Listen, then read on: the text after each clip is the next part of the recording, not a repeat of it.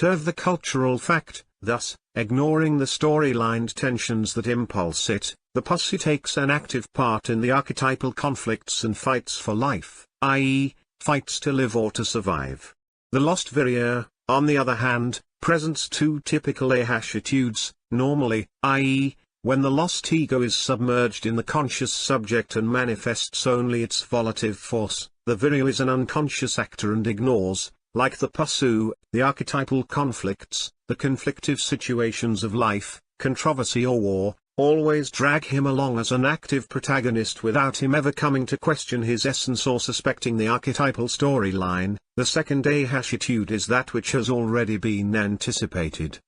The Virya intuits the conflict and the possibility that the opposites have of winning or losing. Such an intuition is clearly noological, dumped by the ego on the subject that is superimposed on its volitive force, and causes a state of crisis in the conscious subject. The subject suddenly notices the conflictive fundament of the events and reacts with anguish and fear of confrontation and its results, fear of losing. In this second case, which we will deal with hereafter, the crisis of the subject is resolved by means of some emerging symbol that covers the voice of the ego and eliminates the source of the anguish. Then ceases the cause of the subject's alarm, the intuition of the archetypal conflict, of the archetypal storyline, and the morality of ignorance returns to the life of the lost Virya.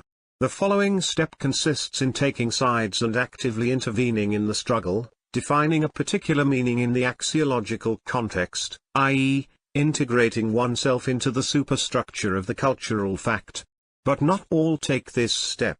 The reason is that, in some Viryas, the metaphysical intuition of the archetypal conflict, interpreted in semic terms by the cultural subject, is an extremely active experience. It then occurs that the ego expresses a action for the conflict or for its representative symbols while the subject experiences the fear previously described, without it being possible for him to completely cover up the expression of the ego. From this tension between the ego and the conscious subject, the ludic attitude arises as a result.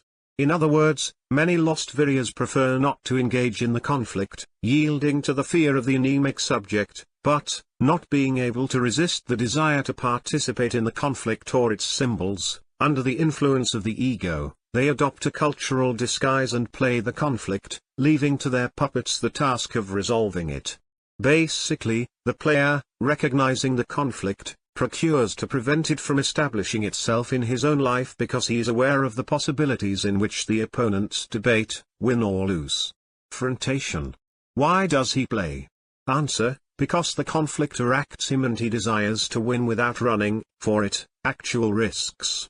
The game satisfies this passion because it allows him to be confronted, for the duration of a game match, with a feigned and circumstantial adversary, against whom he will risk only symbolic elements, i.e., cultural objects endowed with general value, points, tokens, money, etc. That is to say, in the game, nothing of oneself is risked, not so much of oneself, but so many fictitious, cultural objects that do not compromise the ego's interior strategic situation. The game does not modify the player, it does not help him to be reoriented in the direction of the origin.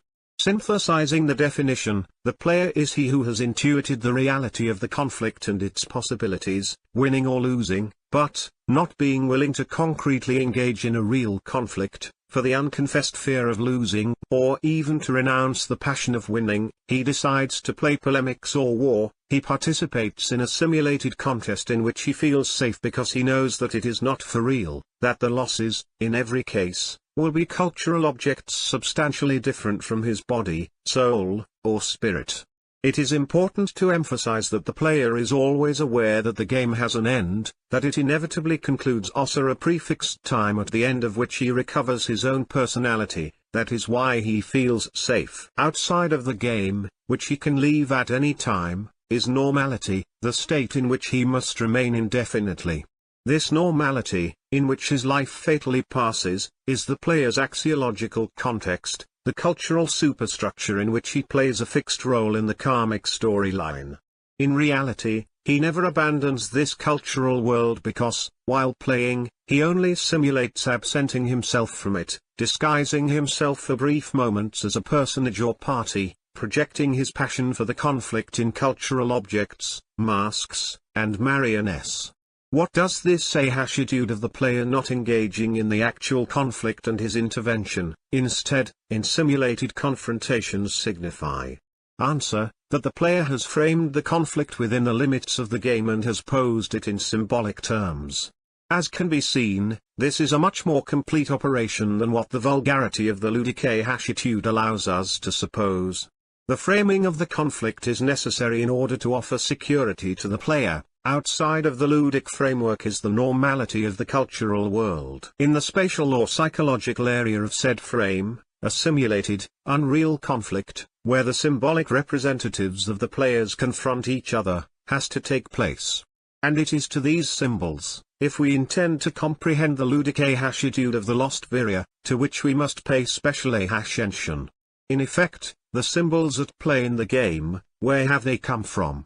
Because it is evident that they had to come to the framed area of the conflict, since the player does not leave his own normal world even for an instant. Precisely, as has been explained, he plays in order to remain in it without renouncing the passion for the conflict. A general answer was already advanced in H when it was stated, every game represents the metaphysical degradation of a cult, the ritual practices of which one has not wanted to renounce. One continues then to practice the rite as a game, i.e., denying its original metaphysical transcendence or, in other words, making it unconscious. There we were referring, of course, to traditional games, such as chess or dice, constituted by a set of symbols or cultural objects that must be played according to certain rules. With said rules, a ludic storyline is instituted that regulates the behavior of the symbols that confront each other during the game, with the principle of the fence. By its projection, the area where the simulated conflict is fought is framed.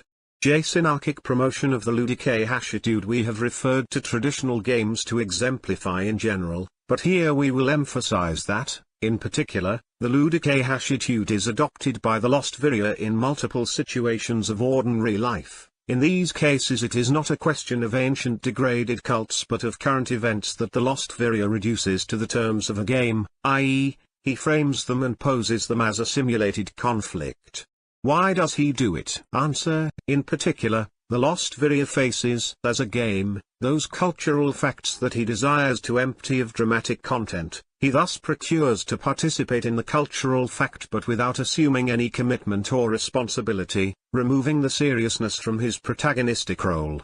For example, we all know of Don Juans who mess around with women, feigning all sorts of affections, but who flee at the slightest hint of obligation, i.e., of seriousness, in the relationship. And like this one, there is a whole range of psychological types corresponding to those who are irresponsible towards symbols other than the woman, for example, the job, the home, the loans, the fatherland, etc., are concepts that are usually framed in ludic terms, that is to say, any fact that, when taken seriously, imposes a certain obligation.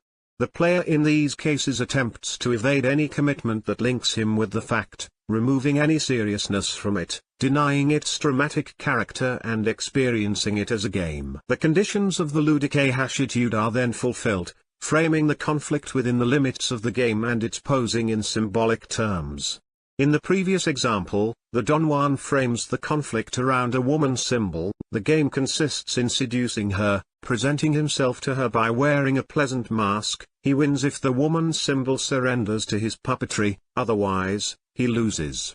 For the Hyperborean Wisdom, according to noological ethics, demonstrating a ludic attitude toward life signifies an authentic strategic suicide. By denying a dramatic character to the cultural fact, one is ignoring the archetypal process that produces it and its evolution toward entelchi, a finality that represents a catastrophe for the captive spirit. The ludic attitude toward life produces a gnosiological Daltonism that is characteristic in the lost Virya and one of the principal causes of his strategic confusion. But the ludic attitude will be difficult to do away with, since Western culture, skillfully directed by the Synagogue, promotes it at all levels of education as a suitable means in order to perfect the capacity to decide. In effect, there is a complex mathematical game theory that, with the aid of electronic computers, makes it possible to investigate analogical models of real situations or events. The business or war game can be simulated in a cybernetic game, for example, which, played at high speed, allows one to foresee an infinite number of probable variants and to evaluate alternatives. Based on such cybernetic methods, and on the belief that the option that a player has is indeed a decision, a theory of decisions, to which it has been pompously denominated as strategy, has been invented. Needless to say, the origin of this schema has been the United States, and its concepts are now universally accepted. We thus see executives of banking or transnational corporations, military, and diplomats, who employ the strategy of gaming in all their decisions. But these high-level players, who today run the world, are not theologically Daltonic. Their maximum decisions only benefit the Synagogue. And downstream from the strategist executives, pragmatic and ruthless in order to earn money, the capitalist West, modeled also the American way of life, daily produces millions of new Daltonic players, lost warriors who enter life ready to compete in order to win. Naturally, the amorality of a way of life that induces its participants to compete as in a game in which it is necessary to effectively destroy the adversary in order to demonstrate skill, is plain to see. Thus, anyone can fall into the frame of another's game, set up by a player whose ambition is to earn a money symbol or a prestige symbol, and be mercilessly destroyed. And this crime is lawful, even fomented and encouraged by Western society if it is commi-hashed in the framework of a business game, for example. We will only add a word about the fallacy with which it is intended to justify the ludique attitude toward life. This fallacy is the oh-so-famous decision-making capacity that Western executives would have at their disposal by the mere fact of having competed all their lives until climbing to a high position. The truth is that when the ludic framing is carried out on society, said framework is sustained by a superstructure of cultural facts, i.e., by astral archetypes that procure to unfold themselves during the game match, capture the player, and determine the options, so that, whatever the decision, it always favors karmic evolution. As might be expected, then, from competent citizens, formed in a ludic, competitive, and amoral philosophy of life, their decisions are completely illusory, essentially determined by the political, military, diplomatic, economic, etc. rules of the game. And both those who opt between paying a loan or not, returning a book or not suffer from this illusion of deciding, as well as the one who decides to gain, by means of a donation, the favor of another person, who also decides between accepting or not, just as the ruler who decides to ally himself with this or that line of the Synagogue, etc. These are not true decisions since the options are false. Only the one who freely chooses can decide, and anyone who is integrated into the superstructure of cultural facts cannot exhibit this condition.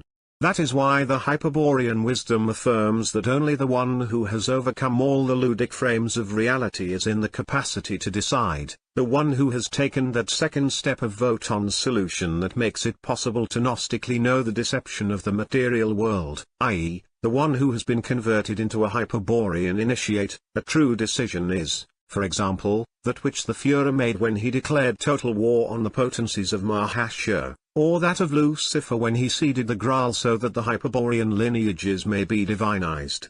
Case Synarchic plan against the sacred symbol of Virya. We should now note that we would not have dedicated so many articles to describing the ludique attitude of the lost Virya had there not been an important motive. Such a motive, which was already brought forward when demonstrating the deformation of the exterior labyrinth signs, is the purpose of exposing the plan that the Synagogue is carrying out in order to destroy the last initiatic sacred symbol that the Hyperborean lineages still have at their disposal, i.e., the exterior labyrinth of Wotan, Tyradingwibur, and some of its cultural variants. But how does one destroy a sacred symbol? Answer: by degrading it, outright lowering it, metaphysically isolating it, exalting the form over the essence, changing its meaning by deformation, etc. Soon we will have the opportunity to study how such a corruption is put into effect. At this moment let us keep in mind that the Synarchy makes use of the ludicritude in order to fulfill the objective of its plan. In effect, we have seen that the game consists in the framing of a conflict posed in symbolic terms and also that the player acts in this way out of fear. The symbols of the game are thus the degraded expressions of certain transcendent realities intuited by the player and which he has not wanted to accept in a sacred or ritual sense but in a ludic sense. Well, an initiatic symbol, such as Tyradingwibur, is, first of all, a sacred symbol, i.e., an object of the ludique-hashitude. So, in order to profoundly comprehend the corrupting plan of the Synarchy, we must first know the way in which the ludique-hashitude affects the sacred symbol. We will explain it next and, later on, return to the sacred symbol of the Virya. The sacrilegious player, profaner of sacred symbols. It is already clear that, when we asked where do the symbols in play come from, we were referring to something more than just traditional games, since the ludique-hashitude, as has been demonstrated, is usually adopted by competent citizens in order to intervene in all kinds of facts.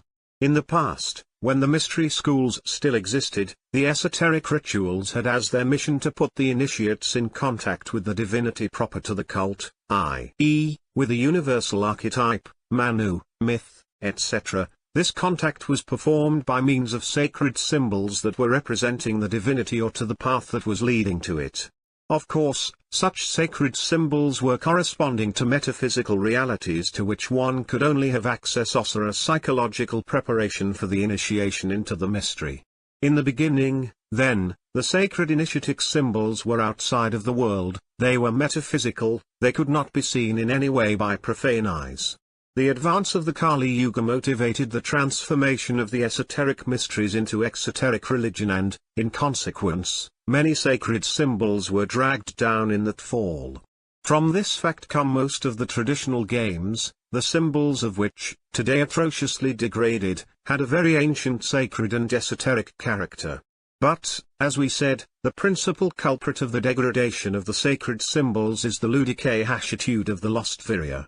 This occurs when the Virya presents a ludique-hashitude in the fundamental ethical act, i.e., the ego in front of the sacred symbol. Such an interior ludicritude, assumed by the ego in front of the sacred symbol, defines the type of sacrilegious player, the one who profanes and degrades the sacred symbols. The sacrilegious player type is the one who favors the objective of the Synarchy's plan and, as the ludique-hashitude is nowadays universally widespread, its presence in today's societies is quite abundant. Let us see, first of all, how the interior ludique-hashitude affects the sacred symbol. Later on, however, the sacrilegious type of player will be described. Let us recall that every sacred symbol is the representation of a metaphysical truth. Let us recall, too, that the ludique-hashitude masks an ambiguous posture of fear of engaging oneself directly, and of a reaction to conflict and the possibility of winning. Keeping these concepts in mind, let us suppose that the ego, at first, intuits a metaphysical truth and transfers it to the conscious subject. Said intuition is apperceived by the subject as a fantasy and immediately rationalized. A sacred symbol, which represents such a metaphysical truth, emerges on the threshold of consciousness and masks the fantasy. The sacred symbol empts, then, to unfold in an intellectual process that actualizes its content, its metaphysical truth, i.e., it empts to phagocytize the subject and convert consciousness itself into a symbolic content, into an act of its metaphysical truth. The fundamental ethical act is thus posed, the ego in front of the sacred symbol. At that moment, fear is generated and the symbol is momentarily rejected, but it is subsequently verified that the intuited truth exerts an irresistible attraction and that the symbol threatens to establish itself again in the consciousness. The ambiguity originates in the confrontation between the anemic tendency of the subject, which fears the crisis and the consequent action of the sacred symbol, and the noological tendency of the lost ego, which demonstrates a reaction for the symbol and its metaphysical truth. If the blood confusion is very great, the influence of the pasu, fear, will predominate, and a passion that we call interior ludique-hashitude of the sacrilegious player will be experienced. it consists, on the one hand, in not renouncing the sacred symbol and, on the other, in not transcending its form in order to apprehend the essence, i.e., in avoiding becoming aware of the metaphysical truth represented by it. Fundamentally, one procures to contain the sacred symbol without being contained by it. Of course, such purposes cannot be achieved without degrading the sacred symbol, without erecting it toward the game's interior frame. It should be understood, in synthesis, that the sacred symbols fall into the interior ludic frame because the sacrilegious player has initially established a direct competition with them, in order to take them over and satisfy the passion of playing with them. Let us now start at the beginning. The sacrilegious player initiates his ludic attitude when he sets out to play with a sacred symbol that attracts him but with which he does not wish, or is afraid, to engage. The sacred symbol thus becomes an object of play against which is posed the challenge of holding it in the player's proximity by means of a degradatory framing. Now then, a sacred symbol is not just any symbol, its potency is greater because the sacred symbol participates in the universal archetype, represents it, and facilitates its manifestation. The sacred symbol is the expression of the divinity or myth, sciently enough to neutralize its potency. Only in this way will he be able to play with it without danger, take it in his hands, and enjoy its exteriority, without ever needing to go through that form, which will then be nothing more than a shell, and come upon its hidden content, its transcendent essence. Hence, it is a mistake to consider the sacrilegious player as merely profane when in reality he is a born profaner, a semiotic corrupter. He is profane on his own whether the sacred symbols have already been profaned and there is nothing later corrupt and degrade. In the sacrilegious player, we face a classic attitude of strategic bewilderment in which ambiguous postures are permanently adopted. One seeks without declaring the search, one pretends to have without being willing to give, one accepts to participate but without commitments, etc. We must declare, not without some regret, that the majority of readers of esoteric books participate in such an ambiguous attitude. In effect, reading esoteric books is another kind of game practiced by certain players who are irremediably attracted to the occult, but who also experience, consequently, an unconfessed fear of hashing themselves to something, or that the esoteric knowledge to which they assume belongs to an elite, forces them to give things up, to pass tests, etc. Nevertheless, this vague fear, as befits every player, continues to revolve around the symbols without ever going through them, but harboring the hope that a stroke of luck will change things and one day, perhaps by reading some rare book, they will manage to gain a superior knowledge that, then, will not have cost anything. Naturally, such players are stupidly selfish, incapable of actually taking risks, and therefore extremely difficult to strategically reorient. In order to profoundly show this profaning attitude and the means by which he avails himself in order to achieve his purposes, corruption and degradation, we are going to expose this aspect of the player's psychology by means of a clarifying allegory. The allegory of Mr. Lucer and the leopard symbol. The type of player that we are considering is the sacrilegious player, the one who plays with sacred symbols to which he has previously degraded as a safety measure in order to approach them safely. This type is analogous to that of Mr. Lucer, a lost virile who is irresistibly attracted by leopards but in whom also coexists the fear of being caught and devoured by them. Not possessing sufficient valor in order to say lie down in the leopard's habitat, i.e., in the dangerous and unknown jungle, Mr. Lucer, incapable of renouncing the passion for contemplating and even touching the wild creature, conceives a miserable idea. He will extract the beast from its natural environment and transport it to his own world, to his house in the city. Once there, he will attempt to domesticate it. Decided on fulfilling such a goal, he captures the animal, or has it captured, and keeps it caged for many years. But this is not enough in order to satisfy the desire for an uncompromising closeness that he experiences. It is necessary to overcome its ferocity, to tame it, to neutralize its wild instincts. Thus, after sawing off its fangs and removing its nails, he proceeds to weaken the leopard's will by feeding it a herbivorous diet in which a tranquilizing drug has also been added. Finally, his efforts are rewarded because, one day, he manages to disturb the feline's behavior in such a way that the lahasher, transformed into a tame pussycat, no longer represents any danger and can be set free from its cage. And then Mr. Lucer, taking the animal in his hands, seeing that his wish has been fulfilled, smiles happily and even boasts of knowing a lot about leopards, because he has taken control of one of them to play with. This allegory is too transparent to require a detailed clarification. We will only emphasize that the sacred symbols, when they cease to be objects of worship and come to fulfill ludic functions, have been degraded in a manner analogous to the leopard of the allegory, which had to be subjected to a vile tameness before serving the ludic purposes of its master.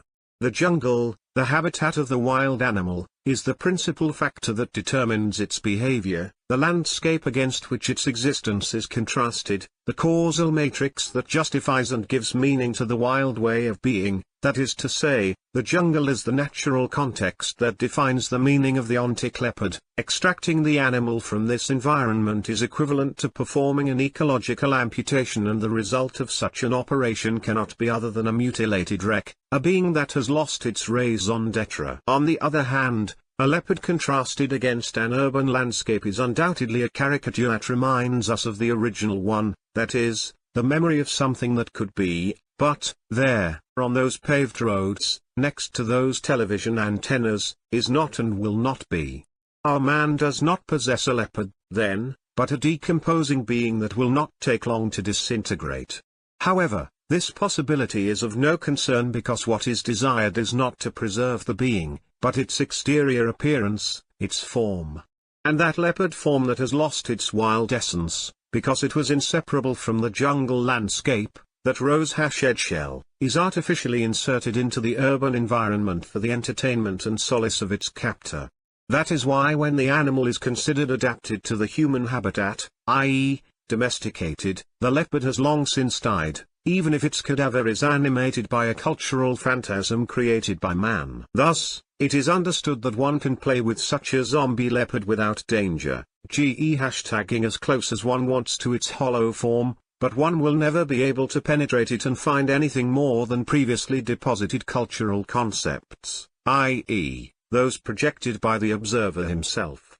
Of the essence, of the feline and wild soul, nothing remains, nothing to reveal and to know. That is as far as the allegory goes.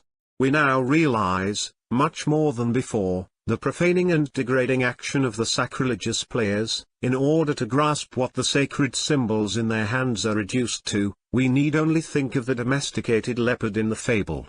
Like the leopard, from its jungle habitat, the sacred symbol is amputated from the archetypal context to which it belongs, severing its metaphysical contacts, and artificially inserted into the everyday reality of the sacrilegious player. But the property of being sacred comes to symbols from their capacity to represent the archetypal, i.e., the divine for the Pasu. That is why they facilitate metaphysical transcendence. By situating them in the cultural proximity of the sacrilegious player, they fatally lose their sacred character and acquire a new vulgar and perverted significance. Like true fallen angels, fulminated eagles, stars that have precipitated from the sky to the feet of the sacrilegious player, the sacred symbols are transformed into recumbent signs, decomposing cadavers that only the illusion of a cultural chimera can keep them resuscitated, in every way resembling the tamed leopard of the allegory. In analogical conclusions of the allegory of Mr. Lucer and the leopard taking this case to the extreme, it can be seen that the sacrilege of playing with sacred symbols is not only due to motivations or mere habit, but also entails a well-defined esoteric stance, counter-initiation. In effect, in worship, the sacred symbol is the representation of the divinity or of some metaphysical reality. The symbol thus expresses the mystery. Through it one can go from the physical to the metaphysical, a transit that demands a change in the traveler, a preparation prior to the confrontation with the mystery, in a word, an initiation.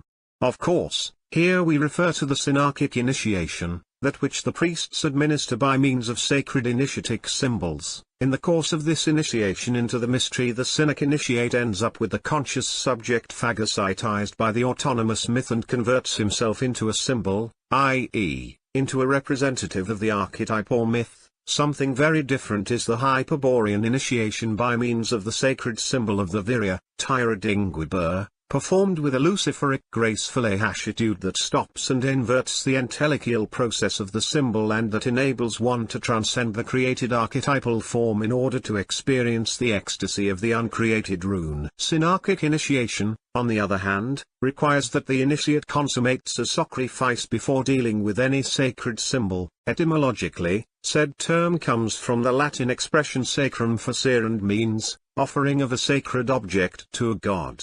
Chastity, humility, poverty, valor, etc., which are demanded for the religious or esoteric part of worship, are not mere moral virtues but the rigorous manifestation, exhibited exteriorly as proof of conduct, of the limit to which one is willing to go in order to penetrate into the mystery. How much is one capable of giving, of sacrificing, for it? The chaste one sacrifices his sex, the humble one his pride, the poor one his wealth, the valorous one his fear, etc. It is not, then, a question of moral virtue but of sacrifice, of the personal effort that is offered to the sacred symbol so that it may reveal its mystery. There is a will, i.e., an energy, which was previously spent in enjoying sex, pride, wealth, etc., that the initiate rescues and adds to his own with the purpose that this greater strength enables him to transcend the limits of the sacred symbol, the boundaries of the mystery. And it is this will, amplified by an asceticism or mysticism, that is truly offered on the altar of the sacred symbol. This signifies that, in initiation, the initiate sacrifices himself in order to adapt to the sacred symbol and penetrate into its mystery. It is the initiate who cuts the worldly ties and, endowed with a higher will, travels to the world of the sacred symbol in order to transcend it and apprehend its essence, thus converting himself into a symbol. But he will only approach the symbol when he is prepared to do so, without it being affected in any way. The initiate always procures to protect the symbol from the cultural crusts that could deform its meaning. On the contrary, the sacrilegious game implies a counter-initiation, far from offering something of himself, in order to reach the sacred symbol and penetrate it. The counter-initiated sacrifices the symbol to himself. He forces it to descend from the metaphysical heaven to the altar of his own anemic subject, and there he sacrifices it to the exterior, superficial contemplation of his profane gaze. He plays with it and he sullies it without reserve, and in the end, profaned and degraded, he subjects the sacred symbol to his miserable surroundings, covering it with many layers of cultural crusts. This shows that the sacrilegious player, when he is not one already, is rapidly on his way to becoming a counter-initiate.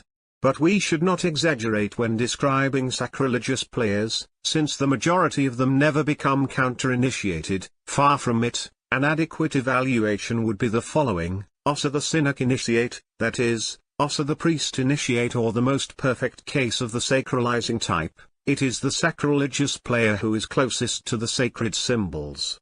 The sacrilegious player has reached the sacred symbols, like Mr. Lucifer to the leopard, without daring to perform the transcendent step toward the archetypal essences. The will is only enough for him to remain in exterior contemplation. But the player is not a mystic, there is no ecstasy in his vision, and that is why elevating himself to the metaphysical world of the sacred symbol represents for him an effort that he is not willing to make for long. But as he does not agree to renounce what attracts and fascinates him, he then procures to obtain it by the easiest way, without sacrifice, not daring to transcend himself toward the world of the sacred symbol. In the same way that Mr. Lucifer was fearing the world of the leopard, he decides to degrade and submit the symbol to his own cultural world. It is that in the profaning attitude of the sacrilegious player underlies the already described crisis, caused by the metaphysical intuition that the ego shows over the conscious subject and is manifested as a morbid mixture of attraction and fear toward the sacred symbols. Like Mr. Lucifer with the leopard, the attraction impulses him to take possession of them, and the fear of transcending them, of being trapped by the myth, forces him to put a limit to that attraction with the framing of the myth. Lucifer of the leopard, and the fear of transcending them, of being trapped by the myth, forces him to put a limit to that attraction with the ludic framing. In consequence, when an initiatic sacred symbol, which has been the object of worship, falls into the hands of sacrilegious players, an immediate attempt is made to anchor it in the world, converting it, for example, into a cultural object and incorporating it into the superstructure of cultural facts. Lastly, it has been fastened with cultural slings, i.e., with connections of meaning. The sacred symbol is grasped with concepts referring to known cultural principles. It is thus endowed with a new significance, clear in the context of such concepts, which makes it possible to infer laws, regulations, codes, etc., i.e., safe ways of approaching. To cite just one well-known example of the profaning and corrupting attitude of sacrilegious players, let us remind ourselves that most of the ancient games, chess, I Ching, dice, the tarot, etc., were originally objects of worship, sacred symbols, Hyperborean tactical instruments, the essential function of which was neutralized by culturally redefining them, endowing them with conventional regulations that allow their manipulation without danger and place them within the reach of the masses. As a last conclusion, we invite a brief reflection, which should be made by every lost Virya whose conduct resembles that of the sacrilegious player. He who feels himself to be a sacrilegious player must overcome such a position by shedding the masks of the game and preparing himself to face reality directly. He should do so even if so valorous a change means discovering that he is playing a role in the karmic storyline of the drama of life.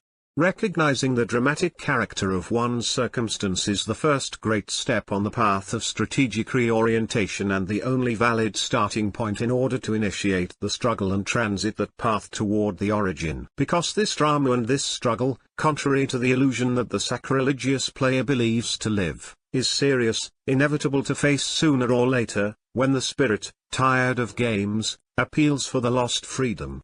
Then, inexorably, there will, at last, be a fight, and perhaps at a strategic disadvantage. Hence their Hyperborean wisdom suggests that the sacrilegious player overcome his fear and initiate the fight immediately, abandoning the dead symbols with which he plays daily and preparing himself to reach the living symbols of his blood memory. But the difficulty that the sacrilegious player experiences in abandoning the game and responsibly committing himself to the struggle stems from an error that is at the very root of the ludic attitude. The player believes that he is free to choose his adversary, that there is no need to commit himself to a party since it is always possible to change sides, and as the player faces life as a game, he is never willing to support a party if it implies fighting. But, we repeat, this is a mistake, a cultural illusion, for no one who is incarnated is really free to choose the side on which to fight, much less to change sides. We already warned in Article J against the error of believing that one decides when one opts between different ludic possibilities. Such options are false, determined by the superstructures of cultural facts according to the karmic storyline. As we saw there, only the Siddha is in a permanent absolute capacity to decide.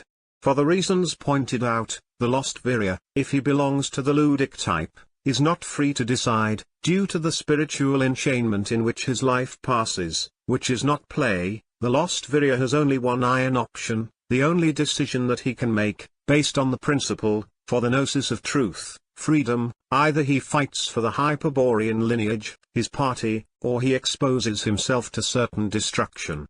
No one can go over to the side of the Synerchy if his blood still retains the memory of the origin, nor does anyone abandon said side if he consciously participates in it. Such hypotheses are absurd, and if, in spite of everything, the traitorous Siddhas accept him into the hierarchy, it will be only in order to plunge him into confusion, to further accelerate his approaching demise. In the novel The Mystery of the Hyperborean Wisdom, instructor Konrad Tarstein says these words to the aspirant SS Kurt von Suberman: neither you, nor I, nor anyone, can choose because the choice has already been made, in another sphere of consciousness, in another world. We have nothing left to do but face our destiny, which is also the destiny of humanity, and to be grateful for having been marked for such an august task. Our God, Christos Lucifer, is the most beautiful Lord, but he is also the most intrepid, the father of valor. We must not even dream of lashing him down. Synarchic plans objectives against the Virya's sacred symbol. The detailed study of the sacrilegious player's corrupting action is for the purpose of alerting us to the plan that the Synerchy carries out in order to destroy the sacred symbol of the Virya, as was stated in the final part of Article K. We have already seen how the sacrilegious players corrupt the sacred symbols until neutralizing and converting them into objects of play, i.e., into symbols framed in a regulated system of the habitual context or of a context alien to the metaphysical truth that they represent. It is thus achieved by changing their meaning but retaining their form. As objects of play, the sacred symbols are placed within the reach of the masses, who, through the addition of countless layers of cultural crusts, complete the work of degradation. The final result is that the metaphysical truth is collectively forgotten, i.e., it once again becomes unconscious. And this effect is what the Synergy procures to cause with the utmost efficacy in the case of the Virya's sacred symbol, the exterior labyrinth of Wotan. It is principally procured that the lost Viryas know its vulgarized form and forget or are unaware of its initiatic significance, the two steps of Wotan's solution to the problem of the spiritual enchainment. In order to concretize this objective, the Synergy has devised a plan that consists in two parts: 1. To degrade the exterior labyrinth signs until removing every vestige of their initiatic significance; 2. To sow collective confusion about the true significance of the exterior labyrinth sign and to affirm, as far as possible, a new significance. We will comment on the first at some length in O1 and then, more briefly, on the second. 1.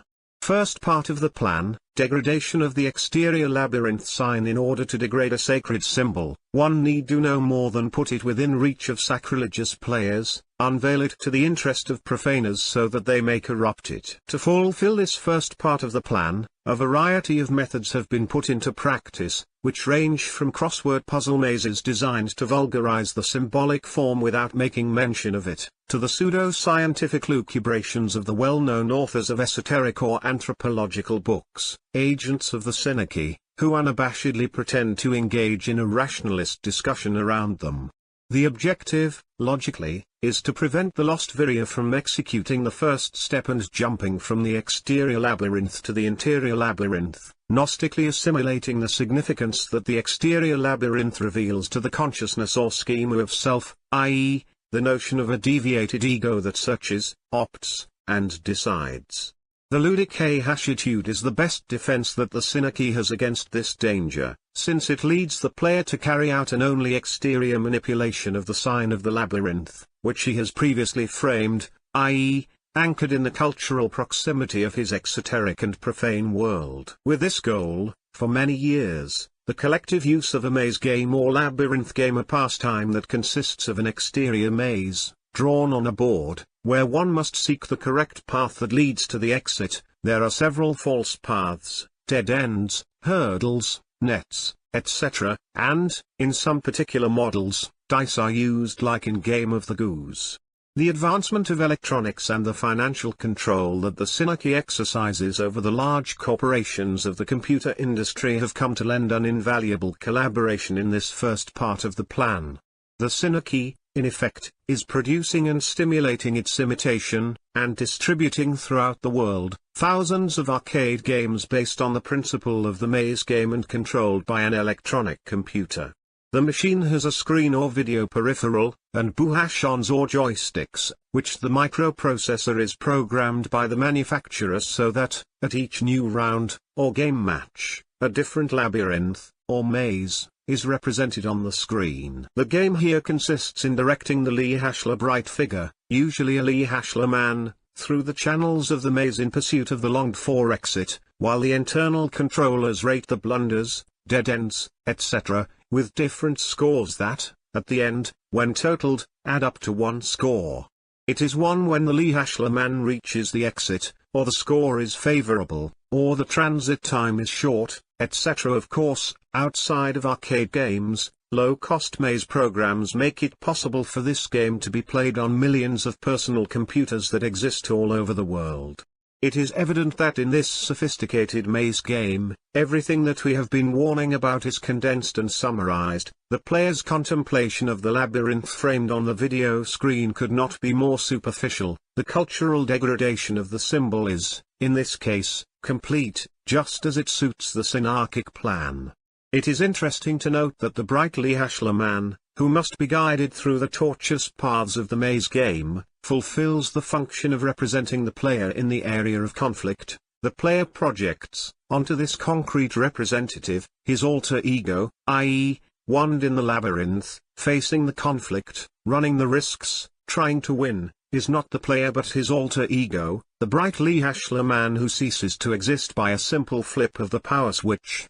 On the other hand, even if a glance at the maze game makes it possible to grasp the idea of search, option, and choice, it is highly improbable that said idea will be conscientized, due to the framing to which the symbol has been subjected and to the Lihashla seriousness with which the ludic attitude must refer to the game.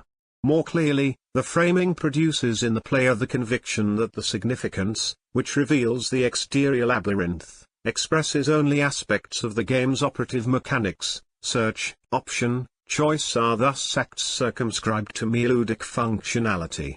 From the screen of a maze game, true significance will be powerless, then, in order to fulfill its initiating mission of inducing the lost ego to extend itself in the discovery of the interior labyrinth. Moreover, one easily understands why this occurs. It would be inconceivable that anyone could succeed in transcending a symbol that he has previously framed in order to ensure its imminence.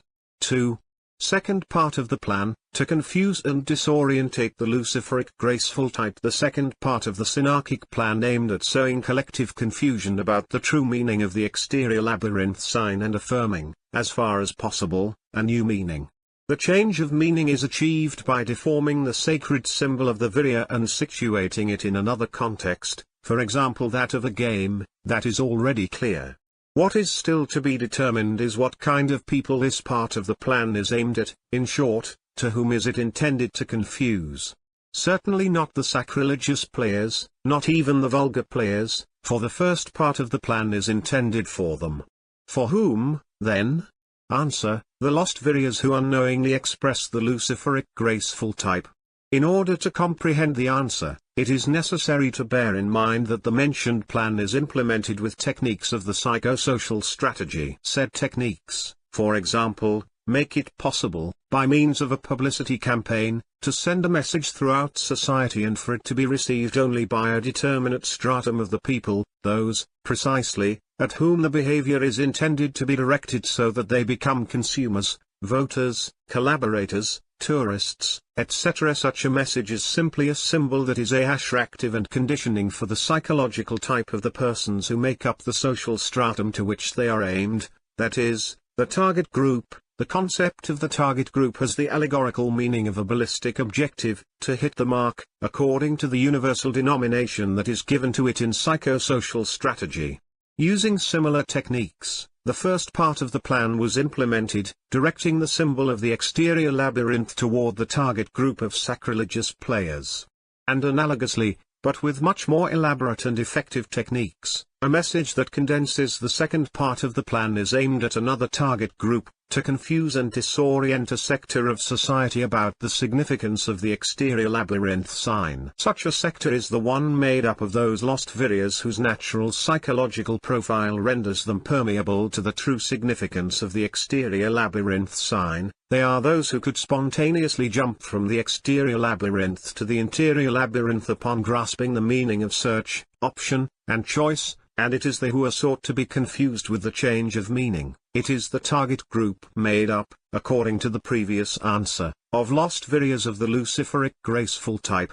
One would then have to restate the question and inquire into the psychological type of the second target group.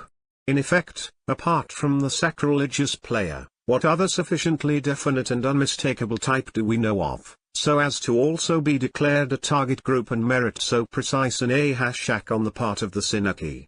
The answer, in this case, offers no doubts. We do not know such a type, except for the title we have just mentioned, and we do not know how to distinguish it at all. In truth, due to the strategic disorientation of professional psychologists, or to the malevolence of Hebrew psychologists, and to the control that the synarchy exercises over academic research, Lihashla progress has been made in the West in the study of psychological types from the point of view of Hyperborean wisdom.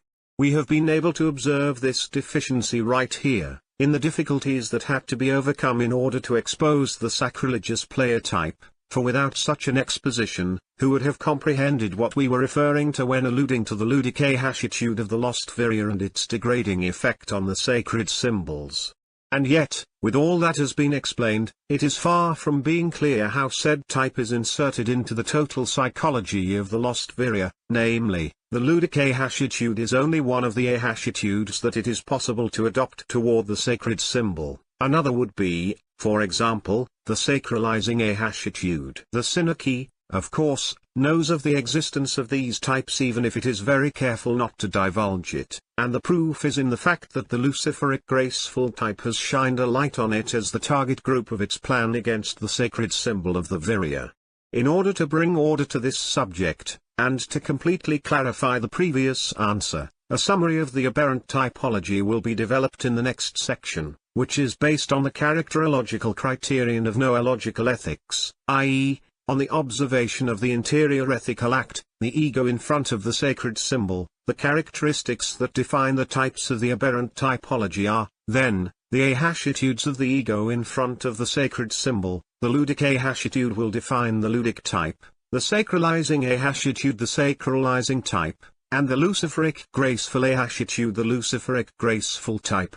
Defining, this way, the receiving psychological outline of the members of the target group, i.e., the exponents of the luciferic graceful type, toward whom the Synergy's tactical message is focused, we will be in a position, in the coming articles, to grasp the objective of the second part of the plan, to confuse and disorient the lost Viryas by changing the significance of the exterior labyrinth signs. Lastly, it should be added that the chosen ones as candidates for the Hyperborean initiation must belong, without exception, to the luciferic graceful type. Let us note that the aberrant typology is part of noological ethics and that, as explained in Article C, noological ethics establishes the bond between noological semantics and noological pontonics. Of course, since these are initiatic disciplines, such a bond is necessary and unavoidable, impossible to evade. No Hyperborean initiate, even if he deeply comprehends the theory of noological semantics, can acquire the praxis of noological pontonics without accepting the principles of noological ethics. The effective experience of the uncreated runes requires that the ego assumes a previous ethical attitude. It is evident that the study of the luciferic graceful type, besides revealing the characteristics of the target group, must enable us to grasp the luciferic graceful attitude, an indispensable comprehension, just as it was amply explained, in order to perform the second step of Wotan's solution. 8th tome, The Aberrant Typology of Noological Ethics, a specific description of types. Let us begin by recalling that the Hyperborean wisdom, taking into account the Hyperborean inheritance, the symbol of the origin that enchains the spirit, distinguishes in humanity three kinds of men: a, the animal menorphosis, almost non-existent today in a pure state but present as an animal tendency in every Virya, due to the genetic inheritance of the original Manu archetype. b, the semi-divine Menor-Viryas. They are further divided into awakened Viryas and sleeping Viryas, according to whether the Hyperborean inheritance of the blood or the animal tendency of the Pasu predominates in them. c, the immortal Hyperboreans or Siddhas, whose existence is outside of all material determinations. Of these three classes of men, the lost Viryas are those who make up the greater part of humanity and, naturally, it is within their ranks that we find the target group whose psychological type we wish to know. In Figure 99 we can observe a synoptic table that summarizes all that we are saying. Thus we see that the aberrant typology is based on the distinction of three psychological characteristics of the lost Virya inherent in his behavior in front of the sacred symbol, that is, the fundamental ethical act, the ego in front of the sacred symbol. These are, then, highly specific types, the description of which must be extremely precise if one intends to avoid confusion and misunderstandings. But the criterion adopted, in spite of its rigor, has a great advantage that should be emphasized. We have explained on several occasions that the lost Virya is transformed into an awakened one when he succeeds in reorienting himself toward the origin. The awakened Virya, even if he has not yet conquered the Vril, will not get lost again because his ego has acquired a permanent state of alertness, He has recognized the warlike character of his deviation and has realized that he can only liberate himself from material captivity if all his spiritual strength, his valor, his resolution, in short, if all of his will points toward a single aim, the return to the origin. But, dealing with an essentially warlike situation, said transit will only be successful if it has been previously planned. In other words, it is necessary to know how to get there, i.e., it is necessary to possess a strategy. Of course, by strategy we mean the knowledge of the means in order to arrive at the end of the road, a means that can be any of the secret paths of liberation, since they properly constitute general strategic models. It is of the utmost importance, then, to know how it is possible to gnostically learn a secret path in order to thus have the necessary strategy at one's own disposal. The mystery of the labyrinth, the solution of which uses the path of strategic opposition and the archimonic technique, procures that the lost ego makes the inductive leap from the sign of the exterior labyrinth to the symbol of the interior labyrinth, and it is the gnosis of the interior labyrinth, as was explained, that enables one to determine the strategic distance between the lost ego and the Selbst. The perception of this distance is what orients the ego and brings it closer to the center of the labyrinth, where its immortality will be consummated and the possibility of definitively liberating the spirit from material enchainment will be within reach. In this transit, between when the lost ego manages to master the secret of the right angle in order to enter the Tau Plaza, the fundamental ethical act is produced, the ego in front of the sacred symbol, i.e., the ego, cornered against the fenestra infernalis of the odal rune, confronts the sacred symbols that emerge in the light sphere and ahmt to phagocytize the conscious subject during their emergence. And it is then when the ego must exhibit the luciferic graceful attitude, stopping the process of the sacred symbol and entering into the central Tau Plaza. Here is the complete development of the strategy of the labyrinth, the strategy proper to every Hyperborean initiate of the Order of Tyrrhodal Knights. B. The balloon law of the fundamental ethical act. The fundamental principle, from which the typological description starts, is the fact that the lost viryas usually react in three different ways in front of the sacred symbol, i.e., during the fundamental ethical act. But we have to remember, first of all, that such a confrontation, the ego in front of the sacred symbol, is an interior act, a situation proper to the psychic structure. The sacred symbol, in effect, may have been discovered interiorly by the apperception that the conscious subject, and the lost ego, performs upon the fantasy, or come from an exterior perception, revealed by an initiator. For example, in the Lahashur case, once introjected, the symbol will act with all its potency directly in the light sphere, analogously to any emergent sacred symbol. So that, whatever the origin of the sacred symbol may be, the fact is that it appears in front of the lost ego's vision and that there is the certainty of such an appearance. The sacred symbol appears in the light sphere, then, differentiated and confronted. The appearance of a sacred symbol is always an impressioning experience, hence it is not possible for the lost ego to show itself indifferent. The symbol is distinct and impressions necessary strategy at one's own disposal. The mystery of the labyrinth, the solution of which uses the path of strategic opposition and the archimonic technique, procures that the lost ego makes the inductive leap from the sign of the exterior labyrinth to the symbol of the interior labyrinth, and it is the gnosis of the interior labyrinth, as was explained, that enables one to determine the strategic distance between the lost ego and the Selbst. The perception of this distance is what orients the ego and brings it closer to the center of the labyrinth, where its immortality will be consummated and the possibility of definitively liberating the spirit from material enchainment will be within reach.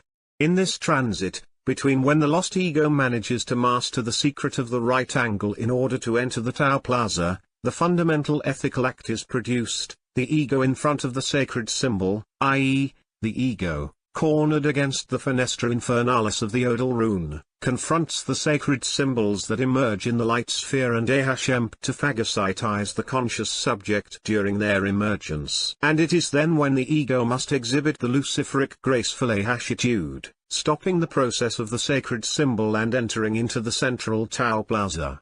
Here is the complete development of the strategy of the labyrinth, the strategy proper to every Hyperborean initiate of the Order of Tyrrhodal Knights. b. The balloon law of the fundamental ethical act. The fundamental principle, from which the typological description starts, is the fact that the lost viryas usually react in three different ways in front of the sacred symbol, i.e., during the fundamental ethical act. But we have to remember, first of all, that such a confrontation, the ego in front of the sacred symbol, is an interior act, a situation proper to the psychic structure. The sacred symbol, in effect, may have been discovered interiorly by the apperception that the conscious subject, and the lost ego, performs upon the fantasy, or come from an exterior perception, revealed by an initiator. For example, in the Lahashur case, once introjected, the symbol will act with all its potency directly in the light sphere, analogously to any emergent sacred symbol. So that, whatever the origin of the sacred symbol may be, the fact is that it appears in front of the lost ego's vision and that there is the certainty of such an appearance. The sacred symbol appears in the light sphere, then, differentiated and confronted. The appearance of a sacred symbol is always an impressioning experience, hence it is not possible for the lost ego to show itself indifferent. The symbol is distinct and impressions. Figure 99. Impression, characterized by certain typical states of mind, such as astonishment, admiration, surprise, awe, stupor, etc., which it is convenient to summarize in one concept: perplexity. In other words, the appearance of the sacred symbol causes the immediate perplexity of the lost ego. However, such an impression does not last long and a reaction of the lost ego unfailingly follows, which adopts one of the three ahashitudes mentioned in the synoptic table of Figure 99, a ludic ahashitude, a sacralizing ahashitude, or a luciferic graceful ahashitude. Let us now highlight a phenomenon that occurs during this moment, when the sacred symbol manifests itself to the consciousness, and which is determinant in the possible reactions of the lost ego. If we keep in mind that perplexity signifies uncertainty, doubt, hesitation, etc., i.e., stopping, we can describe the phenomenon with precision. When the conscious subject stops in perplexity in front of the sacred symbol, it seems to grow before its astonished gaze. This phenomenon is all the more effective when the conscious subject has been so overwhelmed that it does not even notice such a growth and, instead, believes it is suddenly faced with an immeasurable semiotic horizon. This is what occurs with symbols that represent deities or myths, the relative size of which with respect to the consciousness, to the schema of self, seems extremely large, and capable of even crushing some weak minds. The sacralizing ahashitude, as will be seen later on, is typical of those lost viryas whose will is powerless in order to overcome the illusion of size produced by the symbol's phenomenon of growth. Because, and this must be affirmed, the relationship of large to small with which a sacred symbol refers to the consciousness or schema of self is only an illusion, a deception produced by the potency that its archetypes assume in emergence. There are, then, no sacred symbols large or small, greater or lesser, higher or lower, etc., but potent or impotent sacred symbols in order to act upon the consciousness or schema of self, i.e., upon the conscious subject and the lost ego. That is to say, in the interior of the virya, completing his psychic totality, are all the symbols, and none is greater or superior to the consciousness itself, to the schema of self. It is the powerful potency of some sacred symbols that produces a great perplexity in the lost ego and causes the illusion of size. In order to correctly interpret the nature of the phenomenon, it is necessary to recall the origin of that potency underlying the sacred symbols, the myths structured in the schema of the cultural structure or the corresponding universal archetypes or myths. It is evident then that, if the sacred symbol causing the perplexity of the lost ego represents a current archetype, its growth must come from the evolutive process in which it attempts to develop. In other words, growth is the form in which the lost ego perceives the process of the sacred symbol. As we know, the process can only be interrupted by the volitive action of the ego. If the will, for instance, is not sufficient, the process of the sacred symbol will continue until its entelchi, nourishing itself, for its development throughout this period, with energy taken from the light sphere. This signifies that the light sphere gradually identifies itself with the archetypal representation of the sacred symbol, or, also, that the emergence of the myth completely occupies the capacity of the light sphere. Let us recall, in this respect, what was said in the first part: the potency with which a symbol crosses the threshold of consciousness depends on the region of the light sphere in which it is to manifest itself. The I symbol, for example, stabilizes in front of the conscious subject at level psi. The level of stabilization of every conscious representation is reached in a single movement that begins in the cultural structure. In Figure 21, this signifies that the I symbol emerges from the plane of signification up to level psi in a single movement, progressive up to psi and brusque up to psi. At the level of stabilization, the emergence ends and the process begins.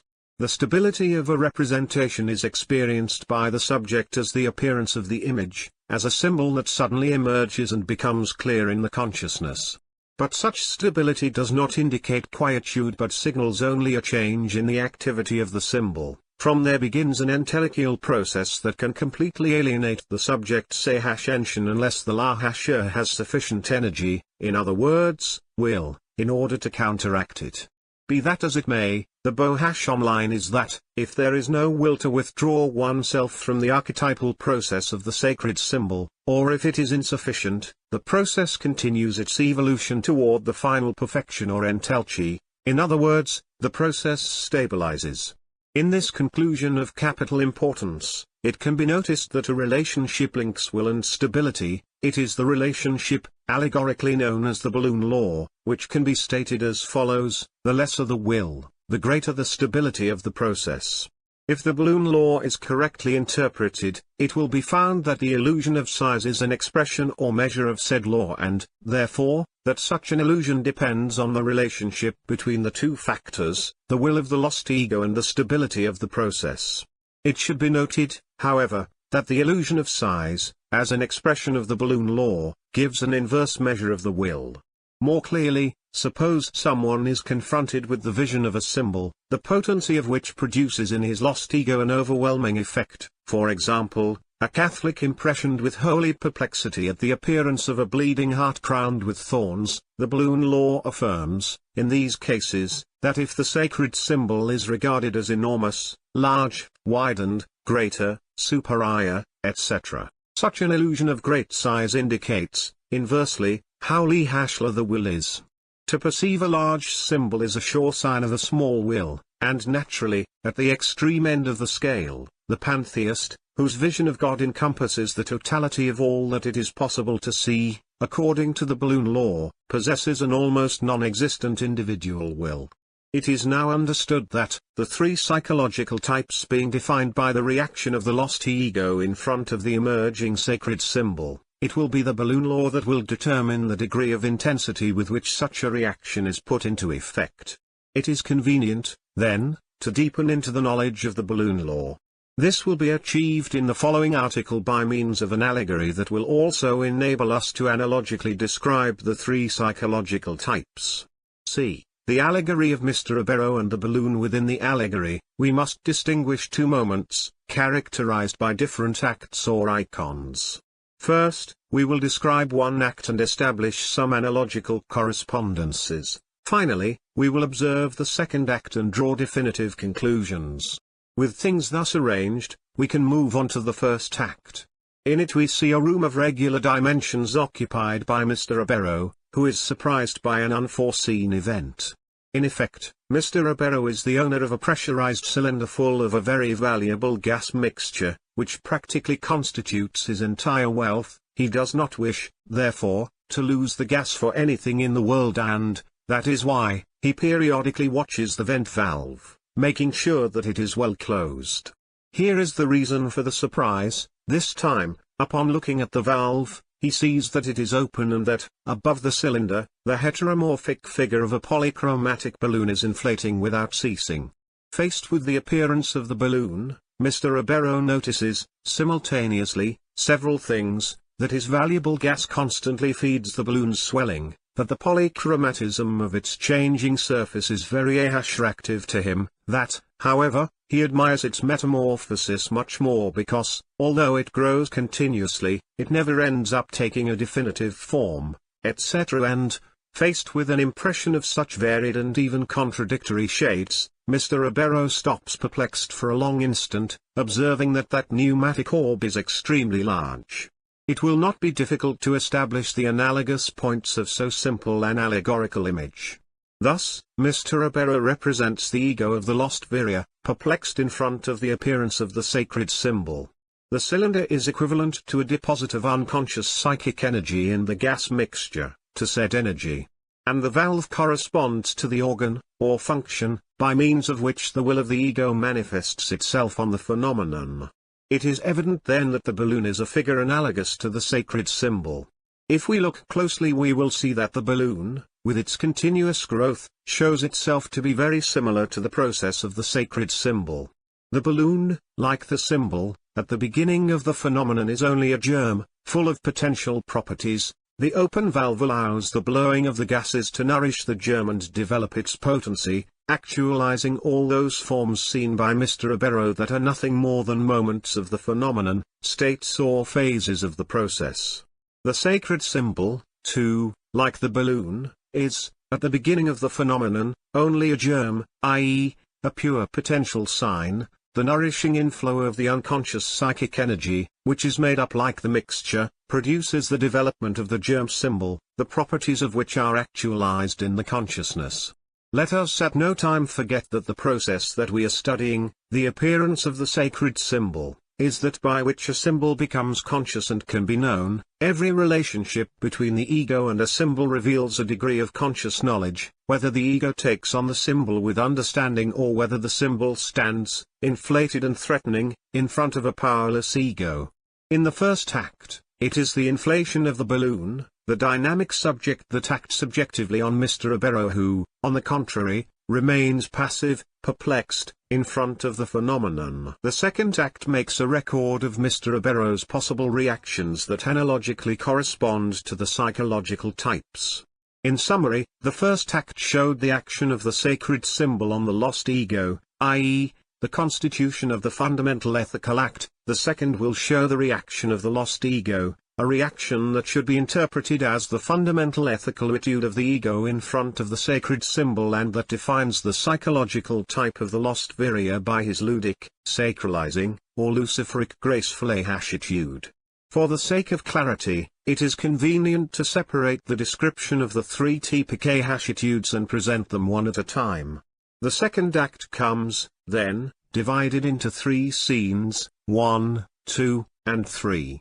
The analogical description of the ludic, sacralizing, and luciferic graceful attitudes. Ludic attitude. While his perplexity was dissipating, Mr. Ribeiro's soul was torn between two conflicting sentiments, fascination and attraction for the polychromatic balloon, and fear of its growth process. From such a conflict the Lahasha was triumphant and soon Mr. Ribeiro was dominated by a more intense fear, which replaced his perplexity and was threatening to convert itself into panic. Bring it with him to the corner of the room in which he had taken refuge. For Mr. Ribeiro, the balloon thus transformed into a toy. Of course, that which he had in his hands was nothing at all like the balloon that had previously expanded over the cylinder and fascinated him with its polychromatic beauty. Not also the gas escaped from its interior and transformed into a deflated membrane. The balloon, at the onset of the phenomenon, was a germ, the polymorphous potency of which would unfold under the pressure of the gases. Without gas, the balloon would be only a husk of a germ. And while Mr. Ribeiro was playing with that cadaver, the valve on the cylinder was still open, and the precious gas that had been feeding the balloon was vented out. 2. Sacralizing attitude. The appearance of the balloon made a strong impression on Mr. Ribeiro. At first he felt as if shocked, frozen with astonishment, and, finally, amazed. After a succession of similar states, Mr. Ribeiro experienced the conviction that he was in front of a numinous manifestation, a supernatural fact, a sign of a divine presence or divinity itself. In place of perplexity, his ego adopted an attitude of ecstatic contemplation of the phenomenon, i.e., to the initial uncertainty, he added an even greater passivity. But, in this becoming, the balloon was still growing continuously, that is to say, the phenomenon had stabilized. And when the balloon was sufficiently large, to Mr. Ribero's fearful and prudent assessment, he took for granted that that which was so large and beautiful must necessarily be superior. And feeling his soul diminished in the face of so much grandeur, shrunken with religious fervor, annihilated by a nameless devotion, Mr. Ribero performed his first action since witnessing the phenomenon. He knelt down and worshipped the colorful balloon. And the balloon, which continued growing with stability, was soon so enormous that it ended up occupying the entire space of the room, adapting itself to the form of the things that were there, which became embedded in different parts of the elastic surface. And so it occurred that the balloon ended up encompassing Mr. Ribero, who was still in his devoted position, absorbing him between its voluble curves and burying him in the depths of its strange pneumatics. 3. Luciferic graceful attitude. The appearance of the balloon shook Mr. Ribero's soul like a whiplash, and, immediately, the phenomenon impressioned him in its quality of dramatic fact, full of inevitable meaning. Perplexity was abandoned in the face of the intimate conviction that he must act. But such an action on the phenomenon was foreseen from the beginning as fatally tragic, and that is why Mr. Ribero smiled to give himself courage. Mr. Ribero, who was attentively observing the phenomenon, adopted the attitude of smiling at the moment of acting. And at that very moment the miracle took place. His laughter changed the meaning of the event, transforming it from dramatic into comic. Thereupon, Mr. Ribero reached out and closed the valve, thus preventing the gas from passing through. The balloon was fixed at a point in its inflation and was thus kept by Mr. Ribero, who, also inspecting and apprehending it, added it to his collection of pneumatic, utilitarian, didactic, and humorous objects. The validity of the balloon law in the fundamental ethical act. If we consider that the appearance of the balloon, the only balloon causing the three reactions 1, 2, and 3, is an event analogous to the appearance of a sacred symbol in front of the lost ego, just as was demonstrated, we will conclude that the types described in the three acts of the second scene effectively correspond to psychological types characteristic of the lost Virya. Before occupying ourselves with such correspondences, it is convenient to emphasize a consequence of a general nature, which is the validity of the balloon law. That is, throughout the allegory, in effect, both in the first act and in the three scenes, 1, 2, and 3, of the second, the balloon law is analogically verified. The lesser the will, the greater the stability of the process. Let us recall that the lost ego, because of its noological essence, manifests itself as a volitive force. Therefore, the lost ego can only react volitively, i.e., energetically, in the face of the sacred symbol. That is why the perplexity of the ego implies an energetic neutrality, a volitive nullity. Thus, according to the balloon law, when Mr. Ribero stopped perplexed in front of the balloon, it grew and the phenomenon tended to stabilize. In scene 2, for example, the case in which Mr. Ribero devoutly reduces his will to a minimum, the phenomenon reaches complete stability in its development and the balloon takes on an inordinate size that occupies the totality of his perceptible ambit. The balloon law anticipates, then, that said enormous size inversely expresses the small measure of the will. Analogical conclusion of the allegory of Mr. Ribero and the balloon. Having proved the validity of the law of the balloon in the allegory, since it is a property of the fundamental ethical act, we can dedicate ourselves to examine the aberrant typology. However, about the ludic attitude exhibited by Mr. Ribero in scene I, Lee Hashler can be added to what has already been said in previous commentaries. We will only point out that in this image, as in no other, the disastrous effect that the symbol degradation has on the sacrilegious player's conscience is painfully evident. In the allegory, it can be clearly observed how the profanation and degradation of the symbol, represented by the swiping and appropriation of the balloon, causes a mutilation in the soul, a psychic wound through which energy escapes from the unconscious, represented in the loss of gas from the cylinder. Such an energy, outside of the conscious subject's or ego's control, flows from the shadow sphere to the light sphere, bursting forth at the threshold of consciousness at the place where the emerging sacred symbol was. There is no need to insist that all kinds of psychic pathologies, and even irreversible dementia, can be caused by similar injuries. Let us also note that Mr. Abero's attention is at last concentrated on the husk of the germ balloon that he has in his hands, completely forge-hashing the cylinder and the valuable gas that escapes from it. This forgetfulness is equivalent to the repression that the lost ego of the sacrilegious player carries out against the processal phenomenon, once it has succeeded in degrading the sacred symbol, in order to interrupt the process and once again submerge the archetype or myth in the unconscious. But, if we look at it closely, the lost ego has acted there as if it uncovered a deposit of psychic energy, the sacred symbol of which was its cover. The repression consists in forge-hashing the deposit, in removing it from sight, as far as possible, definitively, and the repression succeeds in this sense. The deposit is no longer seen, but such a triumph is highly costly because the deposit, forgo-hashen in the end, remains indefinitely uncovered and activated in order to release the energy, i.e., it is set to become a future hidden source of disturbances. Aberrant typology criterion. For greater clarity in what follows, it is necessary to define a qualitative order in the aberrant typology. According to this order, which is founded on the Hyperborean principle of strategic orientation, the truly superior type is the luciferic graceful, who is better oriented toward the origin than the other two. Such a type describes the highest spiritual state that it is possible for a lost virya to attain. With this criterion, the synoptic table of figure 99 has been ordered in accordance with the succession of the second act's scenes. Also the first type, the luciferic graceful, in second order comes the sacralizing type, less oriented than the previous one but more than the next or ludic type. Thus, lastly, the ludic type is, located in the aberrant typology, the most deviated of all. The three types are, in this way, placed in opposition from superior to inferior according to their declared order. For example, the sacralizing type is superior, i.e., be-hasher oriented than the ludic type, etc. The luciferic graceful type, the target group against which the ahashak from the synarchy is directed, foreseen in the second part of the plan set forth in Article O, is at the top of the scale, as an example superior to the other two types.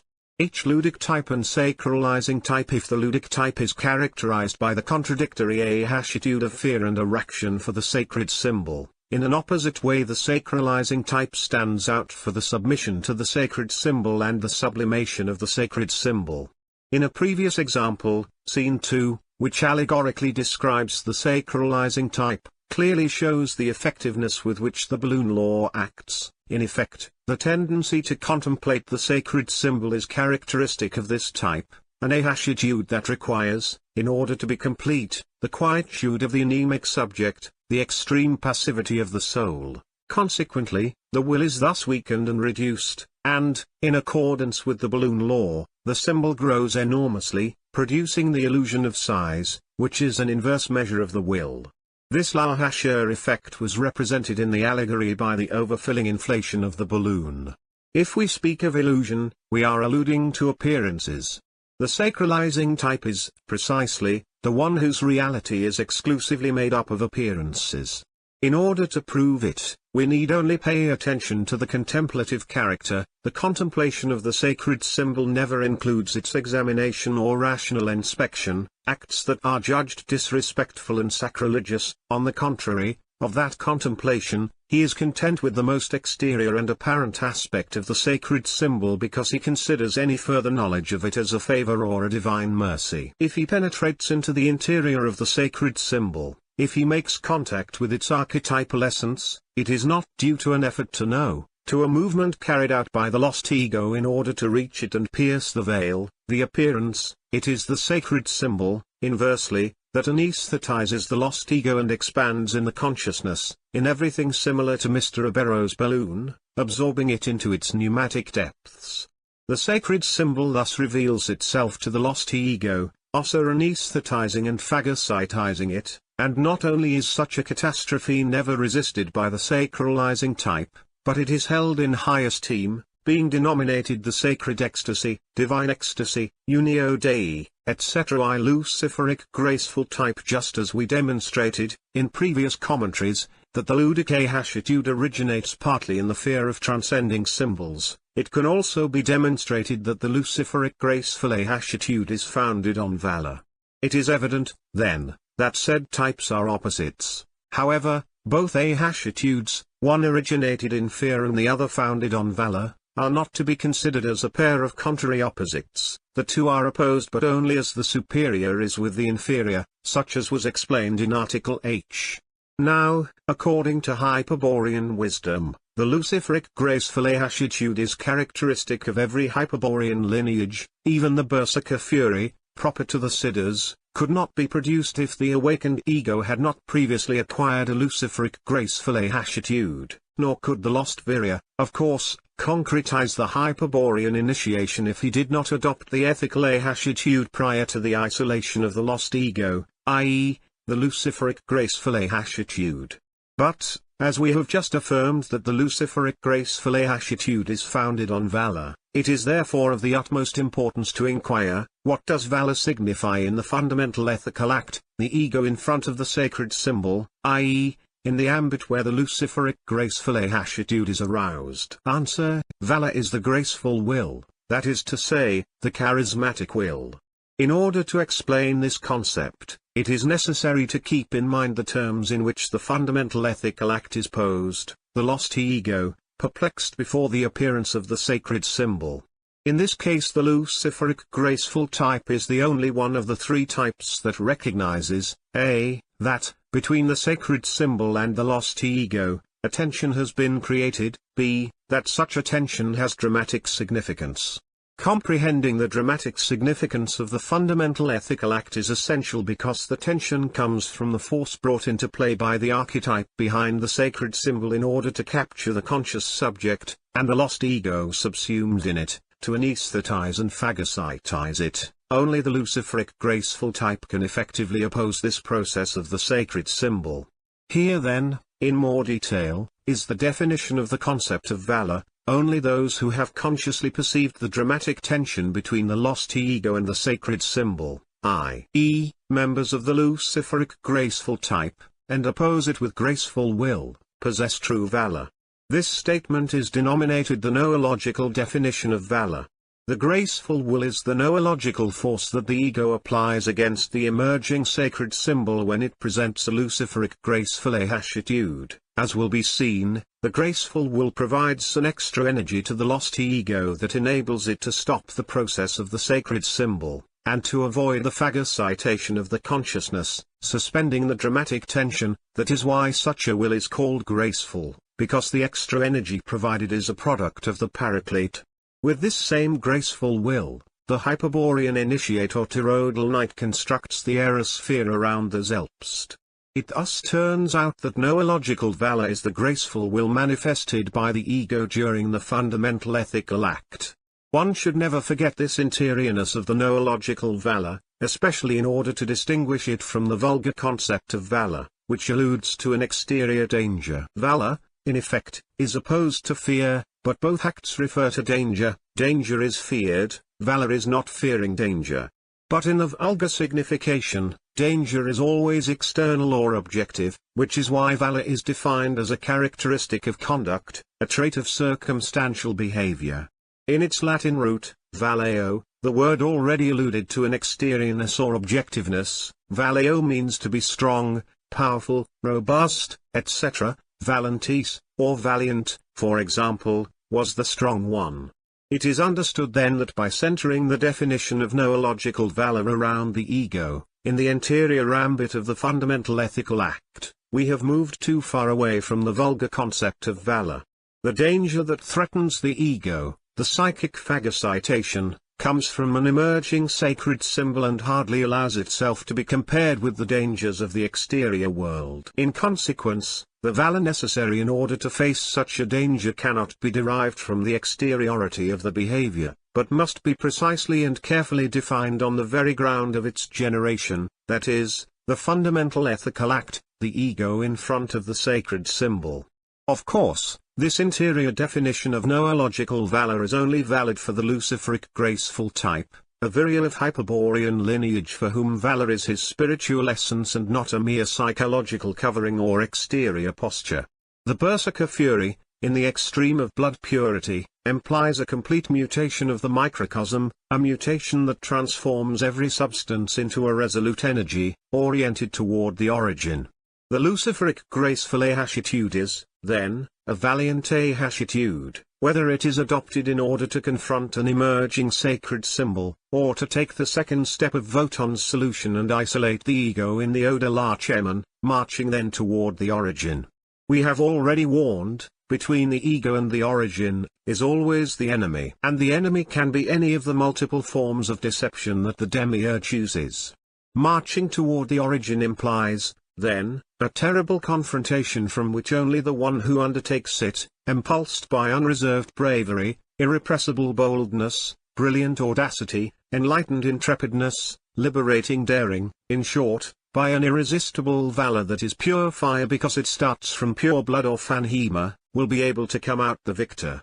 Yes, in the ultimate degree of blood purity, valor is berserker fury, pure resolution, pure energy, pure fire, a sublime rage, a metaphysical courage, an incandescent arrow shot backward in time, over enemy space, into the vril.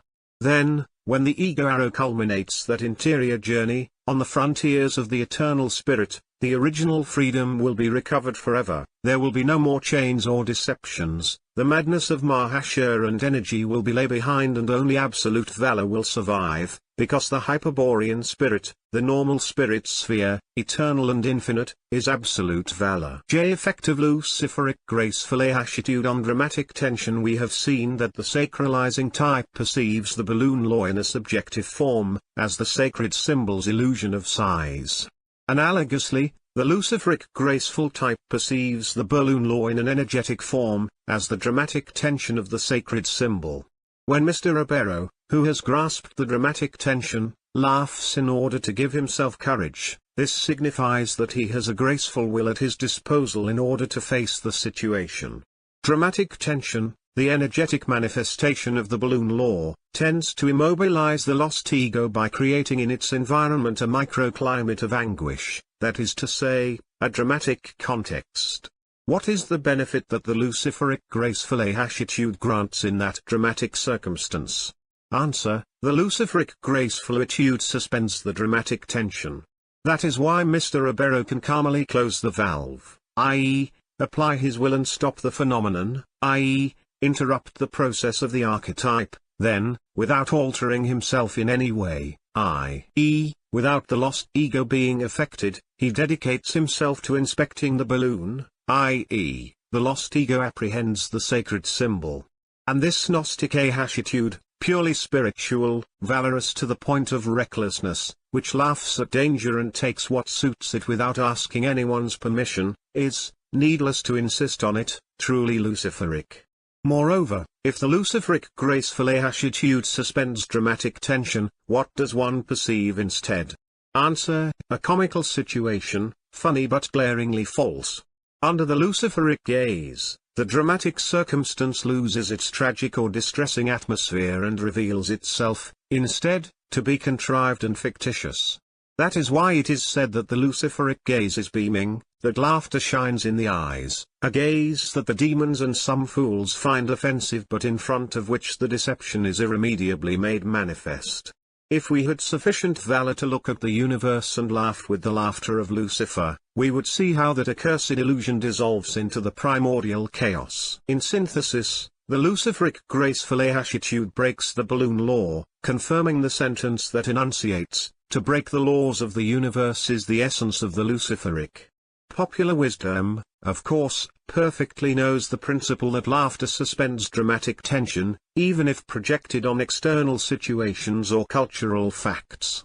Everyone knows, for example, that a joke told at the right moment can diffuse any dramatic situation, and that which describes the heroes, before protagonizing a feat, bidding farewell with a joke or jest, is a scene repeated in all cultures with very few variations.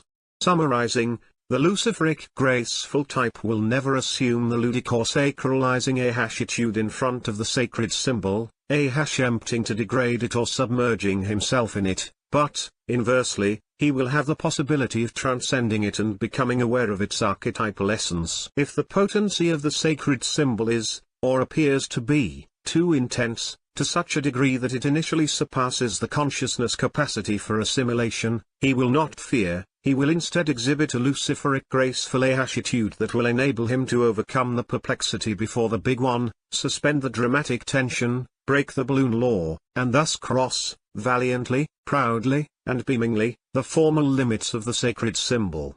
Kaviria's luciferic graceful will and Pussu's psychological will. It is now time to respond to a fundamental question. What force does the graceful attitude use in order to suspend the dramatic tension, which, as we saw, is of an energetic nature? Answer: just as it was stated, the dramatic tension is suspended by the action of the graceful will.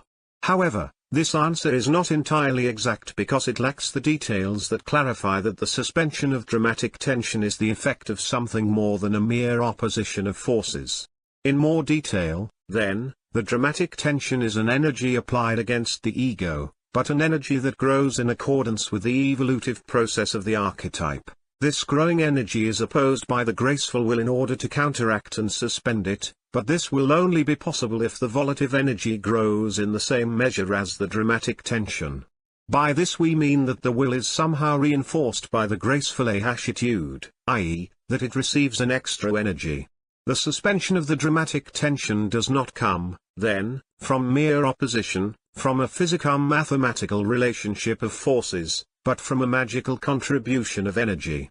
Thanks to such a contribution, the will is powerfully elevated in level, distancing itself from the opposition of the symbol, with which the dramatic tension is relativized to an insignificant degree, suspended in its capacity to act.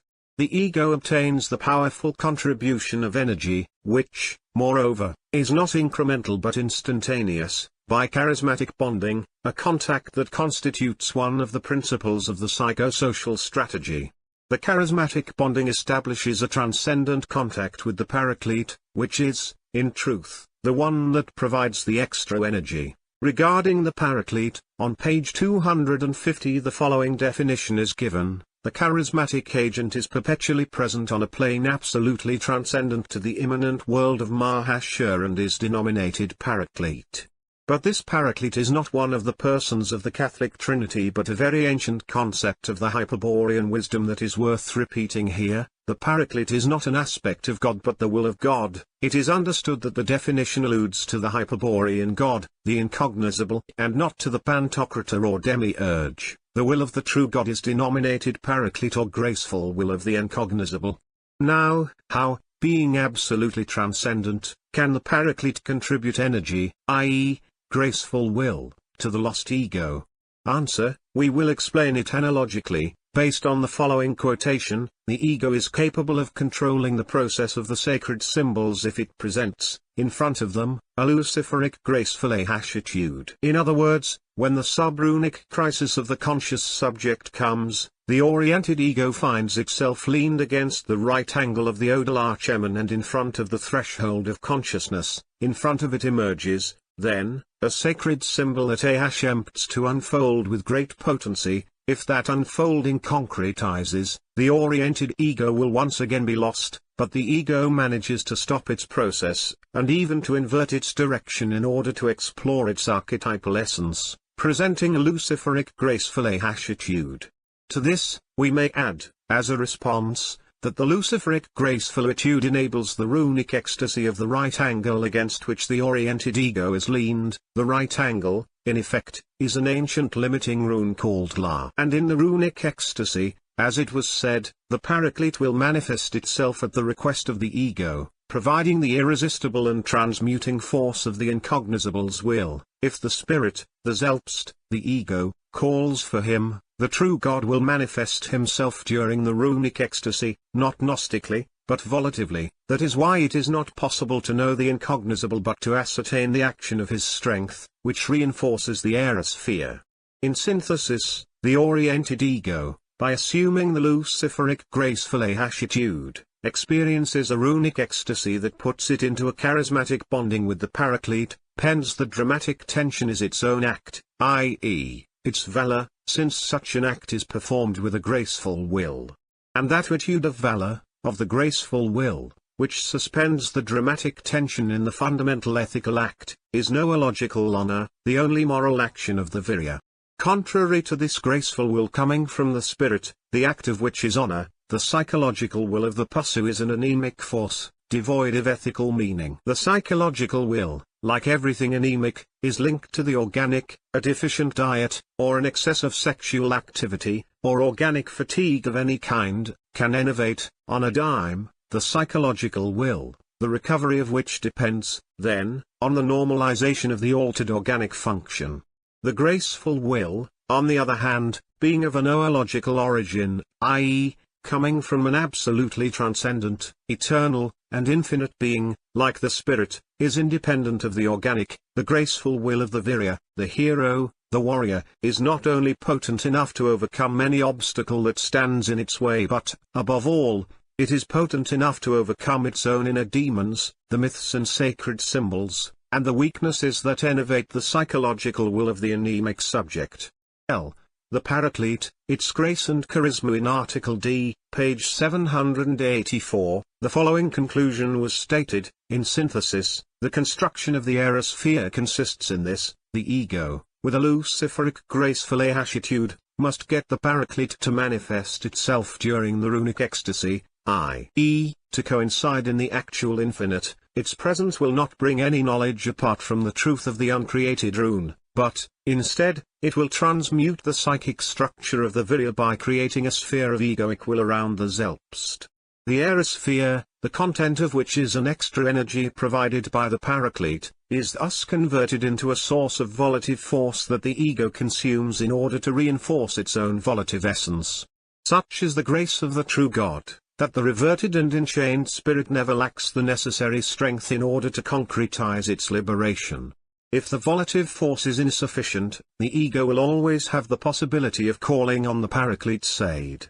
However, its transmuting presence will only manifest itself to that virya that expresses a luciferic graceful attitude, i.e., to the one who has received the charismatic message from the Graal of Christos Lucifer, the envoy of the incognizable, and has charismatically aligned himself with his warrior band. Regarding this aiding character of the Paraclete, here we will complete the concept and clarify it by resorting to its etymology. As for the reference to the Graal of Christos Lucifer, it should be noted that said subject will be developed in detail in the section, The O Strategy of the Loyal Siddhas. Paraclete is a Greek word derived from paraklesis, an appealing, a petition for help, a request for deliverance, etc., where one can already see the indicated meaning. The Paraclete is thus considered, in its origin, a caller for aid, an intercessor or advocate for liberty, etc. At first, Christianity used this word with good sense in order to designate the Holy Spirit or divine mediator, a concept that is quite close to that of the Hyperborean Wisdom, the will of the incognizable to liberate the spirit. But, also the unholy alliance between the Roman emperors and the Church, also the Council of Nicaea and those following, a divine trinity was invented and the Paraclete was incorporated into the aspects of Jehovah Satan, definitively poisoning its original meaning. However, the word is Hyperborean, and even though it is degraded, we will not stop using it when it suits us, always referring to the concept of the Hyperborean wisdom. We will keep the same reservation with respect to two other words, grace and charisma, equally violated by Catholic theology, which we will now redefine. Paraclete is denominated as charismatic agent, as it was said. The word charisma, as well as charity, charitable, etc., comes from the Greek root charis or charis, which has, among many others, the meaning of grace, attractiveness, charm, beauty, loveliness, finesse, panache, elegance, but fundamentally, divine gis. In Latin, gratia is from the same root from where comes the Castilian gratia, and gratis, to gratified, gracious, etc., with the same meanings as in Greek. Also, the gratiae, the three divine graces or charities, have the same origin: aglia, the shining one; euphrosyne, the mirthful or merry one; and thalia, the blossoming or flourishing one. Etymologically, then, charisma and grace are synonymous words. However, For the Hyperborean Wisdom, both words have a slightly different meaning. In charisma is reserved the absolutely transcendent character that corresponds to the manifestation or expression of the Paraclete as a divine agent or worker, hence charismatic agent as the expression of the Paraclete.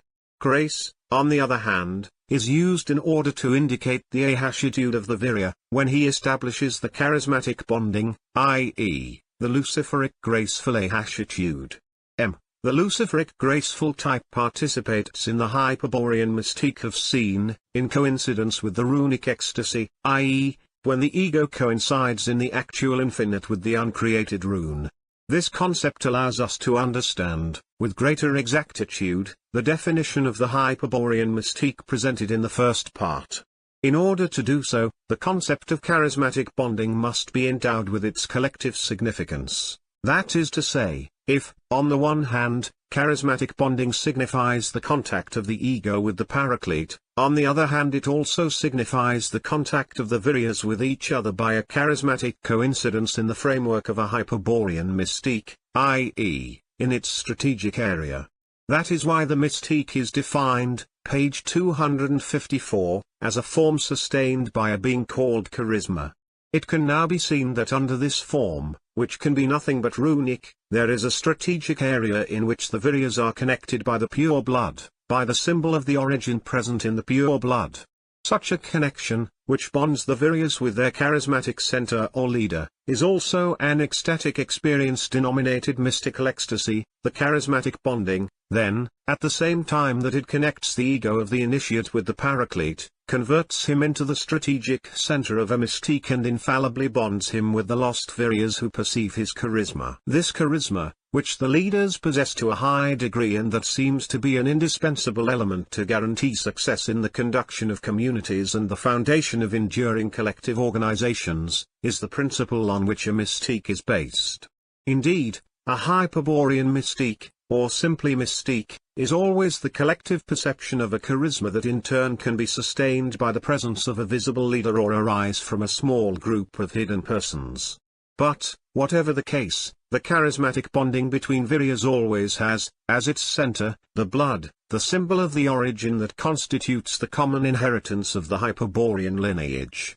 Charisma is the expression of the Paraclete or Holy Spirit and its recollection can only be experienced from the blood minna. If this concept is obscure, it will become clear just by noting that the symbol of the origin, and the runes that make it up, can only be experienced as a recollection, i.e., as the recollection of the Tau point in the memory of the blood. Any runic ecstasy always implies the experience of the symbol of the origin, its recollection. The paragraph on page 254 continues in this way. This means to speak of an absolutely transcendent and individual experience to which we call mystical ecstasy and to which it is not even possible to imagine related to the collective insofar as this concept alludes to what is relative to any gathering of individuals, as defined by the Sapenya dictionary.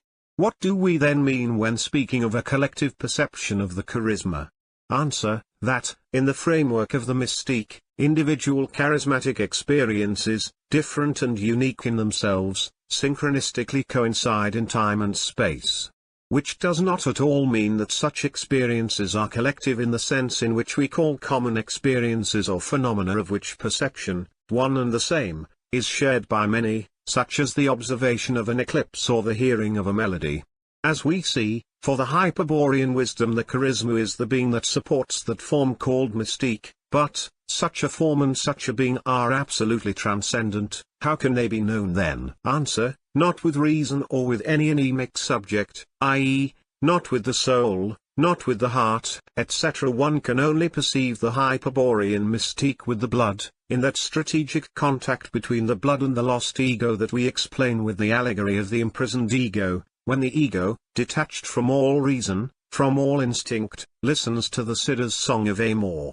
The mystique is, on the other hand, the only runic form, true and absolutely transcendent to the archetypal forms, which it is possible for a lost Virya to intuit without knowing the Hyperborean wisdom. And this occurs only because such a runic form is already known to the Virya, in the origin, and he keeps a recollection of it in the memory of the pure blood.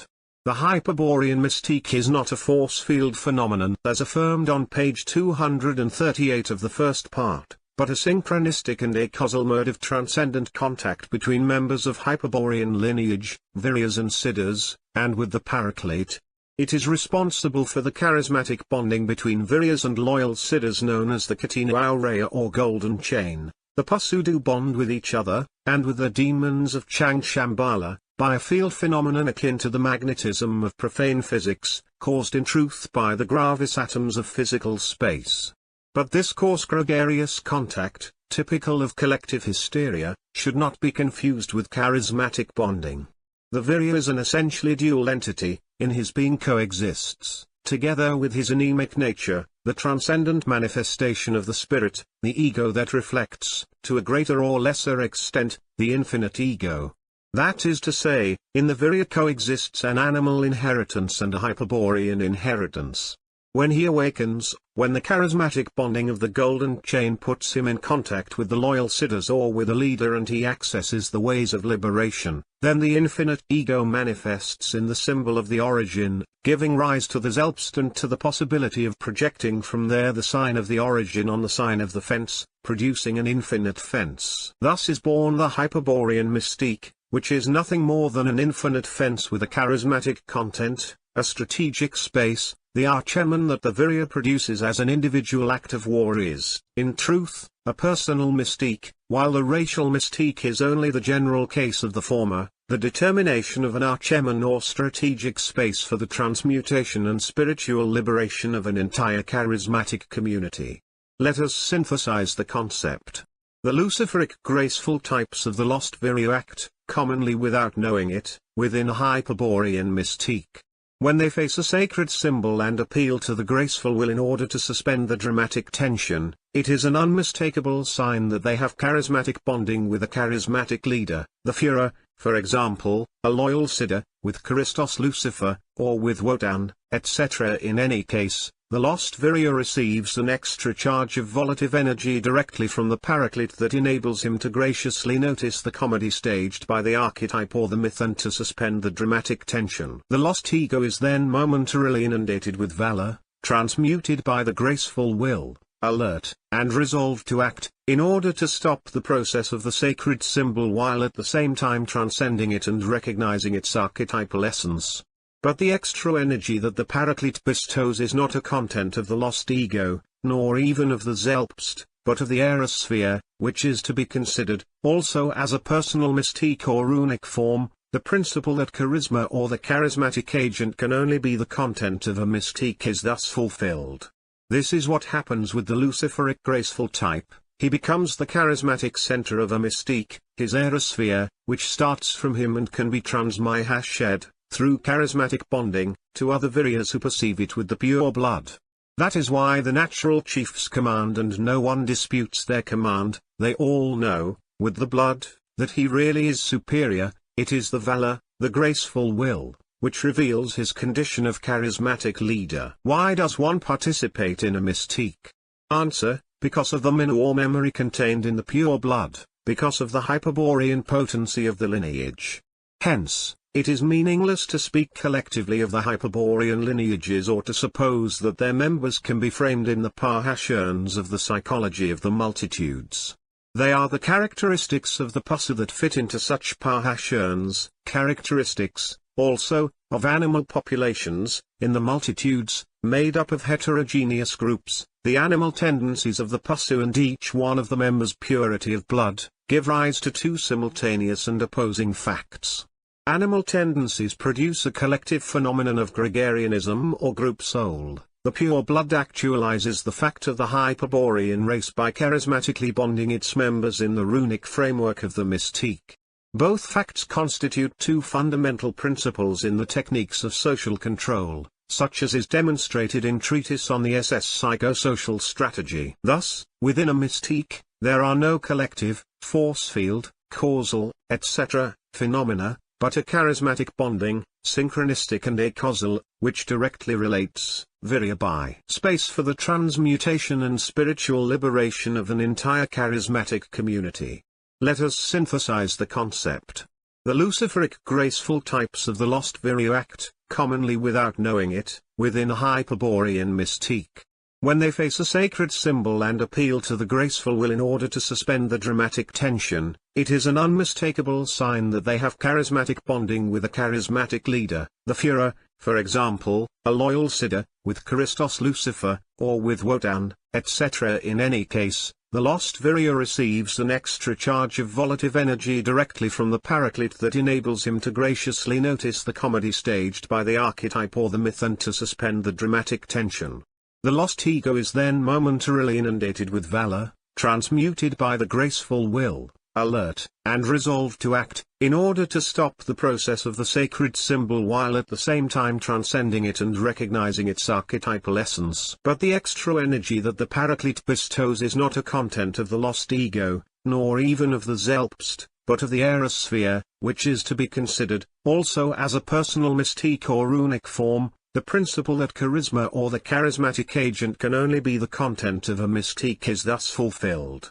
This is what happens with the luciferic graceful type. He becomes the charismatic center of a mystique, his aerosphere, which starts from him and can be transmitted, through charismatic bonding, to other Viryas who perceive it with the pure blood. That is why the natural chiefs command and no one disputes their command. They all know, with the blood, that he really is superior. It is the valor, the graceful will, which reveals his condition of charismatic leader. Why does one participate in a mystique? Answer: because of the minu or memory contained in the pure blood, because of the Hyperborean potency of the lineage. Hence, it is meaningless to speak collectively of the Hyperborean lineages or to suppose that their members can be framed in the Parhasherns of the psychology of the multitudes. They are the characteristics of the Pasu that fit into such Parhasherns, characteristics, also, of animal populations, in the multitudes, made up of heterogeneous groups. The animal tendencies of the Pasu and each one of the members' purity of blood, give rise to two simultaneous and opposing facts. Animal tendencies produce a collective phenomenon of gregarianism or group soul. The pure blood actualizes the fact of the Hyperborean race by charismatically bonding its members in the runic framework of the mystique. Both facts constitute two fundamental principles in the techniques of social control, such as is demonstrated in Treatise on the SS Psychosocial Strategy. Thus, within a mystique, there are no collective, force field, causal, etc., phenomena, but a charismatic bonding, synchronistic and acausal, which directly relates, Virya by Virya, each one to his leader and Führer. It is worth repeating, lastly, that valor, just as noological ethics defines it, as a graceful will, constitutes the content of a mystique, the aerosphere, and, therefore, cannot be effectively hidden or disguised. With the blood, the race will always know, charismatically, mystically, who its heroes, leaders, or chiefs truly are. We see, then, that the luciferic graceful attitude, which is the most spiritual degree that a lost Virya, i.e., strategically disoriented about the origin, Kane Hashain, is also the closest to awakening and orientation. The luciferic graceful attitude is enough for the Virya to be in a capacity to concretize the two steps of Wotan's solution, or, in other words, only the luciferic type is in a capacity to access the Hyperborean initiation. In fact, even if only for a moment, the luciferic graceful attitude grants that state of alertness that, as explained, is a permanent characteristic of the awakened Virya or Hyperborean initiate. In summary, the luciferic graceful type is one step away from the awakened Virya. And it is clear that the mystique, as defined, is the exclusive property of the luciferic graceful type. Let us never speak of priestly mysticism nor confuse the religious ecstasy, with which many specimens of the sacralizing type connect themselves with the demiurge Jehovah Satan, with the true Hyperborean mystique. Correspondence between aberrant typology and the Indo-Aryan typology. A Bhashya perspective of aberrant typology will be gained if we compare it with the ancient Indo-Aryan typology, i.e., with the social organization that is vulgarly denominated caste system. In India, the castes are four, that made up of Brahmins, or the priestly caste, Kshatriyas, or the noble warrior caste, Vaishyas, or the freeman caste, and Shudras, or the servile caste. This system was also very common among the Semites of Egypt and Babylon.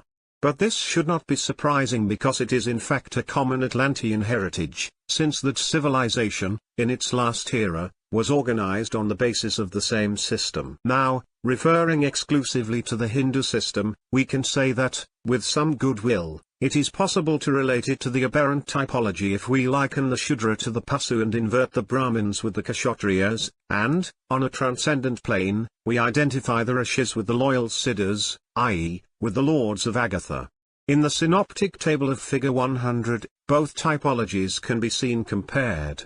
The first thing that will undoubtedly come as a surprise is the fact that the comparison of types requires so significant an inversion. However, everything becomes clearer if we affirm that with such an inversion we do no more than restore to the caste of the Kshatriyas the place that befits them and that was usurped in the remote past by the caste of the Brahmins. It is, certainly, a change that occurred in Atlantis, which will last until the end of the Kali Yuga, and that which will be difficult to understand in our days due to a deep-seated prejudice.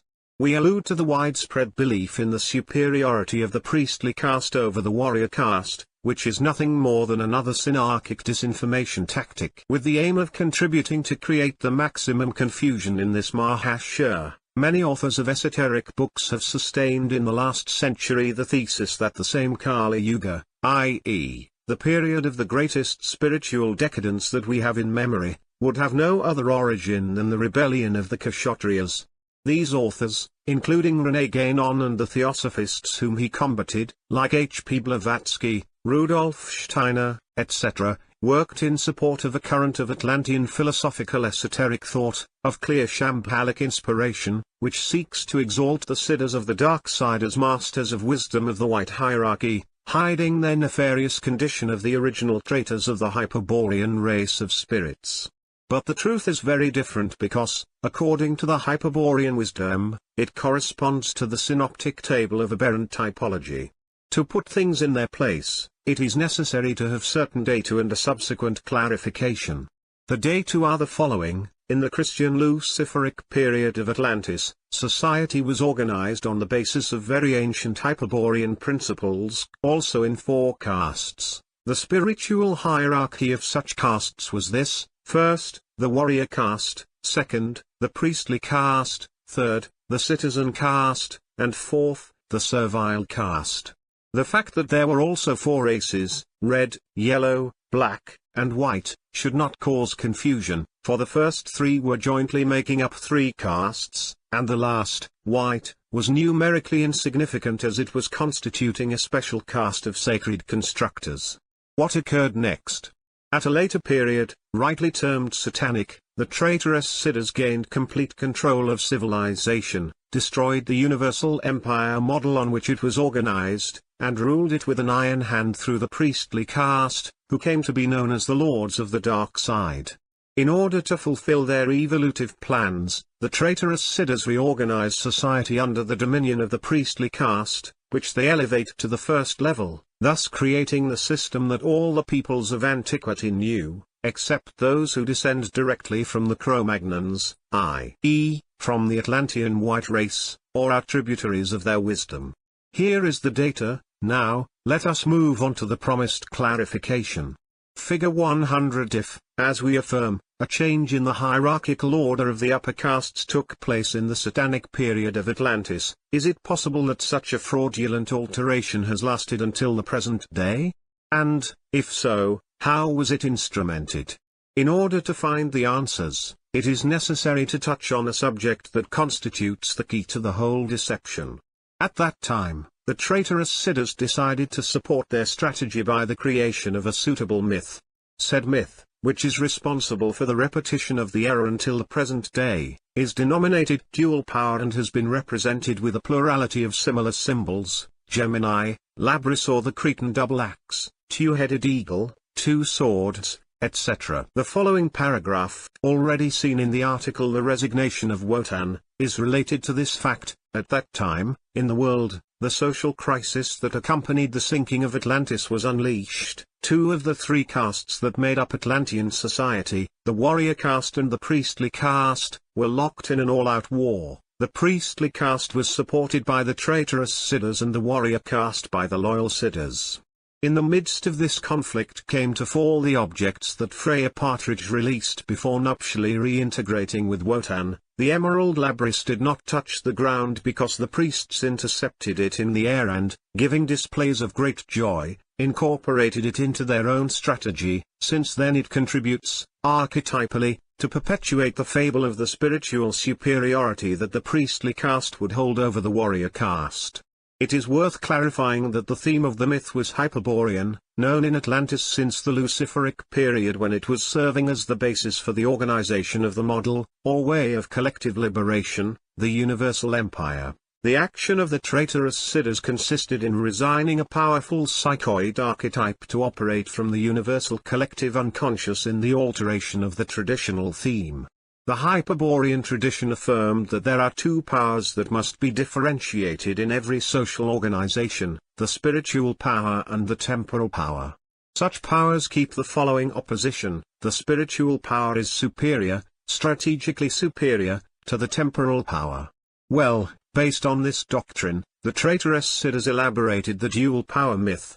Here is the deception. The myth consists in fostering the belief that the priestly caste should hold the spiritual power and the warrior caste the temporal power, consummating the spiritual inversion of values. What does the Hyperborean wisdom say about it? Answer: that, because the normal Hyperborean spirits present an essential hostility toward the material world of the demiurge, which inevitably converts them into a race of warrior spirits in the universe, it is the warrior caste that effectively enters into contact with the spirit or vril, and, also, that the priestly caste can only influence the soul, emotional body or astral double, of man, i.e., the evolutive, energetic, material entities, etc. The Lahasha will become clear later on, when we study the ethical outline of the priestly type. It is, then, the very essence of the castes, the spiritual scope of their function, which determines that it is natural for the warrior caste to assume the spiritual power and for the priestly caste, the temporal power.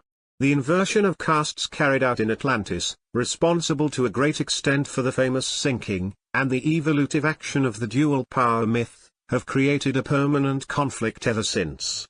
And, every time that the warrior caste has emptied, as part of a Hyperborean strategy of collective liberation, to regain its position as the regent of the spiritual power, it has been annihilated and slandered, and then the panegyrists of the Synarchy have spoken of the rebellion of the Kshatriyas and blamed this caste of Hyperborean lineage for being responsible for the Kali Yuga. A fallacy on the evolutive origin of the caste system it is worth mentioning here, and to observe with reference to the article The Double Origin of the Golden Age, a theory as ingenious as it is rationalistic, which is generally argued in order to increase confusion or simply out of ignorance.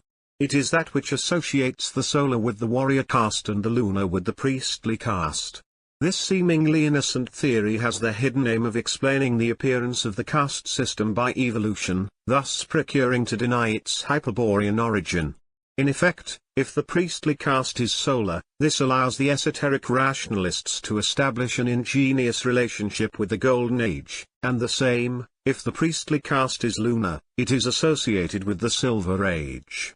Thus, given that, according to the traditions of antiquity, the ages occurred in a successive form, it is concluded that the solar, regal, or warrior caste made its appearance first, and then the lunar. It thus turns out that castes arose within societies along evolution: first, the solar caste, thousands of years later, the lunar caste, thousands of years later, when Neolithic societies evolved from nomadic and pastoral life to agricultural communities, cities appear and with them the urban caste of freemen. Finally, the establishment of slavery gave rise to the slave or servile classes and their corresponding caste.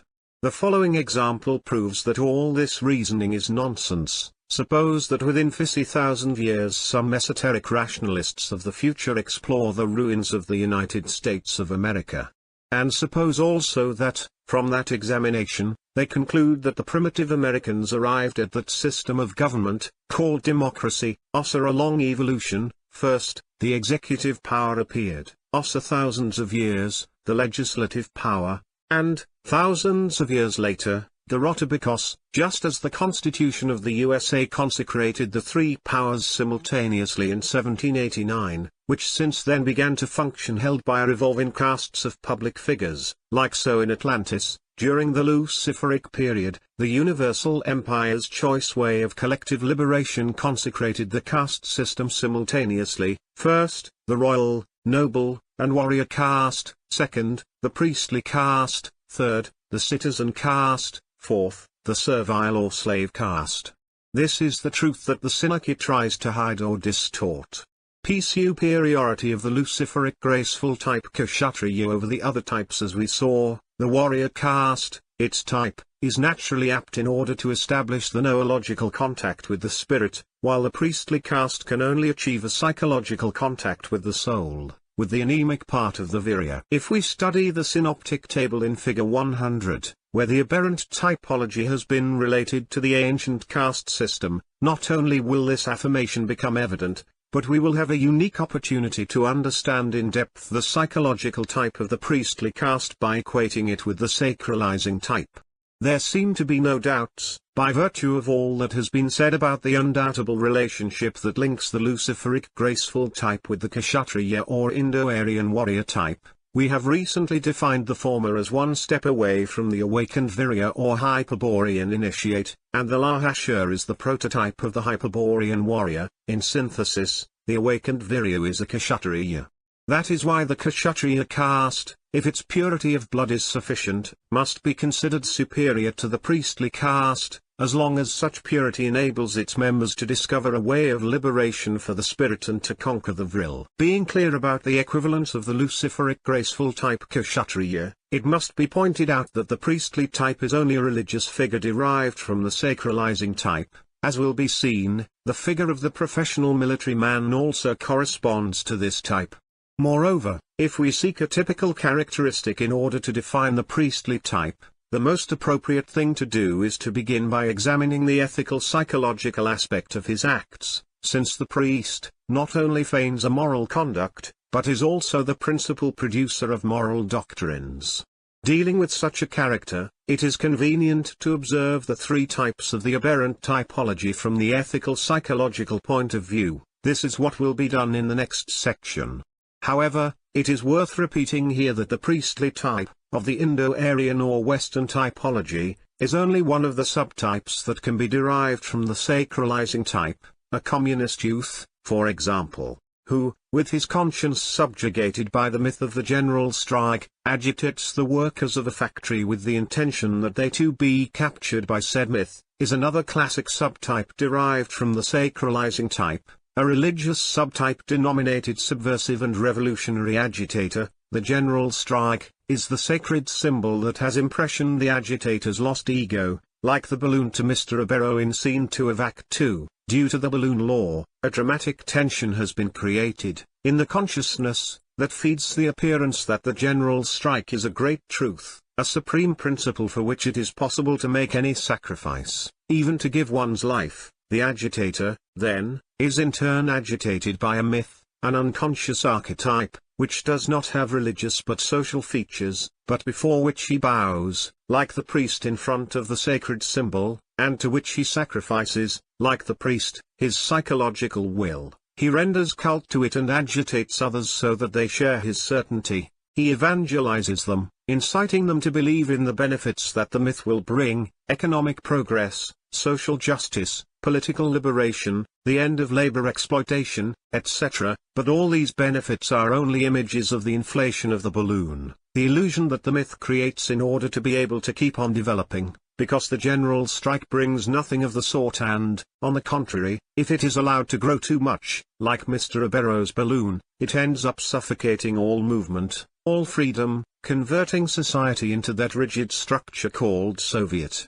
In this example, of course, we refer to the general strike myth, which is metaphysical, and not to this or that concrete strike, which may be just or unjust, just as when we speak of Saturn's vengeance, we do not think of the ringed planet, but of a mythological personage. Ethical conclusions of aberrant typology, a philosophy and psychological ethics in classical philosophy. Ethics is the branch that studies moral behavior, which constitutes one of its great problems. In synthesis, and simplifying very much, it could be affirmed that philosophy deals with three great irreducible problems: the ontological problem, the gnoseological problem, and the moral problem. These problems refer to a concrete act, man in front of the cultural fact, or in front of something included in the cultural fact. In this context, the ontological problem is the questioning about the being of the cultural fact or of the things that compose it, i.e., what is the thing? According to the Hyperborean Wisdom, the answer to this problem is of a metaphysical nature. The gnoseological problem, on the other hand, questions the way in which man knows what the thing is, i.e., how do we know what the thing is? The answer is generally denominated as the theory of knowledge. The moral problem, lastly, questions man's attitude regarding the thing, i.e., what is to be done with the thing. Just as the problem was posed, man referred to the cultural fact. The answer is only provided by the psychological ethics of the Pasu, a doctrine that the ludic and sacralizing types of the lost Virya also share. It is obvious that the three problems are interrelated, and that is why in the following articles, when adjudicating an ethical qualification to the aberrant types, their gnoseological behavior will also be titled. This will help the aberrant types be hasher in general, for, let us not forget, pure psychological types are being described here, i.e., theoretical models that will rarely fit exactly in the concrete cases of the lost Viryas. The ethical psychological qualification of aberrant types. The conclusions of psychological ethics are based on the moral evaluation of the exterior cultural fact. For noological ethics, this exterior moral fact has value only if it takes place in the kairos of the Virya's honor, that is to say, if the Virya's moral behavior expresses his luciferic graceful will. In any other case, the moral fact is considered as a general ethical act, and a general act is that where the rational certainty of the Virya, who only relies on specific acts, stops. But the aberrant typology is defined in the course of the fundamental ethical act, the ego in front of the sacred symbol. It is evident that any ethical psychological qualification of the aberrant types requires the equating of the general ethical act, the man in front of the moral fact, with the fundamental ethical act, the ego in front of the sacred symbol. However, this is not impossible if we recall that every cultural fact is known by means of a rational reduction and the emergence in the light sphere of a conscious, equivalent representation. In order to equate the two acts, we need only observe the conscious representation of the moral fact in front of the ego and establish the differences that it keeps with a sacred symbol.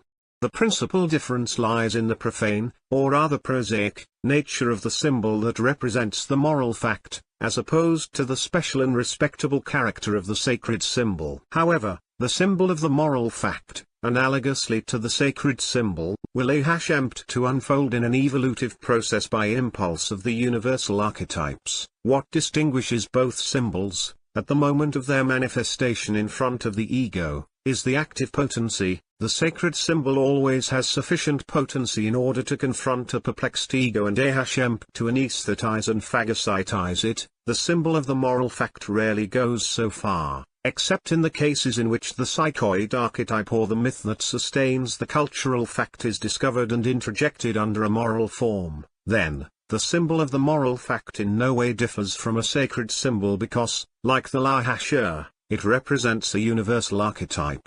But it is necessary to emphasize, here, another subtle difference. Although both a sacred symbol and the symbol of a moral fact represent the same universal archetype, they will never be identical because the symbol of the moral fact must always take on a particular form. The active potency of both symbols will be equally effective in order to dominate the conscious subject, but they will differ in the form. More clearly, the sacred symbol directly participates in the archetype that it represents and is, therefore, universal. Its form is identical to that of the universal archetype because it has been disengaged from the design's archetypal series of matrices, schematized in the relationship. The sacred symbol always proceeds from the concept slice noted on oblique planes of signification and emerges without formal modification toward the light sphere. The symbol of the moral fact, on the contrary, responds to the apprehension of the cultural fact and represents a complex of concomitant archetypal elements, substructured, with which the particular idea of the moral fact is rationally conformed, that is to say, that in its confirmation intervene concepts of the particular value, preeminent cultural premises, symbolic assertions, etc. It is necessary to distinguish, then, between the essentially universal nature of the sacred symbol and the property of being formally particular that characterizes the symbol of the moral fact. Taking into consideration the indicated differences, we see that it is feasible to equate the fundamental ethical act, the ego in front of the sacred symbol, with the general ethical act, the ego in front of the moral fact's symbol. Hashing the validity of that equivalence, our next purpose will consist in elucidating what the moral depends on by directly observing the relationship between the ego and the symbol of the moral fact. The conclusions of such an elucidation will enable us to immediately anticipate what the ethical psychological attitude of each one of the aberrant types will be in the face of the question, what should I do in this case? First of all, let us recall that the relationship between the ego and the symbol is determined by the balloon law: the lesser the will, the greater the stability of the process. But the symbol, insofar as it represents unconscious archetypes, is a phenomenon, a being that sustains itself in manifestation. As such, it possesses a complexion that enables it to act dynamically upon the ego. Therefore, the relationship that describes the balloon law is not a mere bridge between the ego and the symbol, a static structure, but a dramatic tension coming from a particular symbol, which expresses the archetypal complex corresponding to the represented cultural fact. Tie of concurrent forces in the act, or, if one wants to synthesize in one word, heterodyne. What does it mean to consider that the dramatic tension is heterodyne? Answer: in the first place, something evident, that the dramatic tension affects not one but many different regions of the light sphere in which the lost ego is immersed. And secondly, something consequent, that the ego is capable of perceiving the dramatic tension from many and different perspectives. We had already brought forward this conclusion when we demonstrated that the relationship between the ego and the sacred symbol, determined by the balloon law, could be perceived subjectively by the sacralizing type, as the illusion of size, or energetically by the luciferic graceful type, as dramatic tension. This different comprehension is precisely what differentiates the three types of aberrant typology. We will now confront these three types, already determined by their attitude toward the sacred symbol, with the complex symbol of the moral fact in order to elucidate what the moral depends on. The relationship between the lost ego and a complex symbol, the relative tension, is also complex, heterodyne, susceptible to various interpretations, as we have seen.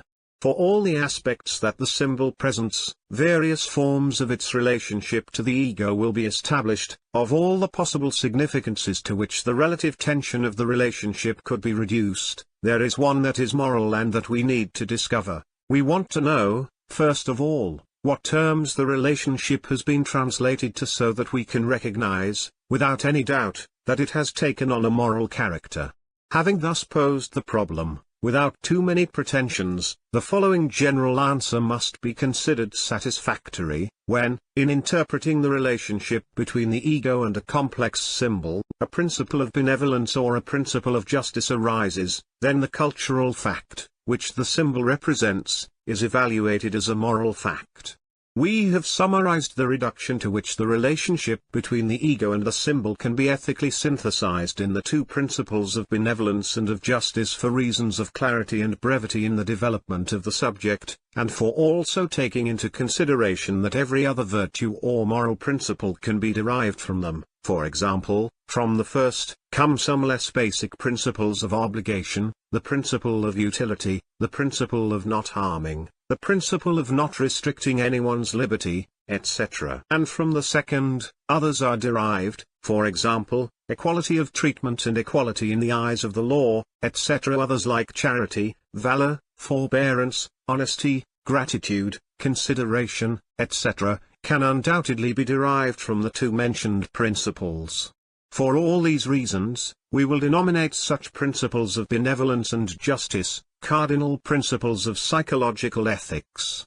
It should be clarified that the ethical attitude is a posteriori to the initial perplexity, i.e., to the formation of the psychological types. We will ask ourselves, then, Does the balloon law continue to act, even when the relationship has been stated in ethical terms? Yes. It is true that when what has become evident is the first principle, the law adopts the form, the lesser the will, the greater the amount of good involved in the process. And if one has the certainty that the relationship expresses the second principle, the law tells us, the lesser the will, the greater the justice involved in the process. The balloon law is thus indicating to us that the inflation of the symbol is translated by the ego under the aspect of a subtle illusion, this time not figurative, but conceptual, goodness or justice. We will not let one more line pass without warning that the ethical attitude, as it has been defined here, is practiced only by the ludic and sacralizing types. But this clarification does not mean that the luciferic graceful type is completely amoral or immoral. On the contrary, this type professes the only true morality, that which arises from an absolute good and absolute justice, good and justice known during the ecstasy of the uncreated rune, the only truth of the virya. The moral conduct of the luciferic graceful type is governed by the cardinal principle of noological ethics, and that is why it gracefully excludes the moral relativity produced by the illusions of the symbols immanent to Mahashur and energy. The ethical qualification of the luciferic graceful type will be defined in a future article with precision. See Psychological Ethics of the Ludic and Sacralizing Type. Leaving the luciferic graceful type aside for the moment, we can distinguish two manifestly different attitudes in the morality of the other two types. On the one hand, there are those who believe that the moral is a value intrinsic to the act itself, which gives rise to the question, what should I do? A belief that demands a new questioning before each fact that can be qualified as moral. The need to establish guidelines for social behavior has led this group, without renouncing the moral approach to each concrete fact, to occasionally adopt a mitigated attitude and to accept some form of universal norm that governs moral conduct. But in the two cases, the rigorous and the attenuated, it is affirmed that each particular moral act depends on the good and the just, it being possible that the same fact, occurring under different circumstances, possesses a different value of good or of justice. Those who share this criterion are called in psychological ethics, deontologists. Deontologists of the act or activists for the rigorous ones, and normative deontologists for the mitigated ones. On the other hand, there are those who believe that the moral value of an act comes from the purpose to which said act aims. Thus, one should not qualify each act according to its circumstance, but rather consider whether its finality depends on obtaining a greater surplus of good over evil or a greater justice. In other words, an act is good or just, and should be performed, if, and only if, its finality, over any other alternative, promises a greater surplus of good over evil or a more effective justice over injustice. This belief is denominated in psychological ethics, teleology, and takes, as in the case of deontologists, several positions, some rigorous and others mitigated. It is classic, for example, to distinguish whether the intended finality aims to produce a greater personal good or social and universal good. If the pursued aim exclusively redounds to a personal good, teleologists are called ethical egoists. Otherwise, if the good to achieve in the moral act has a declared aim that is social, collective, communitarian, etc., teleologists are known as ethical universalists or, more commonly, utilitarians.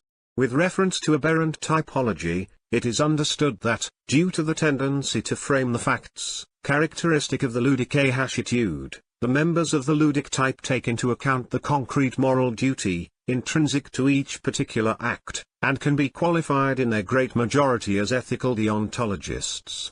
The sacrilegious players, more fearful of assuming permanent commitments, and, also, more personalistic, tend to be rigorous deontologists of the act. The vulgar players, i.e., those who apply the ludic attitude to all sorts of concrete activities in their daily lives, more often than not, so skillfully feigning the seriousness of their acts that they end up hashing that they do not really believe in what they do, choose to be deontologists of the norm.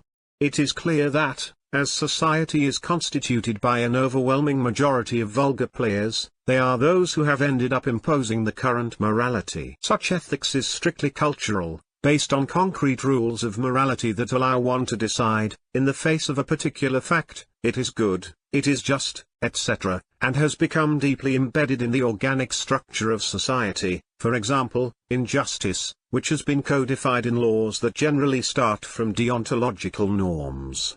However, as we will see, the activity of teleologists has also had a great influence on ethically based legal norms. The sacralizing type, by the dependence that it adopts in front of powerful symbols, which it sacralizes and reduces to cardinal principles, is naturally teleological. The finality toward which the process of the archetypes represented by the symbols develops, i.e., that the greatest surplus of good over evil is the moral interpretation of the final perfection or entelchi to which tends the evolutive unfolding of the archetypes. But such an entelchi or finality is only in potentia behind the symbol, and, in order to interpret it, regulate it, lay down norms for and postulate it, it is necessary to previously grasp it. A possibility that we have already seen is forbidden to the ludic type because of its fearful and attitude. The ludic type will find it very difficult to bear the presence of the most powerful symbols and to grasp their secret finality. That is why it only considers the most apparent and exterior aspect of the facts, prima facie. The sacralizing type, on the other hand, if the subjection is very intense, can fall into utopian postures by tenaciously affirming the primacy of moral entelechies over any concrete norm of the deontologists. By powerful symbol we mean a complex symbol, for example one that represents a moral fact, the complexion of which enables it to act effectively on the ego, according to the balloon law. In such a situation, the ludic type will observe, prima facie, the symbol and will frame it before the tension grows according to the law, i.e., before the moral interpretation of the tension leads him to unsuspected conclusions. It is that such a moral interpretation of the dramatic tension, as it grows, is perceived as a duty or obligation, also growing, something that the ludic type fears and avoids. That is why the vulgar players of the ludic type, the immense social majority, usually maintain a very ephemeral contact with that complex symbol that acts on their moral fiber, in many cases not going beyond a simple indifferent glance, and, that is also why the members of the ludic type can go from amorality, which is a lower degree of ethical behavior on the part of some vulgar players, to normative cultural morality, the product of a prima facie obligation on the part of sacrilegious players and some others, which is the highest degree of moral responsibility that the type is capable of reaching. Kant, a typical activist deontologist, tried to reconcile the different positions of the ludic type by appealing to an evasion that allows, in front of the symbol, neither to advance too far into the inquiry of its actual finality, with the danger of falling into teleology, nor to propitiate the subjectivist acceptance that one's own point of view about what is good or just is the correct one, with which one could fall into ethical solipsistic egoism. His solution was, act only in accordance with that maxim through which you can at the same time will that it become a universal law. Thus is saved the prima facie appreciation that the ludic type can obtain from the framed symbol. It is enough that the sortos a good seems to us a common good. The sacralizing type, on the other hand, sees the tension grow in the form of a moral obligation and imposes on himself, sometimes fanatically, a duty that he will then try, also the sacralizing contemplation, to enforce. We do not say that he will fulfill but that he will try to enforce, and make others comply. In this way those of the sacralizing type also impose, in many cases with extreme violence, their teleological point of view on the inferior ludic type, from the political and juridical utopias to the religious and theological rules of triumphant beliefs. They end up imposing themselves as a norm of social conduct in spite of those of the ludic type and even of the struggles and conflicts between the different functions into which the sacralizing type is divided. The most common pretension of the sacralizing type is the demand that all of society must adjust its ethical conduct in conformity with a teleological moral model, i.e., one that promises the best finality in terms of good and justice. But it is not a mahasya, then, of mere regulation, of man having to decide his conduct in the face of the question what should I do? Using only moral norms, the pretension goes further by demanding that each individual adopts his particular character in conformity with the proposed model. In this sense, teleologists are intransigent and thus say to force the imitation of their paradigmatic models, for example the Marxists to Marx, Lenin, Fidel Castro, Che Guevara, etc., the Buddhists to Buddha, the Muslims to Muhammad, the Judeo-Christians to Jesus Christ, etc., and even the capitalist directors of large corporations, through their foundations, political control, advertising, the press, etc., try to measure or condition the common citizen so that he will stay within the limits of the liberal model, practice consumption, democracy, market competition, etc. In summary, the normative utilitarian teleological pretension aims at influencing the traits and dispositions of the individual character, adapting each one according to the exemplified model, in order to achieve, in the end, a common good, a more perfect justice, etc. And this pretension of modeling man is generally inferred in teleological doctrines because everything that they manage to legislate, and to insert in the organized structure of society, aims at such a finality. The moral rules, which are then transformed into obligatory norms, come from the culture, a culture tamed by the synarchy with the mud of teleological doctrines. The noological ethics of the luciferic graceful type. Let us agree, from the outset, on referring to the most perfect case of the luciferic graceful type, i.e., to the Hyperborean initiate or tyrrhodal knight. It is necessary to think of this exemplary case each time that the luciferic graceful type is alluded to in this article. Considering, then, this case of the Hyperborean initiate, it is evident that psychological ethics will never be able to define or explain his behavior with regard to the moral fact, i.e., with regard to the cultural fact that presents a moral character for the ludic type and the sacralizing type. Why? Answer: because no such cultural fact will present a moral character for the luciferic graceful type. And further, by no means will any cultural fact be evaluated as a moral fact, for the luciferic graceful type. Neither the act nor the finality of the act have any moral significance. In order to comprehend this answer, we should observe the fundamental ethical act and remember that it is the relationship between the ego and the symbol that determines the moral character of the represented cultural fact, when being interpreted as a principle of justice or benevolence. The ludic and sacralizing types, upon perceiving the cardinal principles of psychological ethics, actually place moral meaning on the cultural fact, i.e., affirm it as a particular value, endow the axiological context with moral value, which is a particular cultural value. Well, none of this occurs when it is the luciferic graceful type who interprets the relationship between the ego and the symbol. The luciferic graceful attitude enables him to suspend the dramatic tension and break the balloon law. We said in another article that the virier then perceives a comical situation, funny but glaringly false. Under the luciferic gaze, the dramatic circumstance loses its tragic or distressing atmosphere and reveals itself, instead, to be contrived and fictitious. Then, if he wishes, he can invert the direction of the symbol and apprehend its archetypal essence without being affected by it, because at that moment the archetypal process is stopped, since the tension is suspended. But, what if the virier does not wish to know the essence of the symbol?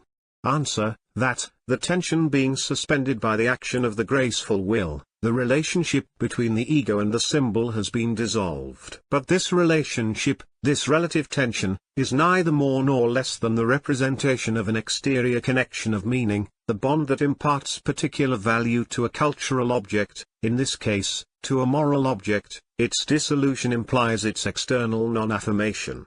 In synthesis, the luciferic graceful type will never voluntarily place meaning on the entities, as the macrocosmic objective of the pursue's finality stipulates, let alone moral meaning. He will never interpret the dramatic tension as an ethical principle and, consequently, whatever the cultural fact represented, he would never express a moral value that can be affirmed in the axiological context. It is clear, in light of the fundamentals of the Hyperborean wisdom seen so far, that the Hyperborean initiate, with his ego isolated in the Odal Archeman, will as much as possible avoid placing meaning on the entities, thus complying with the microcosmic objective of the Pussu's finality. The Hyperborean initiate is indifferent to the superstructures of cultural facts, and that is why these cannot capture him. If the astral archetype of a cultural fact, for instance, managed to establish a connection of meaning with the Hyperborean initiate, it would, not even for an instant, be able to resist the luciferic graceful attitude. The Hyperborean initiate, if he wishes, can move through the world being culturally invisible, because of the lack of mutual relationships with the superstructures. It is evident then that the Hyperborean initiate who has eliminated the connections of meaning between his microcosm and the superstructures, will never add moral value to the axiological context, since this is an expression of the ethical psychological interpretation of the connections of meaning, corresponding to relative tensions between the ego and the symbol of the cultural fact, connections that, in this case, are non-existent. Of course, it need not be insisted on that the Hyperborean initiate achieves the elimination of the connections of meaning and his cultural invisibility by permanently presenting that luciferic graceful attitude that suspends all dramatic tension between the isolated ego and the represented symbols of the cultural fact, thus preventing the exterior expression from corresponding to any moral or cultural interpretation of any kind. Moreover, if the Hyperborean initiate does not affirm any ethical psychological value, what does his expression express? Answer: the ethical noological value, that is to say, honor, the only moral of the awakened Virya. When the Hyperborean initiate expresses honor, his expression corresponds to the graceful will manifested by the ego in the luciferic graceful attitude. And, as this attitude is permanent, it is clearly seen that the honor of the Hyperborean initiate, which reflects this attitude, is also permanent. Likewise, as there are no connections of meaning, it is understood that the honor of the Hyperborean initiate is independent of any act or cultural fact. In other terms, the honor of the Hyperborean initiate is an absolute value, independent of any cultural determination. If the Hyperborean initiate does not present a permanent luciferic graceful attitude, honor, always absolute, will be expressed in the moments in which it is taken on. Such moments are the K-Roy of honor. Whatever the case may be, a permanent luciferic graceful attitude or in a kairos, what is certain is that honor is independent of the context and has value only for the Hyperborean initiate, who is the one who produces it. Honor is of himself and for himself. In every case, honor is a value that values itself. The moral value of psychological ethics depends on the relationships between the ego and the symbols, and of the symbols with each other. Because of this relative character, the moral value is eminently logical and acknowledges the well-known reductions to normative and legal forms. Contrary to the psychological moral value, the noological moral value, the honor of the Hyperborean initiate, does not depend on any relationship and does not acknowledge any logical form. In any case, honor, which is a value that values itself, constitutes its own law. The honor of the Hyperborean initiate is expressed independently of all context and, therefore, lacks contextual significance. It is neither logical nor psychological, neither rational nor irrational. It is, indeed, the ultimate reflection of the uncreated, the act of the graceful and charismatic will. If it manifests itself in any form, it is not archetypal but runic and is denominated Hyperborean mystique. The honor of the Virya is the most exterior manifestation of the character of the Hyperborean spirit. That is why, for the Hyperborean initiates, honor is the greatest virtue that a Virya can exhibit, for its presence is unmistakable proof of the presence of the spirit. Honor, which is the exclusive property of the Hyperborean spirit, reveals the original character of the eternal and infinite race. In synthesis, the Hyperborean initiate, who is a luciferic graceful type, whatever the cultural fact in which he participates or the act that he performs, always acts with honor. His morality does not depend on any law or ethical psychological norm, but on his will to act, for honor is the act of his will, his own law. In psychological ethics and gnoseology there is, as we saw at the beginning, a close relationship between the ethical problem and the gnoseological problem, between the question what should I to do, and the question what can I know? In effect, When members of the ludic type are deontologists of the act, i.e., who hold a rigorous position, they tend to hold consistent gnoseological viewpoints. They are staunch empiricists, materialists, positivists, etc., presumably because of the sequence, what can I know? Answer, what is framed and symbolized? Normative deontologists, moderates, almost sacrilegious players, are for their part, scientistics, technologists, critical realists, epistemologists, logicists, etc. We have already seen that even an idealist like Kant, who makes moral value depend on the concrete act, is but a deontologist.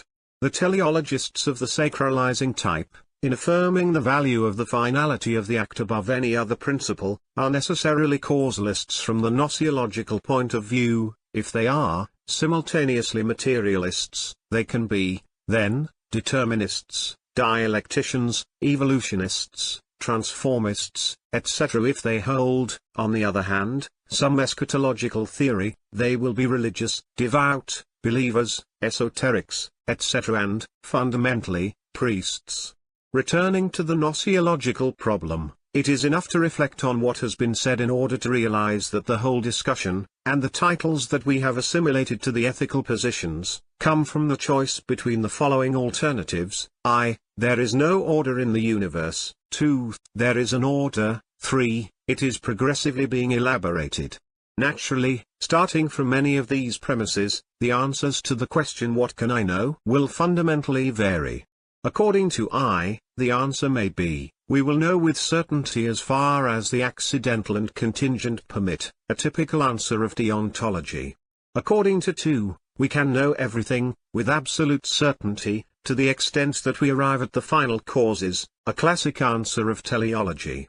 According to 3, we can know up to a level, such that coincides with the highest level of evolution of the universe. Both the knowable subject and the object to be known must meet at a point of relative perfection, at where the maximum possible certainty will be reached, a characteristic answer of evolutionists of any type. Soldiers and kshatriyas. It should be added here that soldiers of the Kali Yuga, who do not obey charismatic leaders and who are organized in armed forces without a mystique, do not belong to the warrior caste, are not kshatriyas, but a special subtype of the sacralizing type.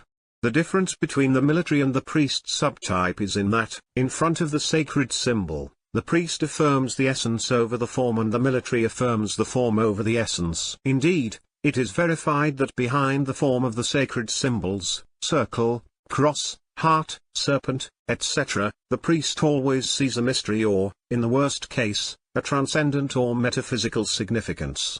The soldier, on the other hand, attributes a superlative value to the formal, patriotic symbols, banners, uniforms, signs of recognition, maps, codes, etc., but without ever piercing the veil of appearance, without transcending toward the essences that sustain those forms that attract and hypnotize him, in short, without understanding them at all. But, whatever the degree of intensity that the symbol exerts on the ego of the military subtype, in accordance with the law of the globe, the soldier will end up subjected to the formal spell of its inflation, with his will anesthetized and his soul phagocytized by the fatherland, the flag, etc., i.e., kneeling and idolizing the great and marvelous balloon, just as Mr. Aberro behaved in the allegory.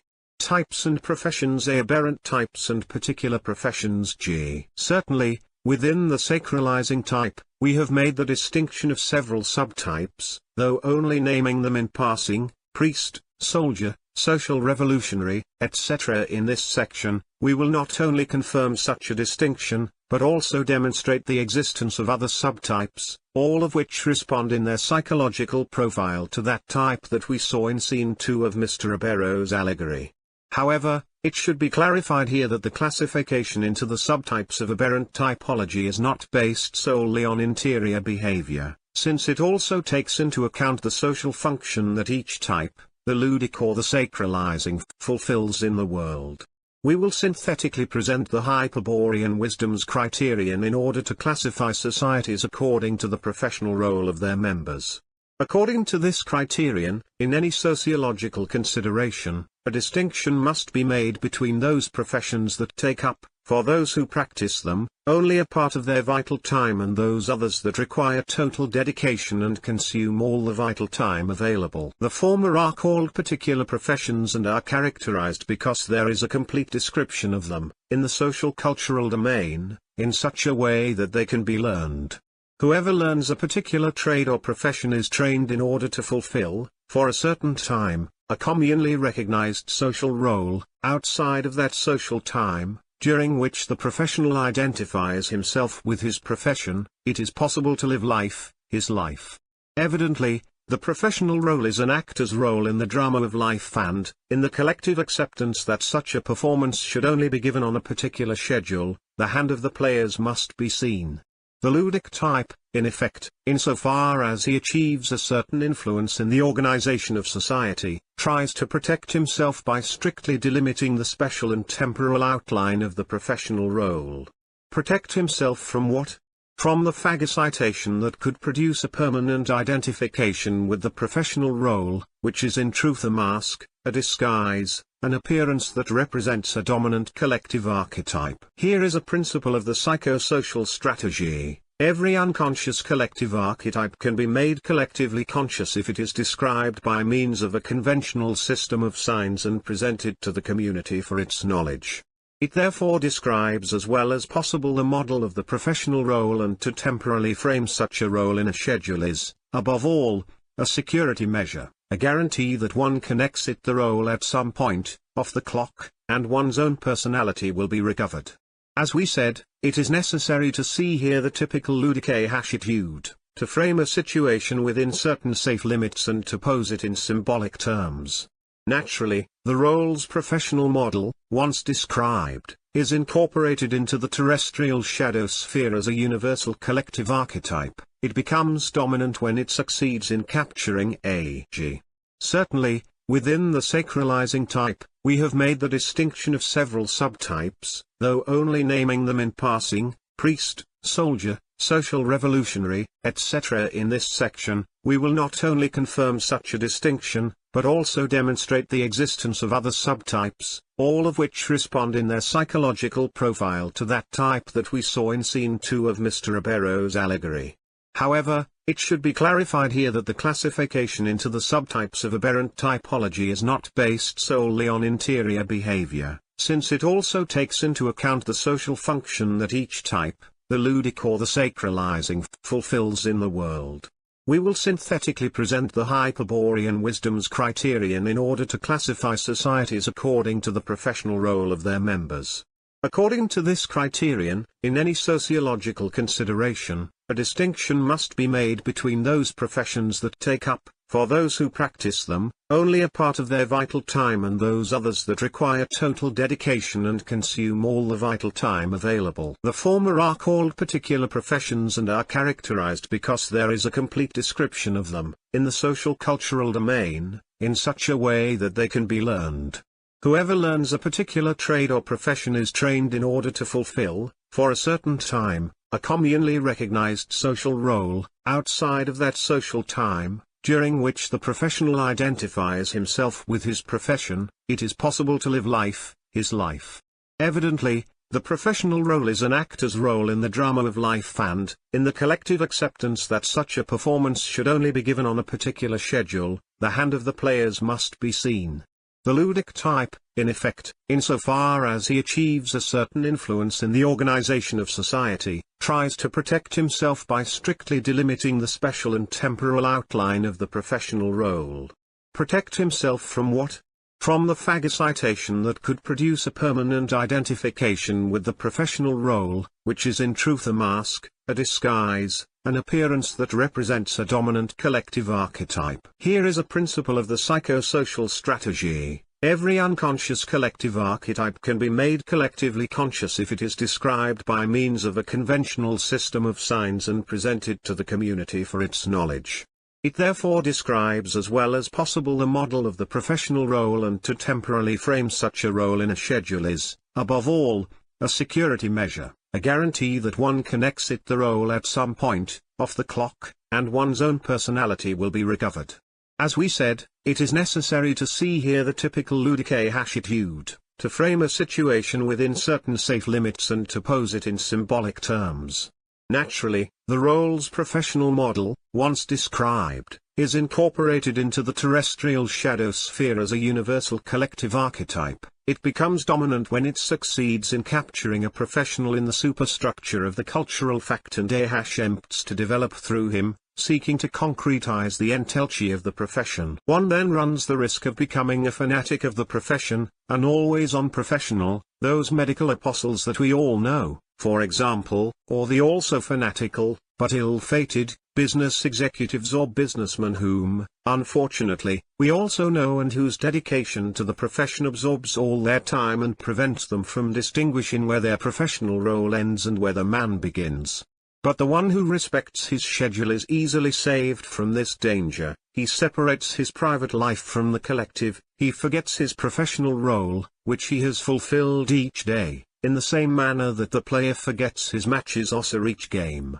The conclusion to be drawn from this is that as long as the professional model has been symbolically well described, in a study plan, and framed in a schedule, for example, a professional role can be exercised without danger, one can play a role in life, act professionally, etc. The danger of a permanent capture by a professional archetype begins, on the contrary, when the limits of the model become blurred and neither the description is complete nor the schedule is fixed.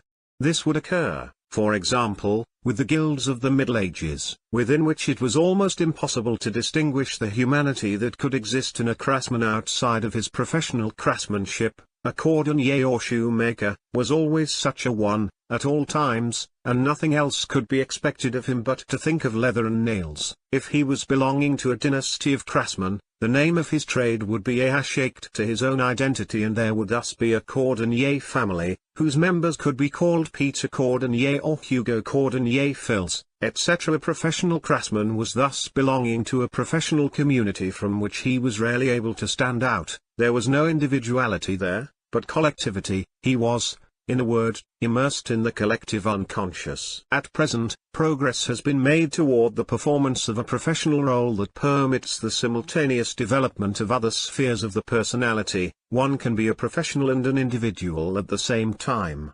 Such a situation has been reached after the Synarchy dissolved the Judeo-Christian civilization of the Middle Ages with the Renaissance Revolution. However, the individuation of man is not wanted by the Synarchy, and if anything has been advanced in that direction, it is at the expense of his plans rather than in favor of them.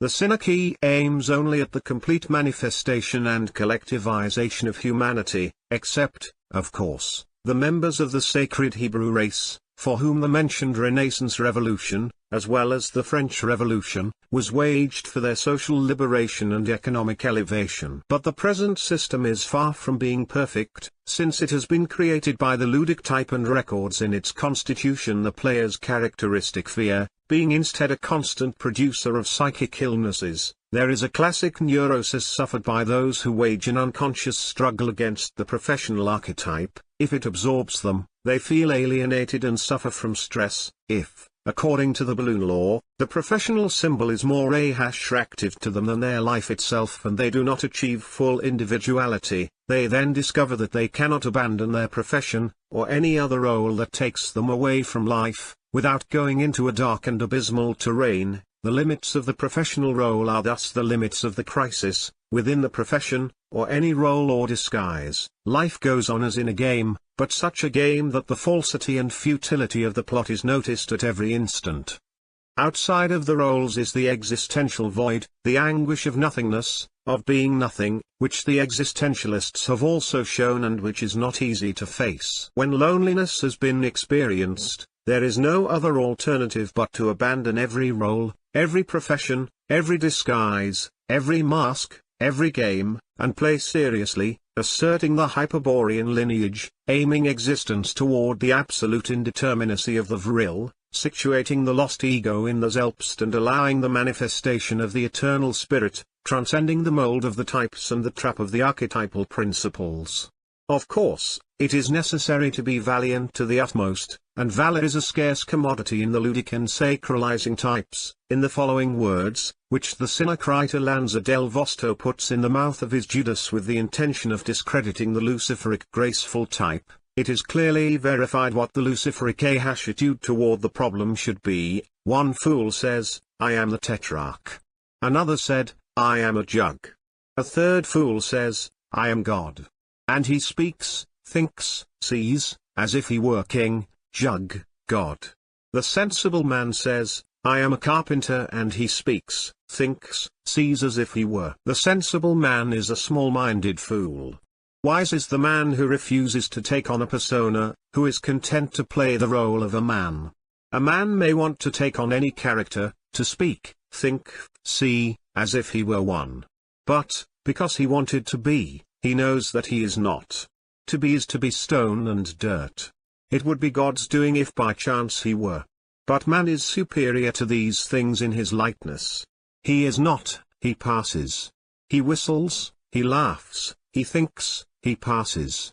Be aberrant types and collective professions. The second class of professions, almost always exercised by members of the sacralizing type, are called collective professions, and, unlike the particular professions, they take up the totality of vital time.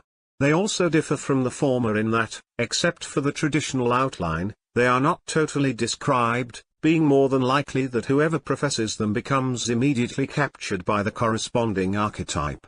Now, we are not dealing here with a survival of archaic customs, such as the medieval guilds, but with an emerging necessity of the social organization itself. Collective professions are necessary because they consist of essential functions on which society is based and structured. For this reason it is procured that the one who is going to play a collective role lacks any other purpose in his life than that to which his profession aims: the judge, justice, the priest, God, the soldier, defense or war, the politician, the social good, etc. All these professions are subtypes of the sacralizing type, and it is understood that justice, God, war, social good, i.e., the finalities to which they professionally aspire, are in reality the entelechies of their respective dominant archetypes, the final balloon of Mr. Obero.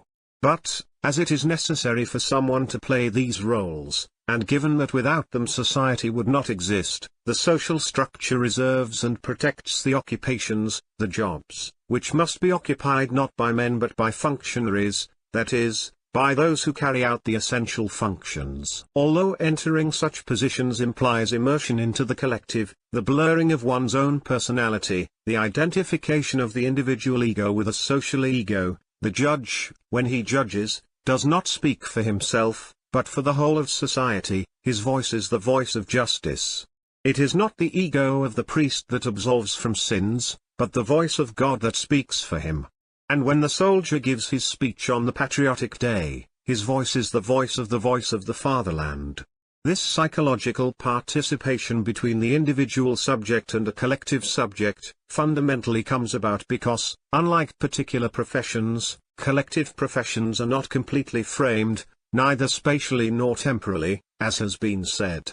The professional of the sacralizing type never knows exactly where the role ends and his individuality begins, when he speaks for himself or for society, i.e., for justice, for God, for the fatherland, or for any other sacred symbol that has phagocytized him. The collective profession is an empty mold with an immutable form but with an indefinite capacity. Whoever occupies that mold is conformed, and it only remains for him to expand according to the unknown, but perhaps endless, capacity of the collective profession, internal capacity, as can be seen, which is nothing other than the evolution of the archetype. The perception of the unfoldment of the archetype is the sensation of progress, of greater capacity, of elevated professionalism, which the collective characters experience.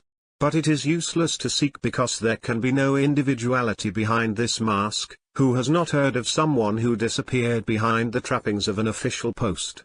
And who would be able to once again separate the man and the social character into their constituent parts? Who would seek, and would be able to find, Perez behind Cavalry General Perez, or Gomez behind Bishop Gomez? Moreover, who can assume that Perez stops being a general during the night? And whoever does not believe it should take his shoes to be fixed off hours, and he will see how he does not succeed. And if he warns that at such a place there is a subversive conspiracy, will he see how Perez continues being a general? And the same thing happens with the priest or the judge, and, if there are any, for the king and the nobleman, they are professionals at all times and will never cease to be so, unless they have never been so and are undercover players, who simulate playing the profession while waiting for a good opportunity to leave the game. But otherwise, if they are authentic representatives of the sacralizing type, the dedication to the profession will be total, the individual personality will be replaced by a psychological profile, or collective role, which will be an expression of the professional archetype. And the collective professional, like Mr. Ribeiro in Scene 2, will be phagocytized in the entrails of an overinflated balloon, of a sacred symbol, justice, God, homeland, which is worshipped and imitated. It only remains for us to add that, while the members of the ludic type who practice particular professions do not attempt to impose their professional convictions on anyone, on the contrary, those of the sacralizing type feel the duty to inform others of their ideas and to impose them, as we noted further back, even by force.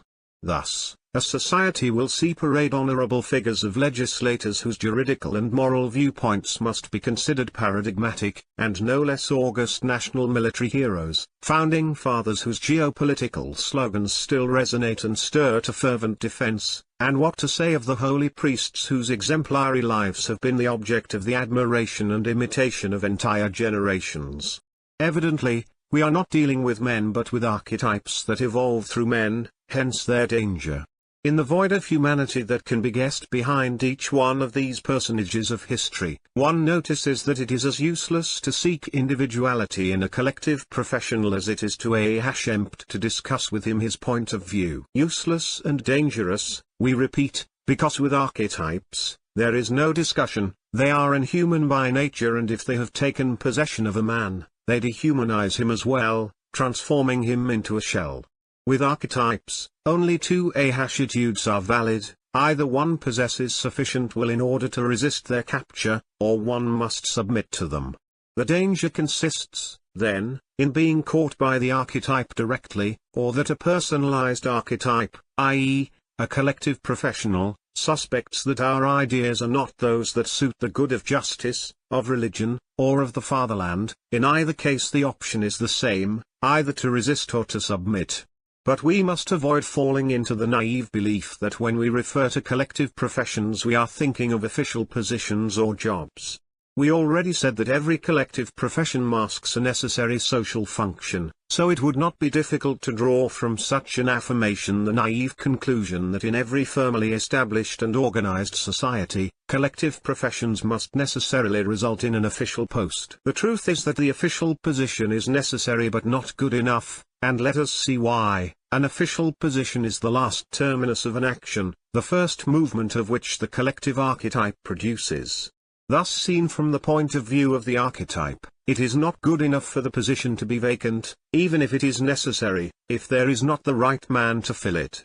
That is why society, which consists of a cultural macrostructure, tracks down the right man by exploring each of its members from the universal collective unconscious, whether or not the official position exists.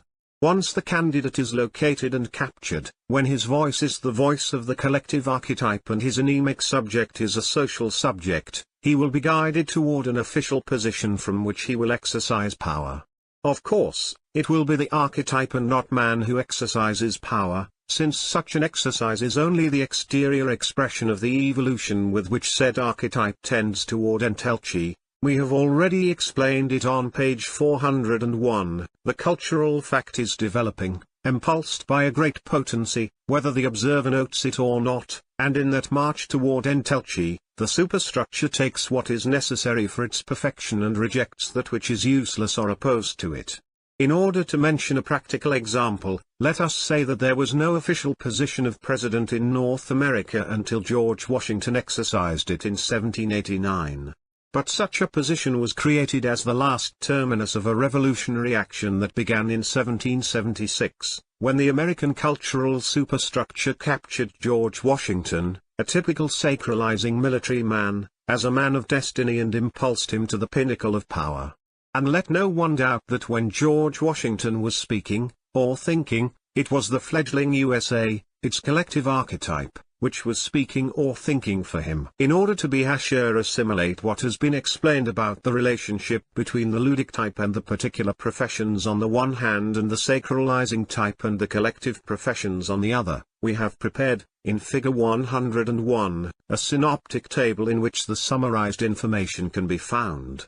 9th tome, Possibilities of the Tantric Path. Figure 101a, Kali, the Kali Yuga, and the sex of the Hyperborean spirits. 884 in India, so culturally chastised by the masters of wisdom of Changshambhala, a solution to the evident fall of humanity into materialism has been given through the incorporation of the four ages in their eternal cycles of return. The ages are Satya Yuga, Treta Yuga, Dvapara Yuga, and Kali Yuga. Of course, these four yugas or ages form a Chita Yuga, which eternally repeats itself in the various manvantaras, or periods of manifestation of the demiurge. The fall is justified here in order to facilitate new karmic ascents within the sinister plan of evolution, which has its concrete expression in the manas or psychoid archetypes. But this is only a cultural maneuver of the masters of Changshambhala, who have sown confusion in the Hyperborean traditions of the ancient Aryans. The fall is true, and there is no person who has survived the nights that follow the days of manifestation, be they yugas or manvantaras, when the demiurge, like a horrifying monster, reabsorbs into his substance the famous material creation. Of particular importance to us will be the concept of Kali Yuga, the esoteric equivalent of the Aegean Iron Age, which we will expound according to the Hyperborean wisdom. But first we will say two things about the Golden Age. As we said, the Golden Age is an exoteric figure founded on the perception of the Hyperborean origin of the spirit. But perhaps it is worth clarifying why in the different civilizations the image of the earthly paradise, which is an immanent idea, always appears linked to said imitation of the origin, which is a transcendent idea. For example, in the Epic of Gilgamesh, a paradise inhabited by Enkidu is described, and the same is the Garden of the Hesperides or the Elysian Fields in the Greek myths, not to mention the Bible or Arianum Vare, the paradise of the Parsis, etc. The following Hyperborean criterion must be adopted here: 1 degree, the fall of primordial man, and all the myths that allude to it, refer, in a distorted way, to the enchainment of the immortal spirit to Mahashur, its captivity and slavery to the work of the demiurge. There is, then, a veiled reference to the origin. 2 degrees, the earthly paradise is a memory of the Pusu.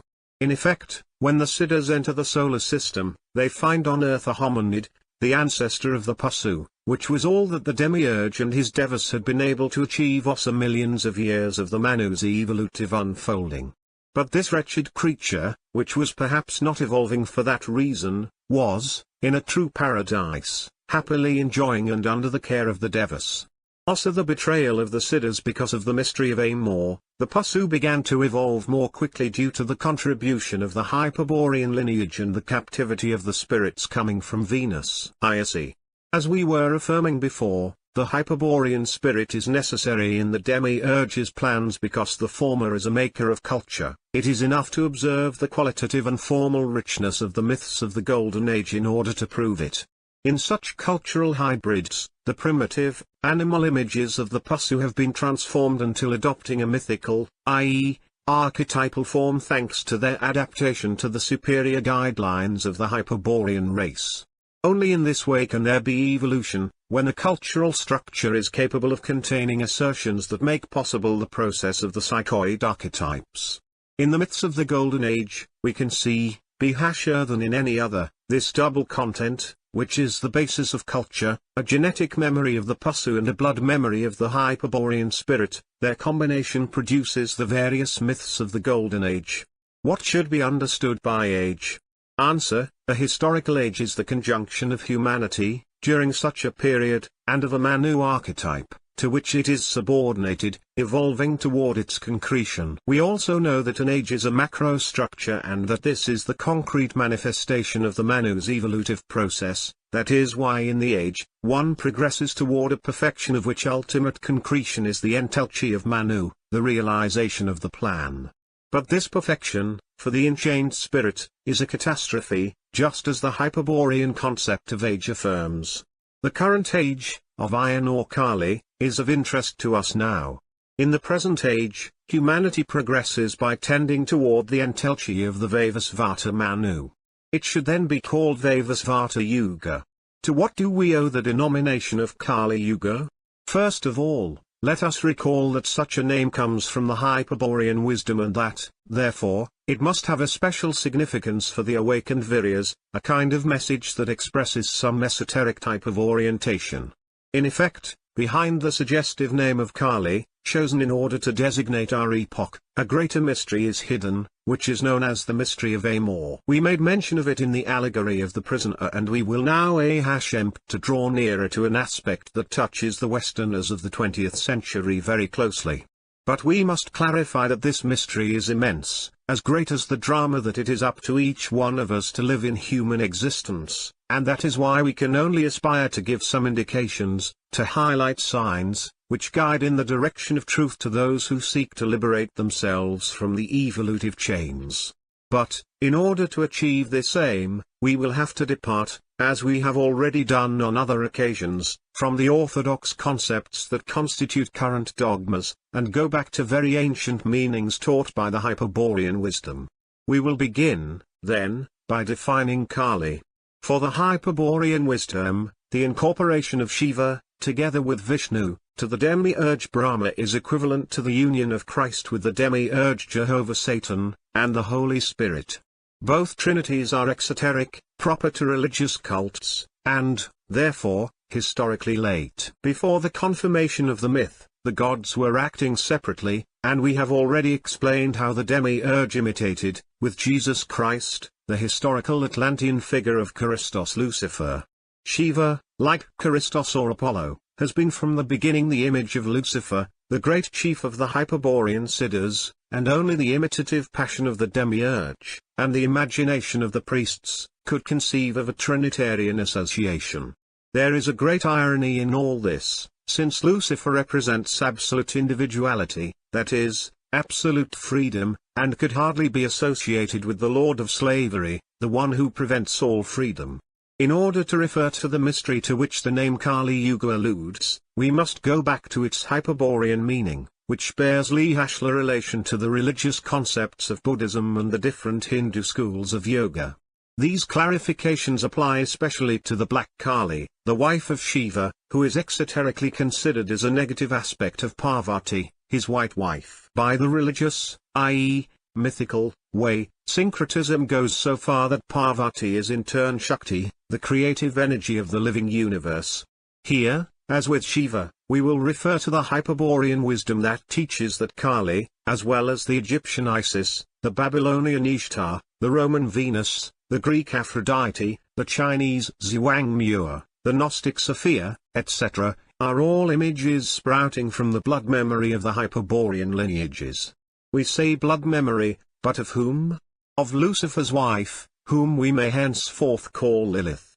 But this, as everything that we have been saying, requires some additional clarifications.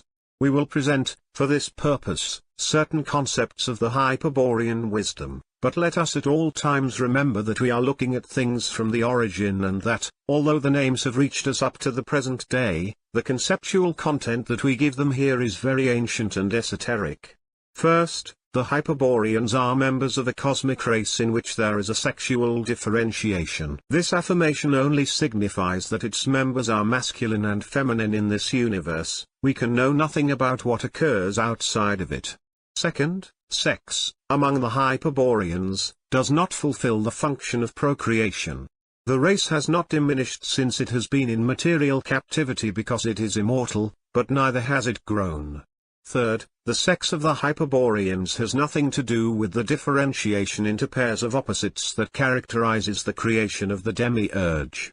The coming, and the subsequent captivity of the Hyperborean spirits, is much more recent than the origin of the solar system's creation, let alone the colossal antiquity of the universe of the One. When they penetrated through the gate of Venus, Creation was already consummated, the opposites separated, and man or hominid were inhabiting the earth. It is not correct, then, to attribute to the Hyperboreans a primordial androgyny. What passed through an androgynous evolutive stage is the pusu. In the genetic memory, this process is recorded, which can also be recognized in human physiology by observing the endocrine glandular bisexuality, and that is why the two mnemic ascendants are intermingled in the cultural compositions, the genetics of the pusu and the mnemics of the Hyperborean. We already explained that culture arises from similar combinations, and now it will not be difficult to understand why the religious images of Shiva and Kali appear confused. Hyperborean spirits are absolutely differentiated by sex. It has always been so, since they arrived in the physical universe, and there is no record that proves otherwise. The pusu, on the other hand, has passed through an evolutive stage in which its body was androgynous, long before arriving at a biological differentiation of sex. But the soul of the pusu possesses no sex. It can incarnate indistinctly in masculine or feminine bodies. Fourth, there are, then, male and female Hyperborean spirits. However, we always refer especially to the figure of the awakened Virya as a hero or warrior. Are there not perhaps Hyperborean women, i.e., female captive spirits incarnated in the physical bodies of pusu women? In order to respond, we must touch upon one of the most hidden aspects of the mystery of Amor. The Hyperborean wisdom affirms that the primordial fall was overwhelmingly protagonized more by the male spirits than by the female, who from then on were enchained to the evolution of the pusu. Being so, what became of the missing female spirits, those who were not deceived by the traitorous siddhas and who never incarnated? They await in Valhalla the Virya's return to the origin. They are the Valkyries of Nordic mythology. But it is more important for us to know the role that the Kali women play in the drama of human life. We will soon find out. These four concepts will allow us to face that aspect of the mystery of Amor that touches us Westerners of the 20th century very closely. As we said before, it is that which refers to tantric practices. Here, we will not summarize the philosophy of tantric yoga. In order to acquire this knowledge, there are excellent books that we recommend reading.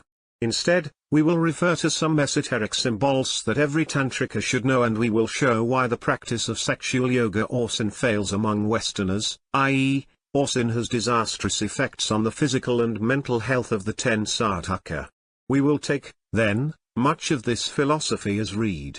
Tantra yoga is fundamented on the science of the breath, which deals with the breathing of the demiurge in the Manvantara, a period of time during which the worlds are manifested by the rhythmic movement of the 5 pure principles or tahashvas of the universe.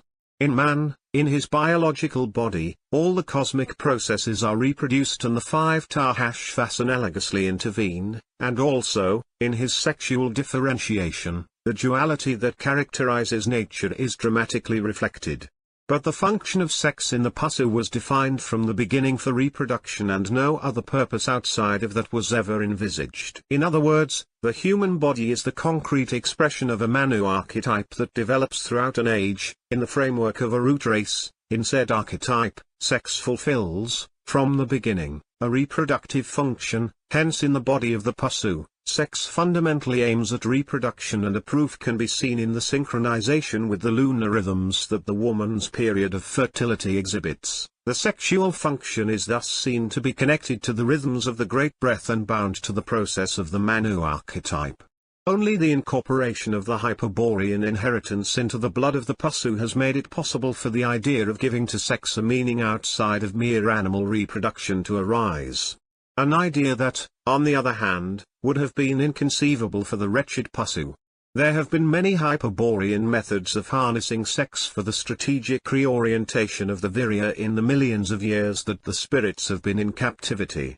Tantra Yoga is only the latest. Starting from traditional texts such as the Kilanava Tantra, the 9 Tantra Kaumudi by Devanatha Thakura, the Shakti Sangama Tantra, the Sattvata Tantra, etc. One should also read the books by Jean-Marc Rivière, Le Yoga Tantrique en deux Tibétain and Rituel de Magie Tantrique Hindu, by Arthur Avalon, The Serpent Power and others, by Omar Garrison, Tantra, The Yoga of Sex, the classic by Rama Prasad, nature's finer forces, the science of breath and the philosophy of the Tasvas, and all the work of Miguel Serrano. Of these, which the Hyperborean wisdom has taught for the Kali age, and that to which has been subjected a terrible cultural confusion through syncretism with Buddhism, Samkhya dualism, Vedanta monism, the equating of forces with myths of the Hindu pantheon, etc., etc. Today, Tantra is an unrecognizable philosophy, from the viewpoint of the Hyperborean wisdom, which the Sinaki has rolled out in the West as one more of its commodities. But what makes it particularly harmful is the practice of sexual yoga without possessing the ancient symbolic keys, especially the Hyperborean concept of the yogini or tantrika woman, which is the principal condition so that yoga may fulfill its aim. Many imprudent persons, in the West, throw themselves into the practice of yoga without realizing that such exercises are a minimal part of a philosophy of life or way of life, which in the East is cultivated from birth to death. When it comes to yogas that only tend to strengthen mental concentration or physical vitality, the danger is not increased, but when one comes into contact with igneous energies, as in Tantra Yoga, the situation changes unfavorably for the health of the imprudent one. However, we are not going to condemn the practice of tantric sexual techniques, but to indicate when a Westerner can resort to them without danger, given that they form part of the Hyperborean wisdom. First of all, let us recall that strategy is a Hyperborean Virya's way of life and that strategy is a means to an end. The declared aim of the Hyperborean Viryas is the return to the origin. The conquest of this aim involves different steps. The awakened Virya is the one who has glimpsed the origin and has orientated himself. In the search for the Vril, he can follow any of the 7 paths of liberation that are heard in the Hyperborean Siddha's Song of Amor. We have already mentioned one of such paths, that of strategic opposition that the Berserker initiates of the SDA were using, and we will refer to it with special attention in what follows, but Tantra is another of the secret paths of liberation and, therefore, it pursues the same declared aim, to awaken the Virya and lead him to the origin, to the conquest of the Vril. How does Tantra propose to fulfill this objective? By transmuting the physical body of the sadhaka and immortalizing it during the practice of Maithuna, the sexual act, thus liberating it from karmic chains and enabling the consciousness of the Hyperborean spirit to manifest in it. Having reached such a state, with his body of Vajra and his awakened Gnostic consciousness, one is already a Siddha, a being capable of applying the pure possibility that the Vril provides and abandoning, if he so prefers, the material universe. This is the true aim of Tantra, and those who only take advantage of its practices in order to obtain greater pleasure from the sexual act are mistaken. See the wet way of Tantra Yoga. We were just reminding ourselves that the Hyperborean Virya's way of life is strategic. If Tantra is considered as a strategy for the return to the origin, then there is no inconvenience for the Virya to incorporate tantric techniques into his own strategic way of life. If one does not lose sight of the aims of any Hyperborean strategy, tantric practices cannot be harmful. But it is important to clearly establish when it is appropriate to follow this path and when it is not. For this, we will refer to the fundamental technique of wet-way tantra, the retention of semen during the orgasm. The Maithuna or sexual union is, in tantra, the culmination of a ritual, and this ritual is reached after a long philosophical and practical preparation. One especially learns to control the breathing and heart rate at will, and then to distinguish the nadis or internal energy channels, and the chakras or energy vortexes. The principal chakras are 7, located more or less at the level of the plexuses, on a major channel, called Sushumna, which runs parallel to the spinal column. From the Bohasham chakra, Muladhara, 2 smaller channels, called Ida and Pingala, run alongside the Sushumna channel, which wrap helicoidally around Sushumna, crossing at each plexus under the remaining chakras. The 6th chakra, Anga, is located between the eyebrows, above the pituitary gland, where the Sushumna, Ida, and Pingala channels also converge. Above the Anga chakra is the Sahasrara chakra, Brahma chakra, or Brahmarandra, which we will soon discuss. We are mentioning what is strictly necessary for our explanation, but, naturally, an additional knowledge is required to comprehend it, which can be acquired in specialized works. Coiled in the Muladhara, and obstructing the Sushumna channel, is the Kundalini serpent, i.e., the igneous Shakti, the expression in the physical body of the demiurge's plasmating potency. The declared exoteric objective of all yoga is to awaken Kundalini and make her rise through the Sushumna channel, from chakra to chakra, to the upper Anga chakra center. From there, the force of Kundalini will enable one to extend the consciousness to the other subtle bodies of man and reach the Sahasrara or lotus of 1,000 petals, where the fusion with the demiurge Brahma is achieved, by means of a leap of consciousness toward absolute immanence. With the consciousness in the Sahasrara, an ecstasy is achieved that consists, paradoxically, in the dissolution of the individual consciousness, or its fusion or identification with the cosmic consciousness, that is, with the demiurge. For Hyperborean Tantra, this exoteric objective, the state of trance or samadhi and the fusion with the one or nirvana, in the Sahasrara, is simply a suicide. The esoteric objective of Tantra, as we have already said, is the same as that of every Hyperborean strategy, the mutation of the animal nature of the Pasu into the divine and immortal nature of the Siddha. That is why it should be very clear that the Hyperborean Virya, by means of Tantra, does not seek any fusion with the demiurge but, on the contrary, pursues to totally isolate himself from him in order to gain the absolute individuality that the Vril grants. Can the esoteric objective be achieved by means of Tantric Yoga? Yes, provided that one has a clear idea of what it means to awaken Kundalini and why and when one can resort, without danger, to the techniques of seminal retention in the Maithuna. Let us go in parts. Many confused Viryas in the West, who are accustomed to imprudently playing with the Tahashvas, believe that awakening Kundalini is something like puhashing into movement a reflexive energy, which acts on its own, following some unknown law. Contributing to this error is the idea that Sushumna and the other nadis are channels and that, therefore, they must channel the energy through a kind of circuit, without being diverted or overflowing, analogously to the circuits of the nervous system. It is also believed that the substance of Kundalini is a fire or a heat or, if anything, the force of a natural energy. But Kundalini is much more than these beliefs. D. The secret of Kundalini. We will resort to a concept of the Hyperborean wisdom in order to define Kundalini, but let us bear in mind that it would require several books to base this explanation on the Kundalini's essence and that the criterion followed here is much more brief and suggestive, referring to her by analogically describing her behavior, which clearly does not conform to that of a blind force.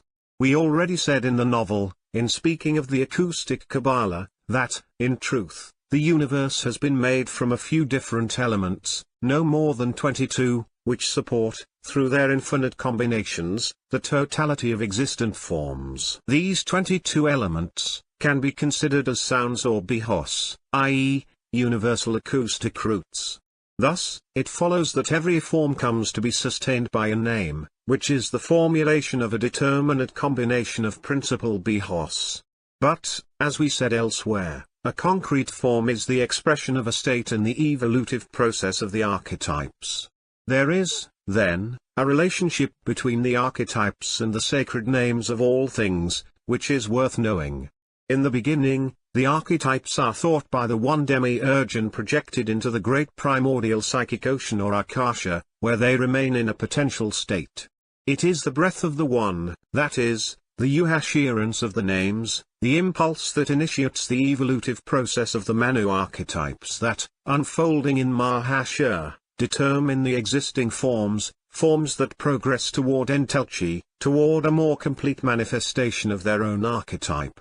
It is true, then, that a secret archetypal name corresponds to each thing, a concept that is always handled by magic and that is deeply elaborated in the philosophical systems of India, but which, fundamentally, constitutes the basis of the acoustic Kabbalah. When the demiurge uhashers the words, i.e., modulates the breath, he acquires the aspect of a verb or cosmic logos. Because of the characteristic that space possesses of being an expression of the archetypal monads, the manifestation of which are the psychophysical quanta of energy, trutis, or uavak units, the breath of the demiurge, his words, reach all the points of the cosmos, making it possible for the forms to be plasmated wherever Mahashur permits the evolutive processes of each particular archetype. This interpenetration is evident in the microcosm of the human body, where all the processes of the macrocosm are reflected. We will especially mention that part of the microcosm that represents the logos or verb aspect of the macrocosmic demiurge, Kundalini. Kundalini is, in the human body, the logos creator or plasmator of forms, the analogous expression of the solar logos or cosmic logos. She is asleep because the microcosm has already been created, and evolves, following the process of the Manu archetype of her race.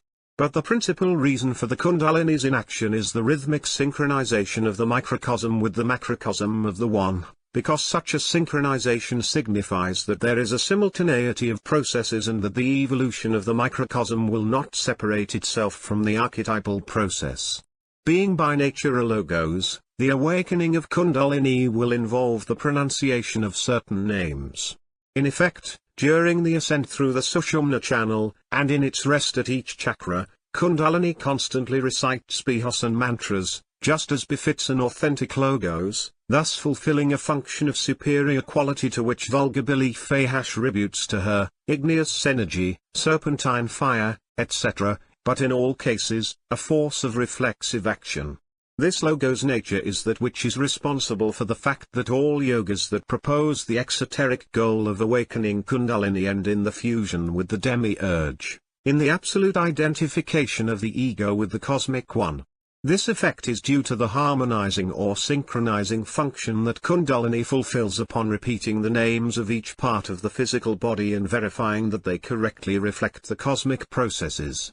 Through this behavior of Kundalini, the yogis who effectively seek to attain samadhis or contemplative ecstasies, and even the fusion with the One, achieve astonishing results. It must occur this way, from the moment at which the logos, awakened in the microcosm, faithfully reproduces the bihas of the cosmic breath, equilibrating all the disharmonies and synchronizing all the biological rhythms.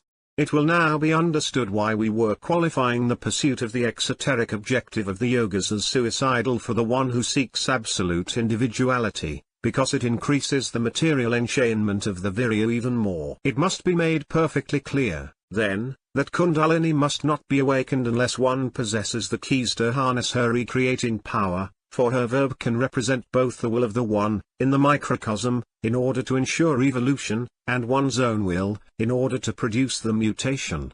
The Hyperborean Wisdom assures that Kundalini has the secret mission, among others, of immediately intervening if the natural nexuses between the microcosm and the macrocosm are altered, from the microcosm, by yoga practices. In that case, Kundalini will attempt to re-establish the nexuses by completely recreating the bodies of the microcosm in order to connect or reconnect it with the demiurge. But if this is not possible, Kundalini will attempt to destroy the microcosm, since it no longer complies with its destiny of evolving toward the entelchi of the Manu archetype. One realizes, then, the danger that a Hyperborean virya, who hates the work of the demiurge, exposes himself to if he awakens Kundalini and she plunges him into a nirvanic ecstasy. It is possible that madness or some serious injury to his physical or subtle body may derive from this. That is why the Hyperborean Wisdom tells the virya who plays with yoga, "What will you do, you who still believe that sex is bad, when Kundalini says lam and your gonads dry up? And, what will you do, you who still suffer anguish and fear, when Kundalini says vam and your adrenal glands dissolve? And, what will you do, you who still suffer and rejoice for the things of the world, and still feel the fire of anger and the coldness of indifference, when Kundalini says ram and your pancreas calcifies? And, what will you do, you who still love and hate, when Kundalini says yam and your heart explodes and volatilizes? And, what will you do, you who still speak and listen, when Kundalini says ham and your thyroid disintegrates? And, what will you do, you who still see without seeing, when Kundalini says om and your death ensues? These questions, and many more, the Hyperborean Wisdom asks the Hyperborean virya, i.e., the one whom the demiurge will take as an enemy and attempt to destroy. However, the answer does not imply abandoning the practice of yoga a priori but, as we said before, To operate strategically with the tantric techniques, also knowing what it means to awaken Kundalini, and why and when one can resort to the techniques of seminal retention in the Maithuna without danger. We must investigate, then, these last two conditions. In order to know, with exactitude, when a Virya can successfully use the sexual techniques of Tantrism, it is necessary to start from a fundamental affirmation of the Hyperborean wisdom. The 11 sadhaka should not love the woman of flesh with the heart. This revelation will surely be taken with surprise or disdain by those who perform tantric practices with the beloved woman, a figure very dear to the Western fantasy. To those who proceed in this way, the Hyperborean wisdom denominates them, simply, ignorant Viryas, for they ignore everything about Kali.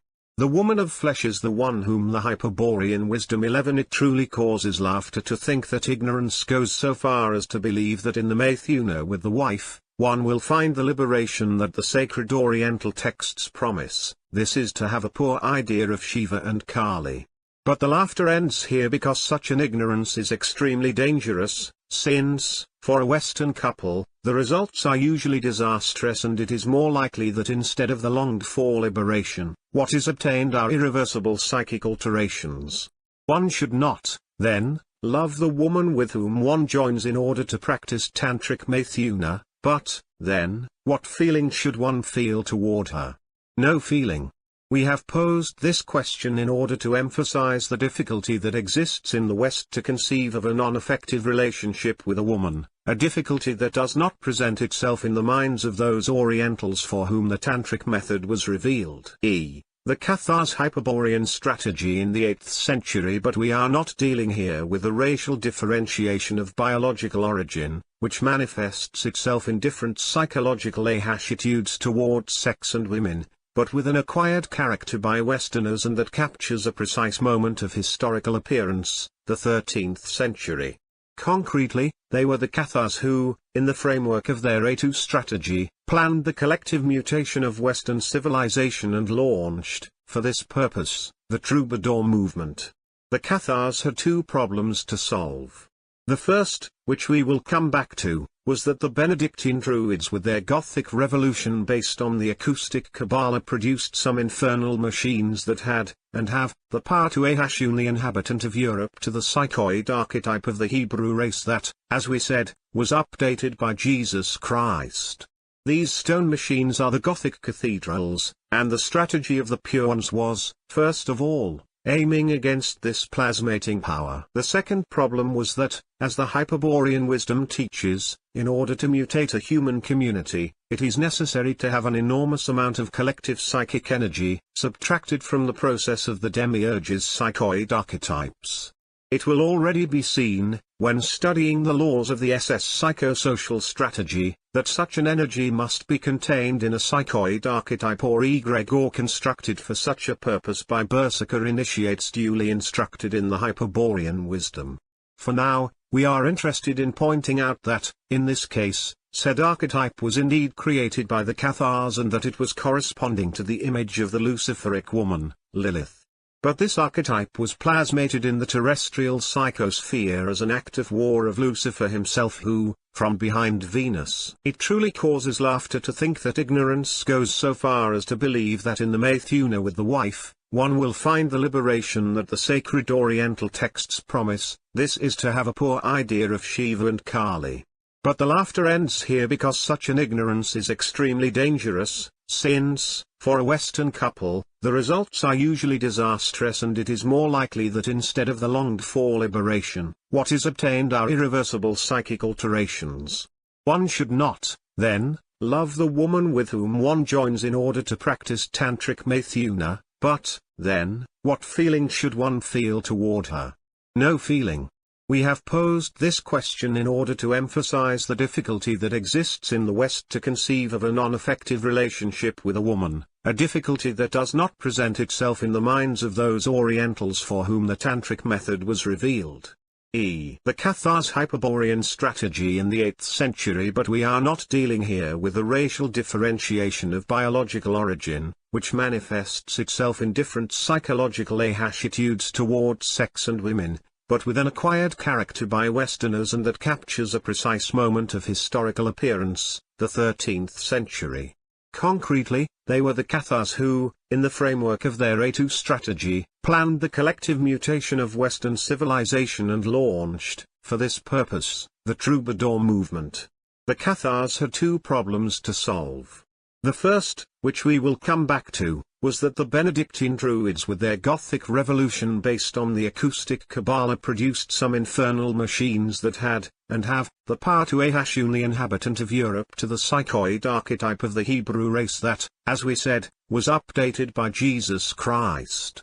These stone machines are the Gothic cathedrals, and the strategy of the pure ones was, first of all, aiming against this plasmating power. The second problem was that, as the Hyperborean Wisdom teaches, in order to mutate a human community, it is necessary to have an enormous amount of collective psychic energy, subtracted from the process of the demiurge's psychoid archetypes. It will already be seen, when studying the laws of the SS psychosocial strategy, that such an energy must be contained in a psychoid archetype or egregore constructed for such a purpose by berserker initiates duly instructed in the Hyperborean Wisdom. For now, we are interested in pointing out that, in this case, said archetype was indeed created by the Cathars and that it was corresponding to the image of the Luciferic woman, Lilith. But this archetype was plasmated in the terrestrial psychosphere as an active war of Lucifer himself who, from behind Venus, with the green ray, projected the image of his wife, Lilith. Thus, the lady archetype, such is its profane name, was corresponding to a Hyperborean spirit, the sex of which is not associated to the function of biological procreation. Precisely, the energy with which one would feed the lady archetype would be obtained from the sublimation that the gentleman would make of his sexual energy by seeking, in common women, the face of the Hyperborean woman, of which the Siddhar's Song of Amor speaks in the blood of the lost Viryas.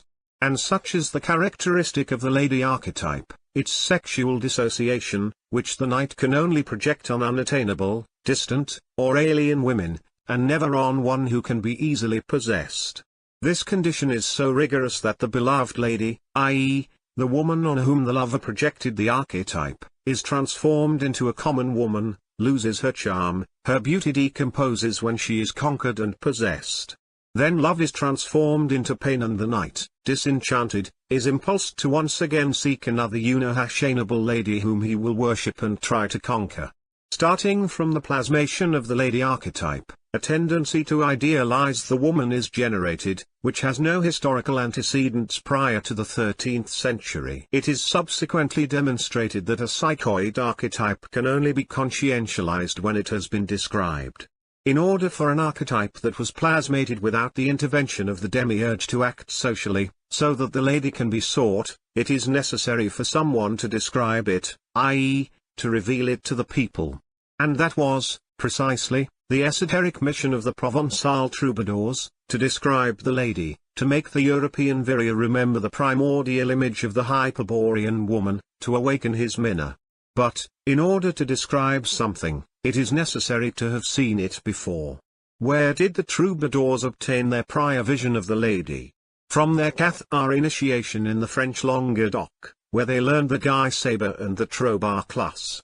The lady, surrounded by stone enclosures, who was described in the love songs, is a clear proof of the strategic Hyperborean origin that the troubadour's knowledge was exhibiting. The second problem that the Cathars had to solve was posing the necessity for European society to have at its disposal a certain collective psychic energy as a prerequisite prior to its mutation. We already saw part of the adopted solution, the plasmation of a psychoid archetype that would have as its finality to provoke erotic sublimation in the medieval Virya. It now remains for us to determine in what way this archetype could be the solution to the second problem. Ops. In order to obtain such an energy, the archetype captures the ascension of the ego by emerging in front of its sight as a cultural object of the superstructure, the lady archetype, which is psychoid, i.e., exterior, works no differently. Let us see what the characteristic mechanism is. When the knight experiences sexual desire, he triggers the conscious emergence of the lady archetype, immediately establishing the certainty that the desired woman is not the lady of his dreams, the ideal woman. Seen from afar, the woman of flesh is a representation of the lady, and her contemplation, or the desire for her, feeds the archetype with energy taken from the libido. But if the bringing together is sufficient so as to culminate in sexual pairing, in which the direction of energy has been inverted, then the lady archetype withdraws, below the threshold of capture, and the woman of flesh is laid to her own charms. When the spell is broken, it is likely that the desire unquenchably increases, but not toward the woman of flesh, who has been devalued by the absence of ideal attributes, but toward another ideal woman in whom the archetype's process will be repeated. The archetype counts on this reaction, which it itself provokes, in order to be constantly fed. It is its mode of proceeding. Naturally, the lady archetype is a terrible egregore on whom the Cathars were relying to store sufficient psychic energy so as to achieve, by means of its instantaneous firing when the A2 strategy was thus fulfilled, the collective mutation of countless lost Viryas into immortal Siddhas. The failure of the A2 strategy, and particularly the destruction of the Cathar elite at the stakes of the Druid Pope Innocent III, prevented the egregore from being fired in time and deactivated also an esoteric operation of psychosocial strategy known as an archetypal metamorphosis. From then on, the egregore has not ceased to feed itself in such a close sort of symbiosis that it has ended up by irreversibly modifying the conduct of the Western lost Viryas. But, without the control of the Cathar initiates, who would have directed the conduct of the egregore, its action has turned out to be disastrous, far from inspiring those beautiful images of the Hyperborean woman that were preventing the woman of flesh from being loved. On the contrary, the passing of the centuries, the numerical increase of the population and certain cultural processes, have modified the profile of the lady archetype, which has in the end become a monstrous vampire, responsible for many of the neuroses that the contemporary Virya suffers from. In order to favor its entelchi, it has forced, to exaggeration, the idealization of the woman of flesh, managing to completely idiotize the Westerner, who has now associated, with the sexual act, the duty of experiencing a love that no one knew before the 13th century. The modern Virya, a prisoner in the web of feelings and tenderness, will no longer know how to distinguish the woman of flesh, for she is now beneath the disguise of her archetypal projections. And the woman of flesh, ontologically confused by the idiotized masculinity of the Virya, will slip out of his control, will erratically veer between her own sexual limits and, in the end, will masculinize herself, in an unconscious attempt to avoid the projection of the archetype. The Virya will then suffer from a myriad of sexual disorders, from impotence and dissatisfaction to homosexuality, since the lahasha, so prevalent among the current male population, is the effect of a permanent capture of the ego by the lady archetype, who thus absorbs the totality of its available energy. Of course, also the failure of the A2 strategy, the decontrol of the lady archetype has been capitalized on in favor of the Sinaki strategy by the demons of Changshambhala, especially in order to reinforce the collective influence of Jesus Christ, who was thus converted into a perfect mirror so that the Viryas found a beloved image and sublimated the energy that the archetype needs in order to continue its process. It is clear that the image of Jesus was feminized to the same extent that the woman of flesh was masculinized, but this is of lihashla concern to the Sinaki, since it does not affect non-Christian peoples, of which the principal one is the Hebrew chosen race. The descriptive action of the troubadours was circumscribed to the European ambit, and that is why it did not affect Asian communities, where tantric techniques flourished until the 18th century, that is, until the time in which European civilization descended upon Asia, and the Viryas of India and Tibet were astonished to find that the European man did not know the woman of flesh. But the damage was already done. In order to progress, the Asiatic had only one way, to imitate the European, i.e., to love and respect the woman of flesh, only one in life, and to desire all the others, sublimating the energy of Eros. In this way, Asiatics would also lose sight of the woman of flesh and would end up, except for the most hermetic tribes, completely idiotized, confusing Kali with the terrestrial Shakti, with Mother Earth or Mahasha. From this catastrophe concludes the beneficial influence of Tantric Yoga, since it requires, for its realization, to clearly distinguish between the woman of flesh and the Hyperborean woman. And such a distinct. We do not attach much importance to the influence that the true 12, Badors may have exerted in the East during the Crusades, since all Western influence there was swept away by the Arab and Turkish expansion of Islam from the 13th century onward. Tion, it is not superfluous to repeat, cannot be made if one loves the woman of flesh with the heart. The danger of Tantra Yoga. So we come back to, when can a Westerner use tantric sexual techniques without danger? We start, in order to find out when, from an affirmation of the Hyperborean wisdom, the sadhaka must not love the woman of flesh with the heart. Now we know why. The love that one experiences for the woman of flesh is a conscious expression of the evolutive process of the lady archetype, which masks her and prevents one from knowing her true face. But the lady archetype has acted freely for more than 700 years, producing the incorporation of hereditary characteristics into European lineages, especially the modulation or profiling of the unconscious anima according to her image. And also considering that the egregor is at present tremendously potent, it must be undisputedly admitted that, in the West, it is very difficult not to love the woman of flesh. It is comprehensible, then, that there are viryas who find it virtually impossible not to love their women of flesh, and this need not be a cause for concern if, in that case, they prudently abstain from practicing tantrism. But what should the lost viryas of the West who seek liberation from material chains do then? The Hyperborean wisdom advises that they resort to the other secret ways in order to undertake the return to the origin, if they are still capable of loving the woman of flesh.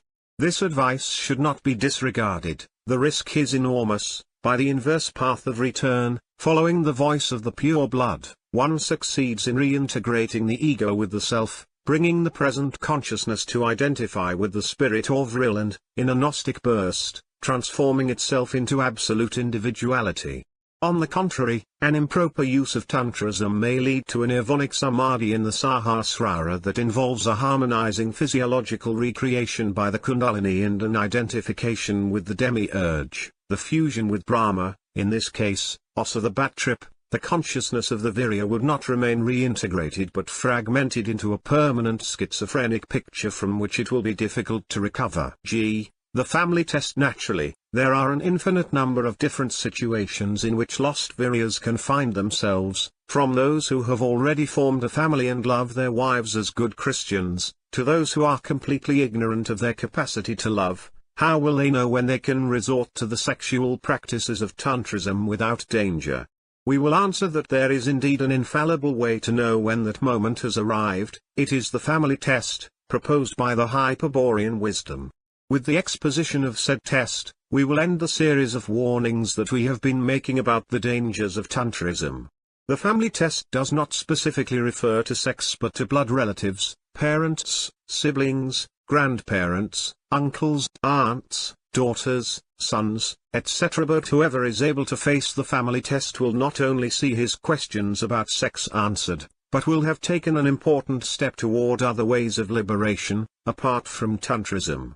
That is why every Western virya should face this test sooner or later. A special class of connection of meaning, the effective actual systems. It is known that the genealogy of a family can be gratified by establishing analogical correspondences with the figure of a tree, in which the trunk and the root correspond to the ascending stirp, and the branches, to the different lineages that descend from the main trunk.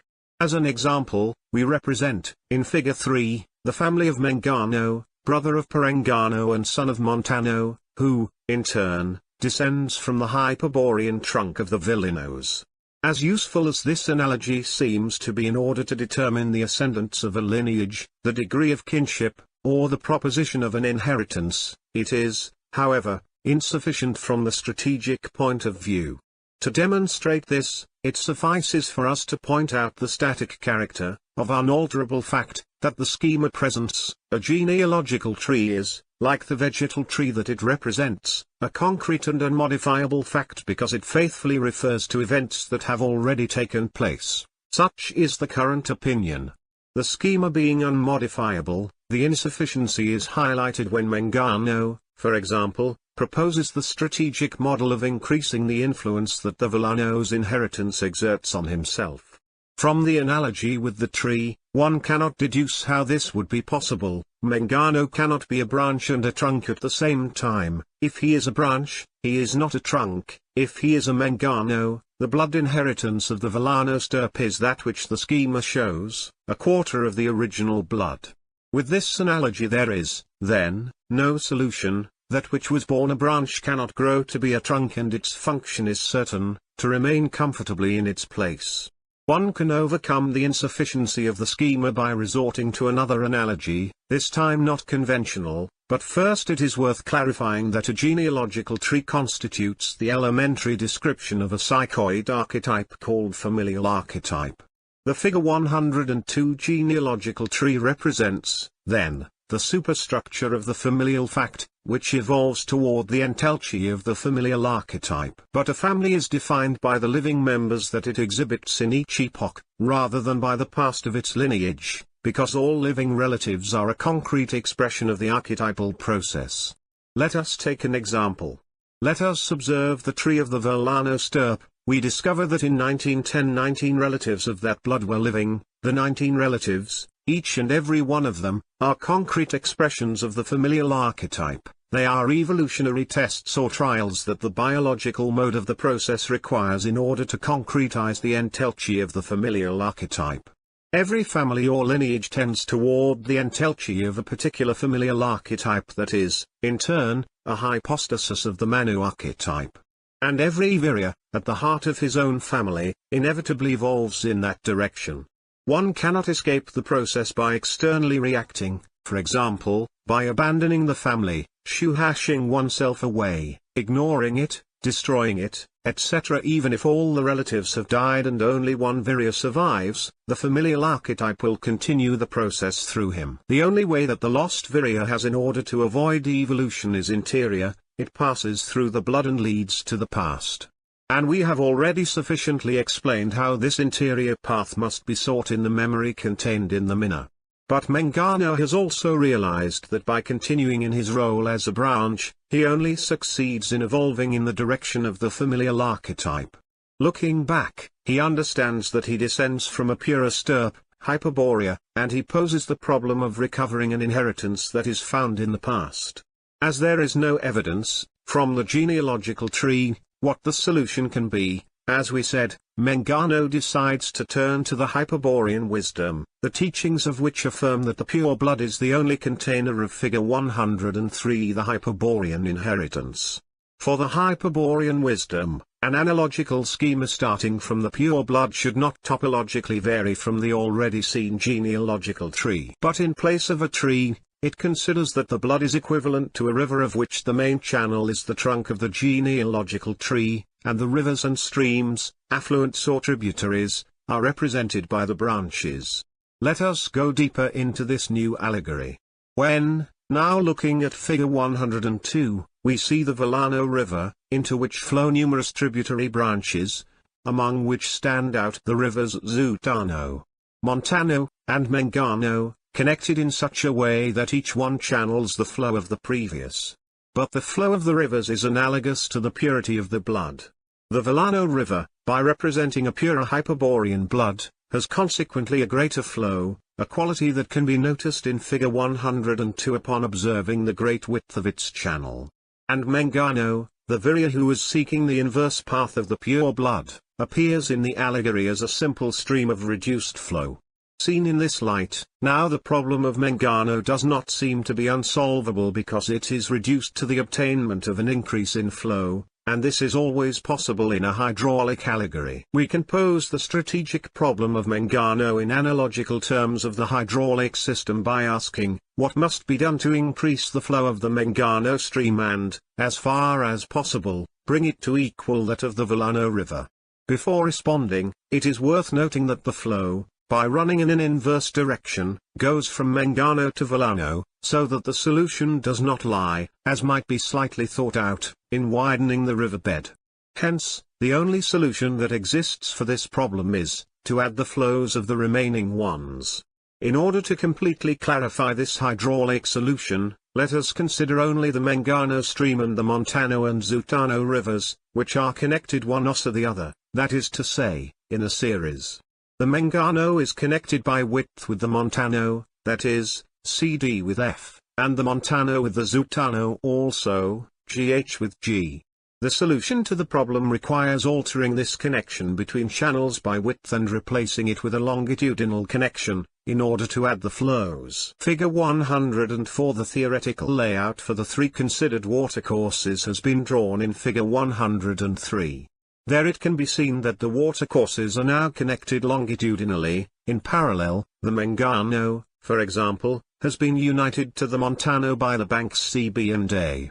The final result is a new Mengano, with a much higher flow due to the addition of the flows of the Montano and Zutano rivers. Continuing with this procedure, and also adding all the other tributary rivers to the Mengano, it is theoretically possible to equalize the flow of the Volano River, pushing an end to the problem. Figure 105. I mutual capture in the superstructure of the familial fact. For now, let us leave the hydraulic analogy and return to the strategic problem of the Mengano Virya. What conclusion can be drawn from the hydraulic solution?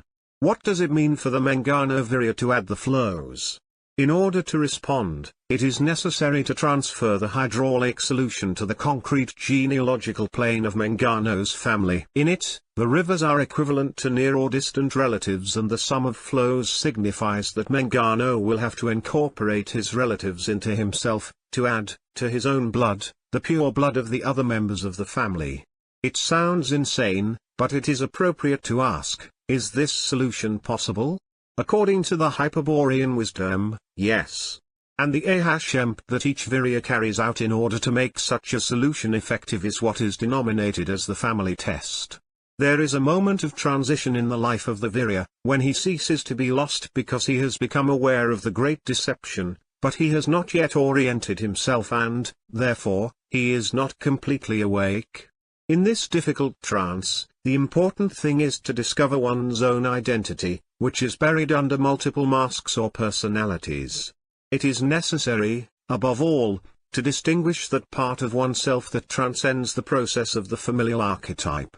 In order to achieve this, it is necessary to realize two things. On the one hand, one must seek, in the blood, the memory of the origin, the Hyperborean inheritance, and, on the other, to achieve the reintegration of the familial archetype, the pieces of which are scattered throughout the world in the form of blood relatives.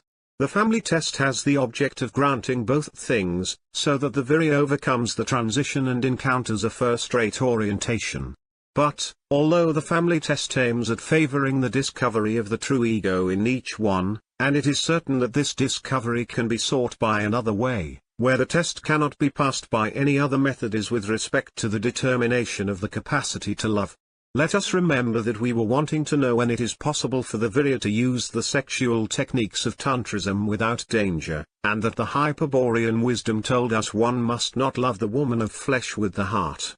We have also learned that love for the woman of flesh is related to the process of the lady archetype. And, lastly, we said that the Western Virya, in the majority of cases, suffers from such a confusion that it is quite possible that he ignores his own capacity to love, and, with this, he also ignores when it is appropriate to follow the tantric path. In this case, the conclusion of the family test is definitive, because it will indicate to him if he should keep on loving the woman of flesh or if he is already in a position to aim or Kali. We already know what is expected of it, now we must know what the family test consists in. First of all, let us say that said test is absolutely personal, since it aims at reinforcing the individuality of the Virya, and that is why it has to be practiced by each one in particular, whatever his familial situation may be. From the Virya who is alone in the world, to the one who is the offspring of a prolific family, all must start from the principle that the test only interests him, is personal, interior, and even secret.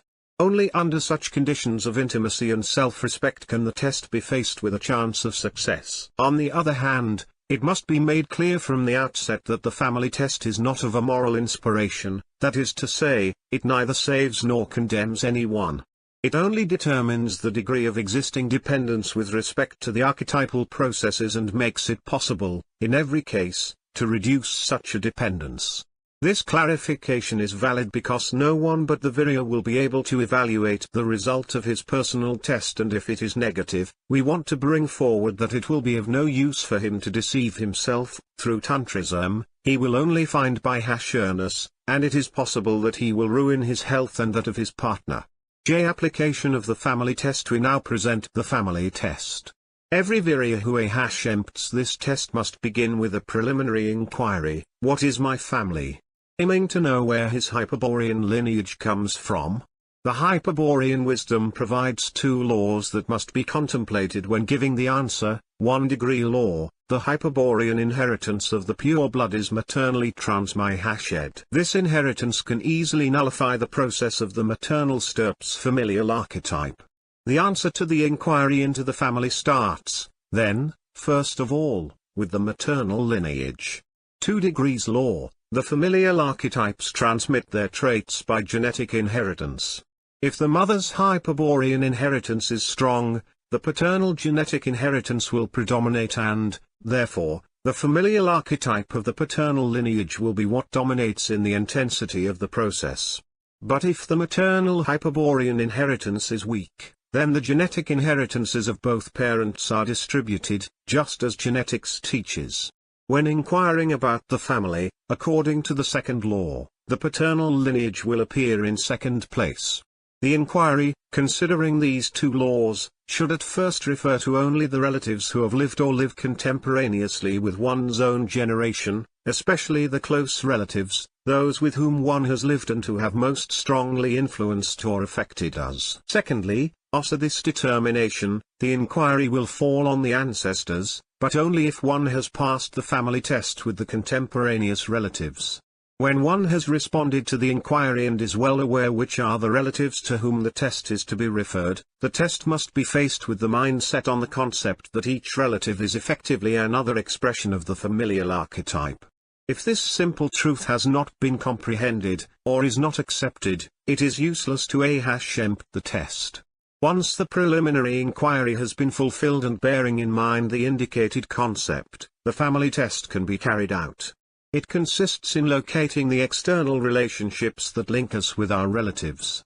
One way to describe the operation of the test would be to say that it is a questioning of said external relationships, but this is not entirely exact, rather it is a mahashya of disposing the mind to know which are the relationships in question. If we are clear about what it is that we wish to know, the answer will immediately emerge in our consciousness, without the need to resort to reasonings or logical approaches. Evaluation of the family test. To be clear about what we want to know, we can resort to the following concepts. A. By external relationship, we refer to those of an affective order, those purely gnosiological relationships, which come from knowing that the genealogical tree is a factual fact, being excluded in a first consideration.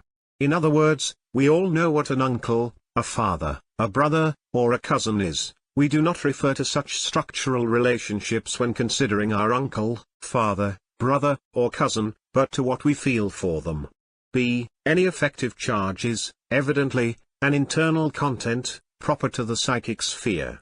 Why, then, do we denominate the affective relationship with relatives as external? Because the existence of affects between relatives who share the same familial archetype is purely illusory, and because the support of this illusion is rooted in the exterior world. We must distinguish, then, between the true affects that we feel toward other persons or things and the external relationship that we believe to experience for our blood relatives. Let us explain how this confusion originates. It is clear that every affective charge comes from a subject-object relationship, established from the differentiations of the ego. By the effect of objectivation, anything is susceptible of possessing an associated affective charge, which, in many cases, it will not be possible to separate from the thing itself. Ships. If the object of attention is another person, who also integrates the superstructure, the confrontation of one's own cultural structure, and that of the neighbor, produces a mutual affective relationship that is denominated karmic because it is transferred from the personal collective unconscious to the universal collective unconscious, that is to say, to the psychosphere, where it is plasmated as a relationship between psychoid archetypes and from where it causes subsequent karmic effects. In the drama of life, a Virya can love or hate another, or be loved or hated by the Lahasha, and attribute to such affective relationships the characteristic of a concrete bond, given that they are consistent and effective within the superstructures and even generate future karmic reactions. And that the relationship of hate or love with the neighbor constitutes a concrete bond cannot be denied, since it involves the weight of the affective charge on the consciousness, each time that it refers to the neighbor. Does the same occur with blood relatives? It is usually believed that it does, but we will soon see that this is not so. In the first place, let us remember that every effect must be referred to an affective object, which has been differentiated and with which a relationship has been established. But, relatives being the expressions of the same familial archetype, can they be considered as affective objects just like any person whom one loves or hates? The Hyperborean Wisdom affirms that a blood relative is an object to the same extent that the ego is an object when it questions, "What is the I?" and it places itself as the object of its own questioning. In this case, the ego performs a reflection, a sply-hashing of itself, in order to be gnosiologically observed, but, no matter how effective the objectivation of the self seems, the result of the inspection will always be subjective, impossible to verify by anyone other than the reflective ego. That is why we denominate illusion to the object produced by the reflection of the ego on itself. Now, according to the Hyperborean Wisdom, blood relatives are reflections of the familial archetype and, therefore, in this sense, the term illusions also befits them. In every case, we should rigorously qualify the affective, and even the cognitive relationship that we believe exists between us and our blood relatives as illusory.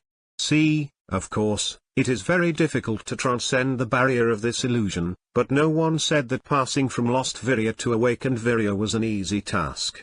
And, we can assure, whoever has not become independent from the evolutive process of the familial archetypes will find his strategic orientation very difficult. However, such an independence is not acquired by denying the problem, i.e., by rejecting or ignoring the structural function of the family, but, simply, becoming aware of the situation and facing the family test. The fact that these relatives actually appear as objects of the exterior world constitutes the first obstacle to accepting that relatives are not true affective objects. And, in the face of such a concrete presence, the affirmation that they are mere illusions seems to lack fundament. But the reality is this: our relatives, like ourselves, are actual objects for the other. The relatives, among each other, are expressions of the same subject, the familial archetype, and none can be considered an object of the other except in a reflective capacity. A second obstacle that prevents us from accepting the illusory character of the familial objectivity comes from a phenomenon denominated feedback by mutual capture. This phenomenon, characteristic in the evolutive processes of familial archetypes, is responsible for the belief in external relationships between blood relatives. In order to comprehend its behavior, let us recall what we said pages ago about the Manu archetypes that sustain the superstructure of a cultural fact. The cultural fact is developing, impulsed by a great potency, whether the observer notes it or not, and in that march toward entelchi the superstructure takes what is necessary for its perfection and rejects that which is useless or opposed to it. The familial archetype proceeds in the same manner because, through the members of the family, it attempts to accommodate itself to the superstructure by occupying the places that the karmic relationships leave vacant and by adapting itself to the Manu's evolutive processes. This is how relatives come to play a determinate role in the drama of life from which they must not depart under the penalty of being excluded from the superstructure. In order to fulfill their given roles, the relatives do not have to suspect that they are all expressions of the same archetype and, on the contrary, they must establish external relationships with each other, or sin passionate and dramatic, as it suits the karmic directions of the superstructures. With the purpose of affirming the relatives in their roles, and of confirming the illusion of their objective and different existences, the familial archetype produces the phenomenon of feedback by mutual capture. We already know how the capture is produced, by matching one's own cultural structure up against the superstructure, in order to know the psychoid archetypes, which sustain external cultural objects, nishan, or conscientization, of an interior object projected into the world. There begins the capture because the exteriorization of the interior objects implies the participation of the superstructure in the evolutive processes, its integration into the cultural fact. This effect is sought by the psychoid archetypes in order to obtain the energy that they use in their development. In summary, the psychoid archetypes feed from the cultural structures whom they manage to capture in the superstructure. The mutual capture takes place when two relatives confront, in the dramatic frame of a superstructure, their cultural structures with the purpose of becoming reciprocally aware of themselves. Here, the familial archetype, which is psychoid, makes a double capture because both relatives are expressions of their own evolutive process. Let us suppose that the relatives are Mengano and his brother Perengano.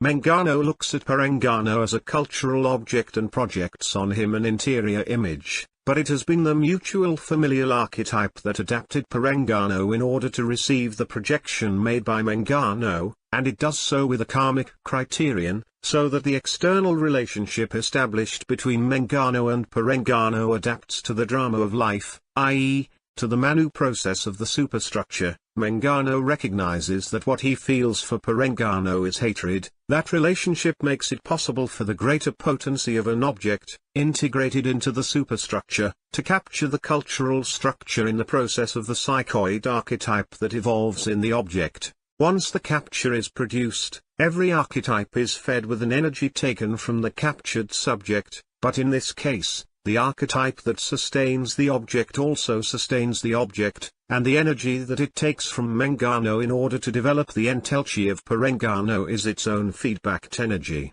If we consider that Perengano has also looked at Mengano as a cultural object and from this examination concludes that he experiences pity, we can comprehend that, reciprocally, the familial archetype will feed back energy from Perengano toward the evolutive process of Mengano.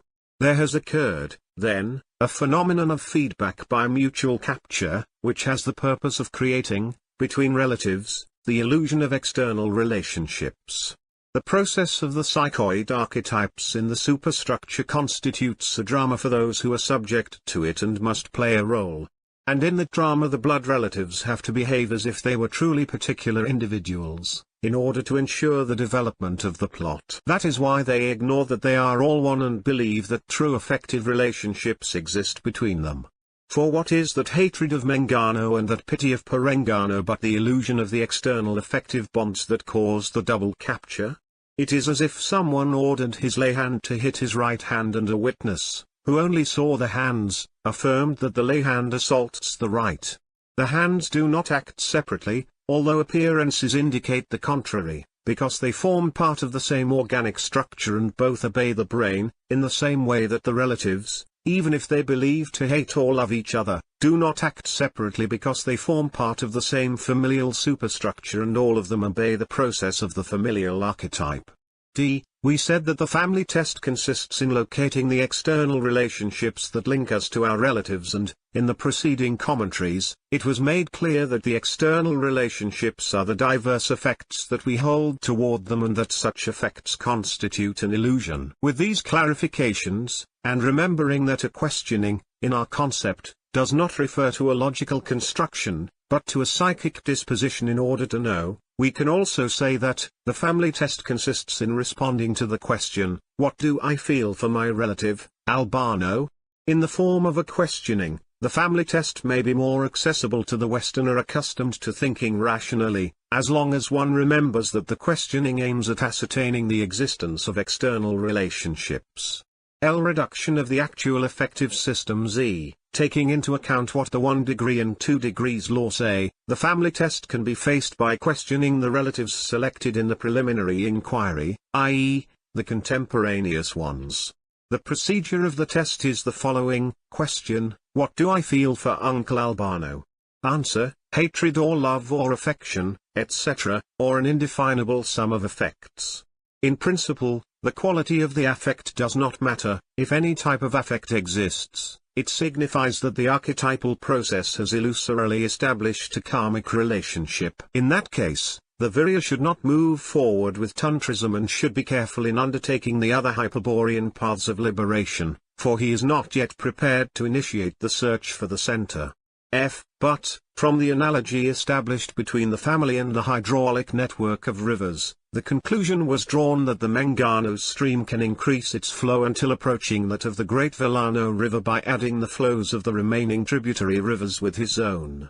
This conclusion was analogically expressed by affirming that the Mentano Virya will be able to purify his blood, to the degree of equaling his Villano Hyperborean ancestor, to the extent that he succeeds in reintegrating into himself the familial archetype, the pieces of which, in the form of blood relatives, are scar-hashered throughout the world.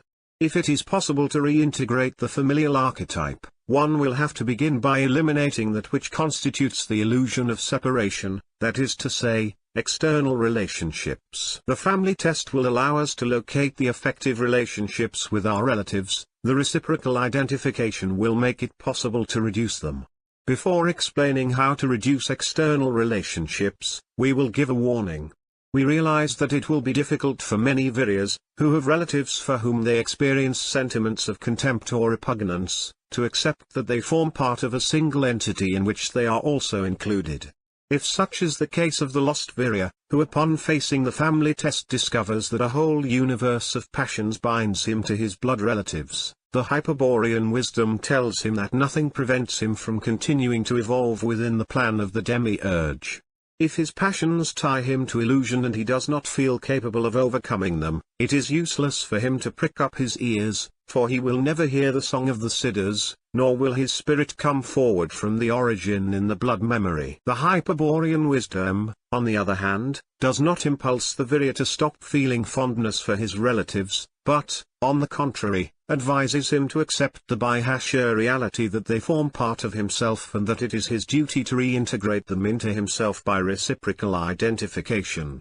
If this marvelous reintegration takes place, the relatives that we love will no longer be outside but within, where we will always be able to find them, since they will not die like the external relatives who are a mere reflection of the familial archetype. Of course, next to them will be the others, those for whom we do not profess positive affects, and also many ancestor relatives whom we do not remember but who represent ancient trials, evolutive tests, devolved aspects of the familial archetype. Reciprocal identification method. G. Reciprocal identification is the method of effective reduction of the family test. Through the test we locate, for example, determinate effects toward Uncle Albano. These effects create the illusion of Uncle Albano's individuality and prevent his interior reintegration. In order to reduce them, it is only necessary to identify the exterior relationship that links Uncle Albano with us, that is to say, a reciprocal identification. It is evident that this method is intended to nullify the feedback by mutual capture, also reducing the external relationships between relatives.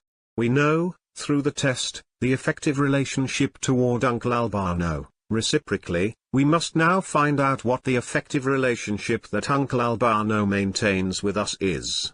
For this, we will have to practice empathy with Uncle Albano, situate ourselves in his shoes in relation to us, and experience, as if we were truly Uncle Albano, the feelings that he feels for us. Naturally, this cannot be done without great effort, but it will have the notable effect of nullifying our own exterior relationships with Uncle Albano. Of course, such an empathy, which would be almost impossible to experience with a stranger to our lineage, is not so difficult between members of the same familial superstructure. If the reciprocal identification is successful, if we have managed to look toward ourselves from Uncle Albano, and have identified the sentiments that bind Uncle Albano to us, then we will realize with admiration that when we look again at Uncle Albano, our own affects toward him have been reduced, if not totally disappeared, and the illusion of separateness has ceased. The external relationships have been mutually nullified. But Uncle Albano continues living in the world. What will we see when looking at his face, now that the mutual exterior relationships have disappeared? Will we again suffer the capture into Uncle Albano's cultural structure?